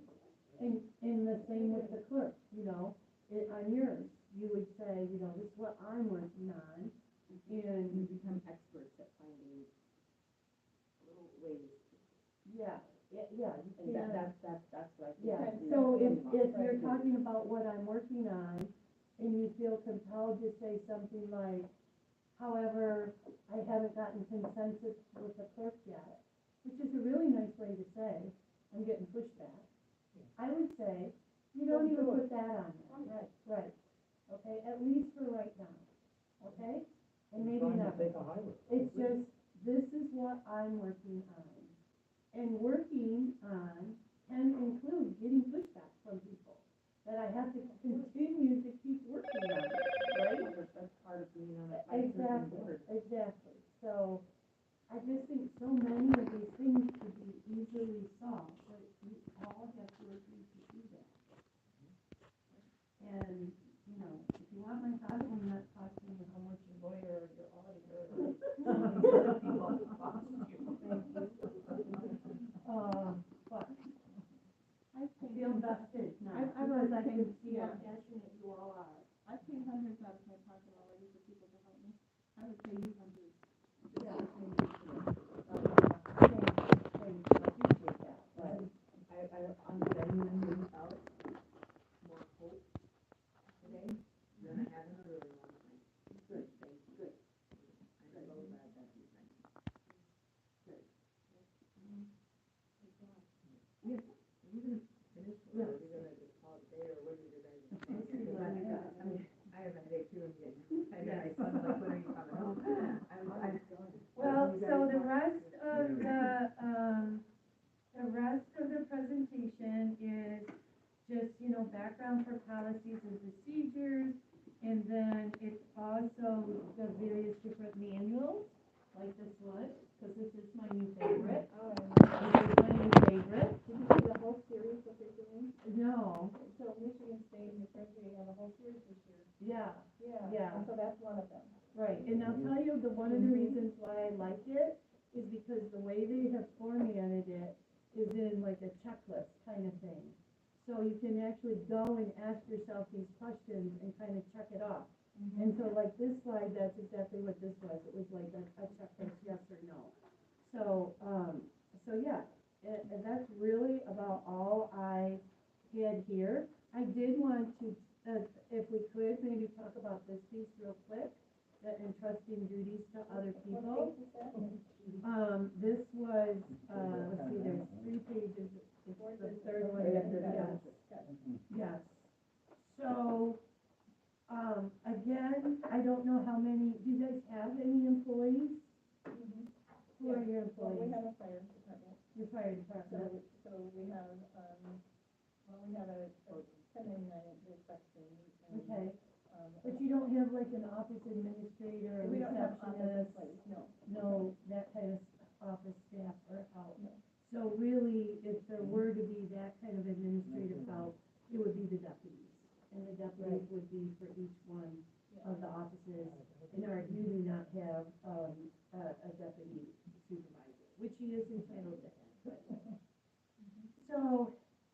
So anyways, when we're talking about the workflow, whether it is those statutory financial responsibilities or all of the other things that the township gets involved in, we can always bring other people in to help us and support us, right? And I use that, you guys, I use this coloring outside of the box, because to me, this is where we get to be creative, right?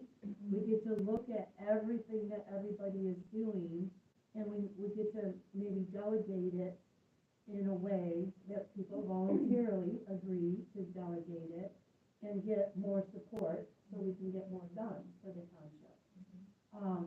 Because you really, like I said, you're a business and you're operating with 5 people, and a couple of you have full-time jobs, or maybe even you guys have other jobs, I don't know.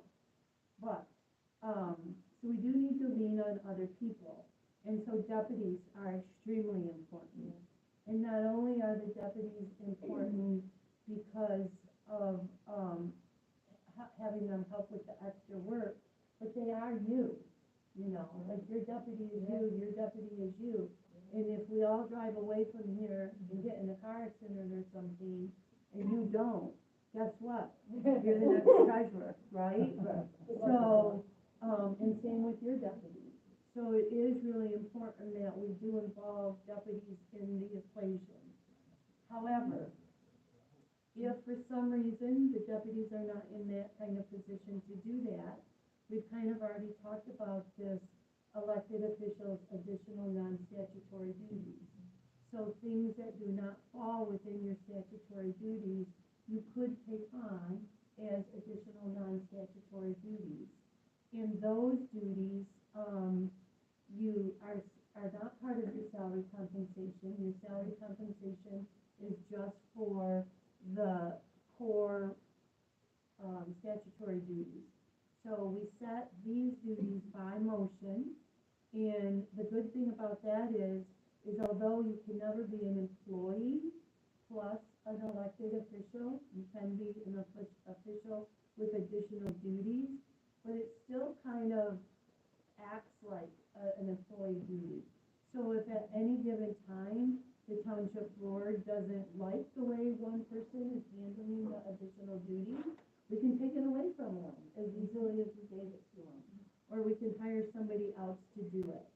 So, so we do want to make sure that we're real clear about what we do as non-statutory duties and what we do as elected duties.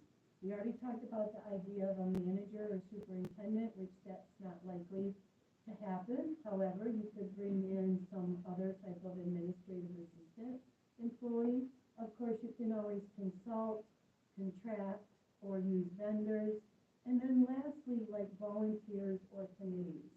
You know, you can take some of this, even if there's areas where you guys are contentious about the situation, maybe that's what we do. Maybe that's what you do. Maybe you move it out to a committee and you bring in some people from the public to be on that committee to act as the objective observer.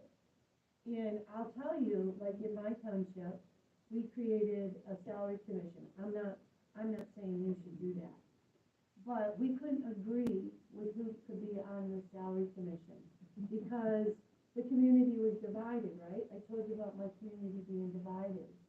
So we always tried to kind of like stack our committees with people on both sides, right? Because we're trying to learn from each other. So, you know, the way that you make a committee appointments too can help bring an outside perspective. Or maybe it's even that neutral position out in the community. So you want to think about different ways that you might be able to move some of those duties outside of yourself. So, for example, on the next page are a lot of those other additional non-statutory duties, like things like, I think, well, it says technology needs, but, website maintenance. Okay, so if you have a website, you know, maybe that isn't something that you as a board are going to be in charge of and put on. Maybe you do bring in a third party that decides what goes on the website, when it goes on, how it gets posted on there. So there's, I guess what I'm trying to say at this point in the meeting, without, you know, bringing up all the things so far, is that there are always answers to the problem. There are always solutions to the problem that I think we can agree to. Even if you don't always agree that that is the best route, again, these solutions can be temporary. We can try them. If they don't work, we can change them, okay? These are not things that are set in statute that we're binding ourselves to, right? So, so a lot of this is going to come a little bit later down the line as you start to really flesh out what those different policies and procedures are in those areas. And it seemed like there was something I wanted to answer for you. So in the VA, in the budget, the deputy says that the deputies are paid hourly. And the board decided to change that to being salary. They decided that outside of the board meeting, it wasn't decided in public. And then they came to the board later and said, said, okay, we decided to make this into a salary commission. And we never made a resolution, and I don't know, I wonder, as a member of the public, I'm not a deputy anymore, is that legal to make that change, because the GAA is a resolution, can they make the change as a motion at a regular board meeting? Yep. That- So, yeah, so let me address that, those are really good questions, and so we make sure that you're doing it right, but, the salary resolution is only for township board members, elected township board members. Everybody else's wage gets set by motion.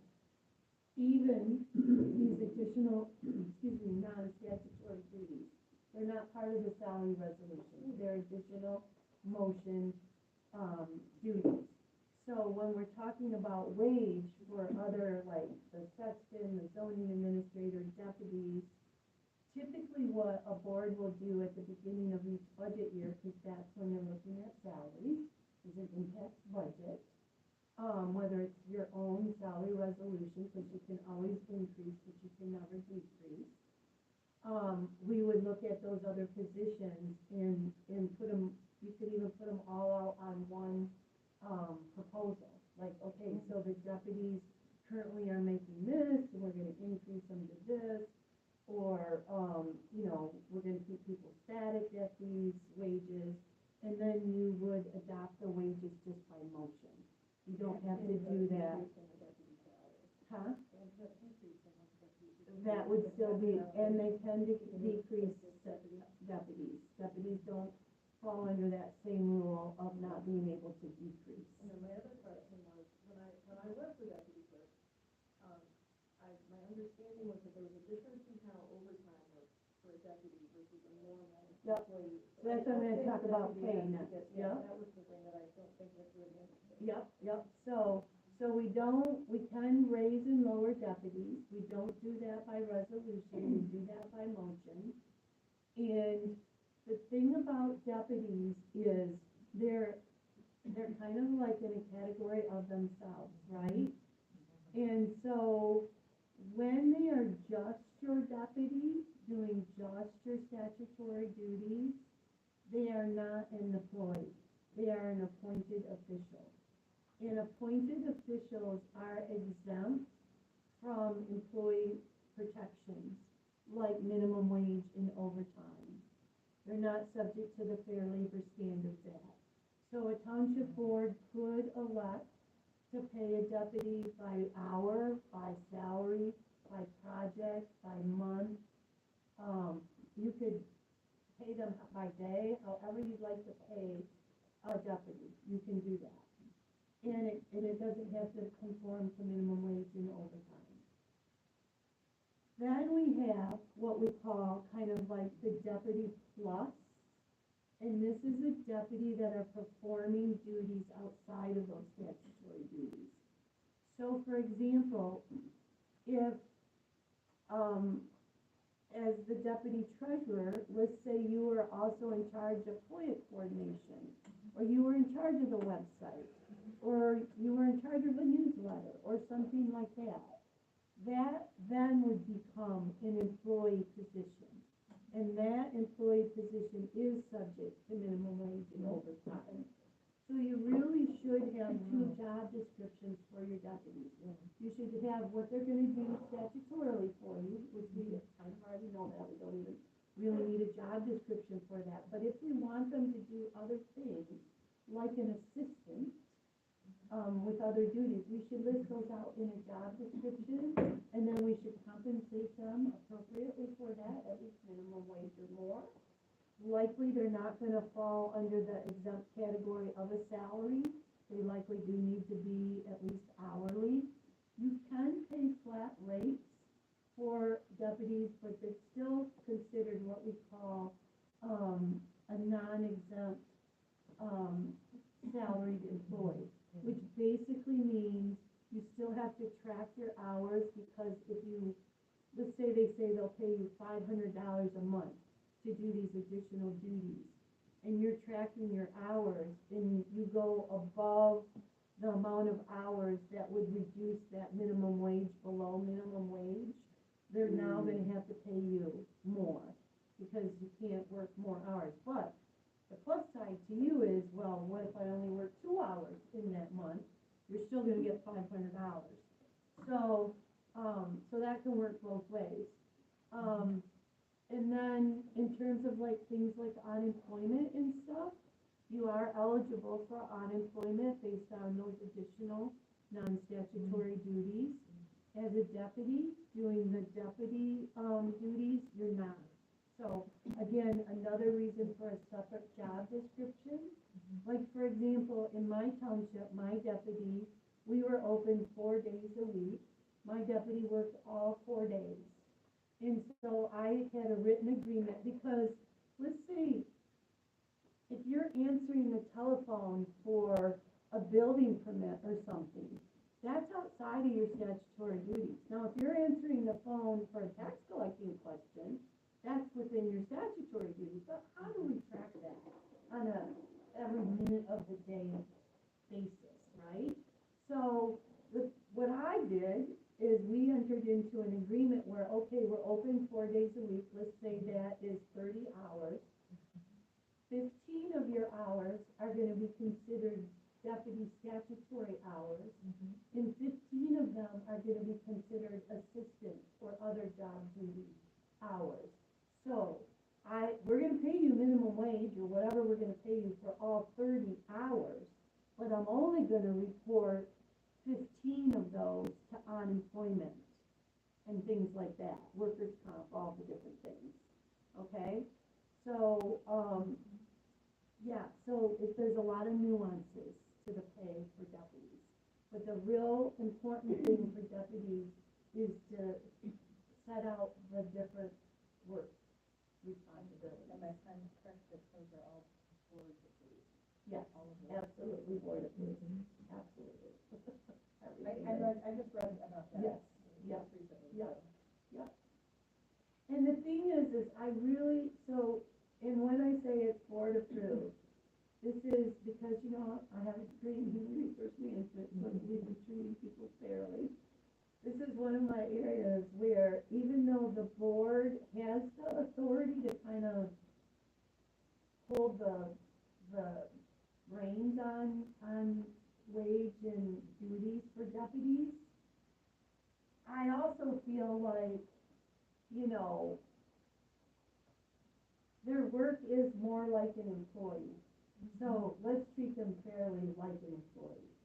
Like, I don't like it when boards say, well, we're gonna pay one deputy $0, and we're not gonna let them work in the office at all.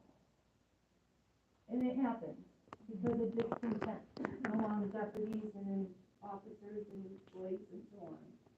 No. Deputies are more like employees. If they are here working with you as an assistant, they're not just like out there on call and waiting in case you're absent. Then let's give them a real job description. Let's pay them, you know, in accordance with minimum wage or higher, and let's, you know, report their wages to unemployment. That's what I would. Even though as a board, you could make other decisions. I felt bad when my deputy came in and cleaned up storage closets that hadn't been cleaned in 6 years. Yeah. Yeah. Because I knew, you know. Right. There's a lot of that we do. And you know, and that's, I guess, some of it too is when you get to working with the government, you know, you still do a lot of community service. But you don't have to, you can pay people for it. So, that would have gotten us to the end of our presentation. It feels like it, yeah. So that's the budget meeting. It's still light, you know, even, I like that, I like it that it's still light out, and so, you guys can decide how you wanna move forward. I can look at my calendar, I'm happy to come, keep in contact with you, I'm happy to, if you wanna email me individually, if you have a question about, well, what do you think about this? I'm happy to help you individually, so, Yes, I can share it with Yep. It's actually the last page. Yep. Good. And I'm not gonna charge you for those emails, by the way. If you email me, I'm gonna still take your phone call, I'm still gonna, answer your email. Now, if I have to drive up here for You a haven't meeting, read I our probably would charge a little bit for that.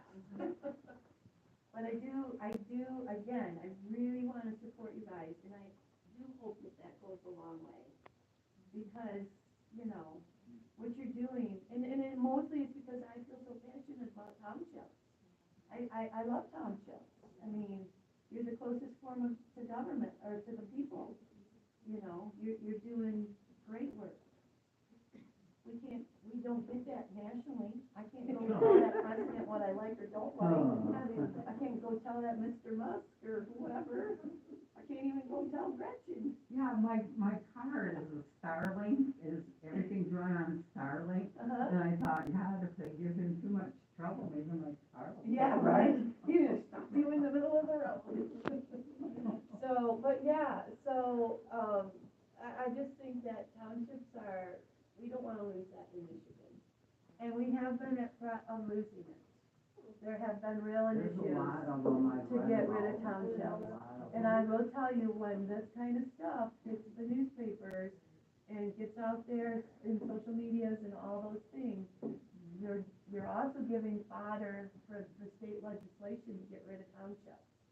And as residents, you know, well, I don't know about down here, but like in the UP, if you had to go vote at the county and do other things like that, that could be a whole day's trip for you.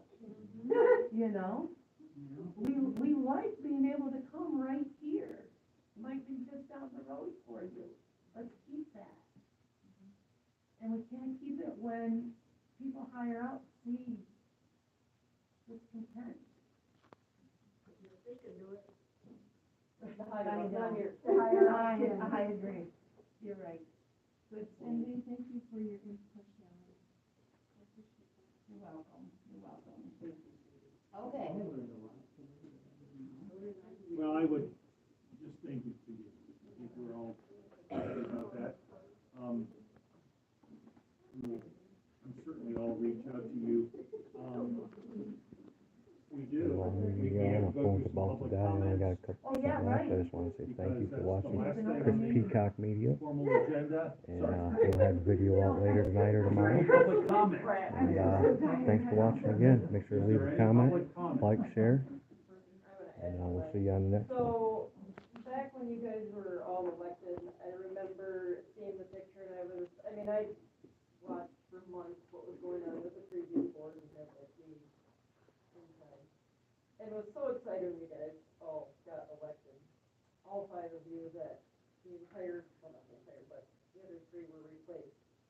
So, and I don't wanna start a fight over this, but is there something between, sorry, but mainly the 3, would an apology help between, not saying you're right, not saying you're wrong, but would an apology between all 3 of you, I'm sorry to you, help at all? Would it help move things along? Whether you feel it's not, that you should or shouldn't, would it help?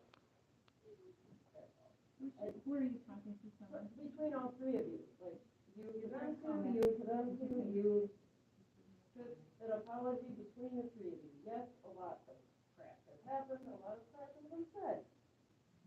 But to move forward, I heard from 2 of you that basically an apology would help, because I've heard throughout this that, well, I didn't give an apology for this, or I didn't give an apology for this. I think it would help. I'm talking to you about it. But, don't matter. yeah, but especially publicly right now, where everybody can see, I think it would make a huge difference. And there's 2 sides in this community right now that I've seen, and there's 2 pages. No, but it's coming. Whether they fight amongst themselves in the pages, whatever, but if you guys get along, that's more important. They're gonna say what they're gonna say regardless. But, Thank you. that's it. Any other public comment? Okay, I've asked 3 times, I believe I've done the requisite, we'll close public comment. I have one question for this board before we go for adjournment. Cindy has offered her help do we want to entertain retaining her to help for that? She still hasn't committed that she can, she hasn't given us a proposal, but I feel like I need to ask that question of my colleagues here. Cindy, would it be possible we meet on Tuesday for you to put some kind of a Yeah. proposal together? and Yeah. send it to us? Yeah, Okay. synopsis of what Then, we talked about, We'll and, add that to the, Yeah, no, that's fine. Yep, there was something else that came up that we were gonna add to the agenda, now I've lost it, does anybody remember? It happened somehow in the last 5 hours. I just remember thinking we should add that to the agenda, and now I can't remember. Double signatures on checks, if you wanna make that a penalty? Is that what it I thought it was already. Yeah, are we even entertaining changing that? Okay, good. Okay, I thought that was, Good. that's what you had. I don't want.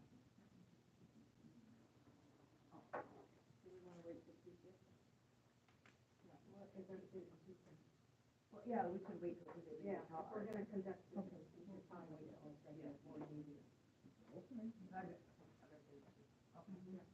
All right, guys, Yeah, hearing none, because especially if it wasn't on your notice for the special right. meeting. Well, we're all here, so we can put it. Well, that's true, you can vote to add it, that's, that's right. why I asked.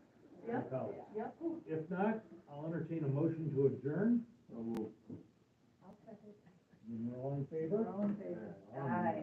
Okay. Okay.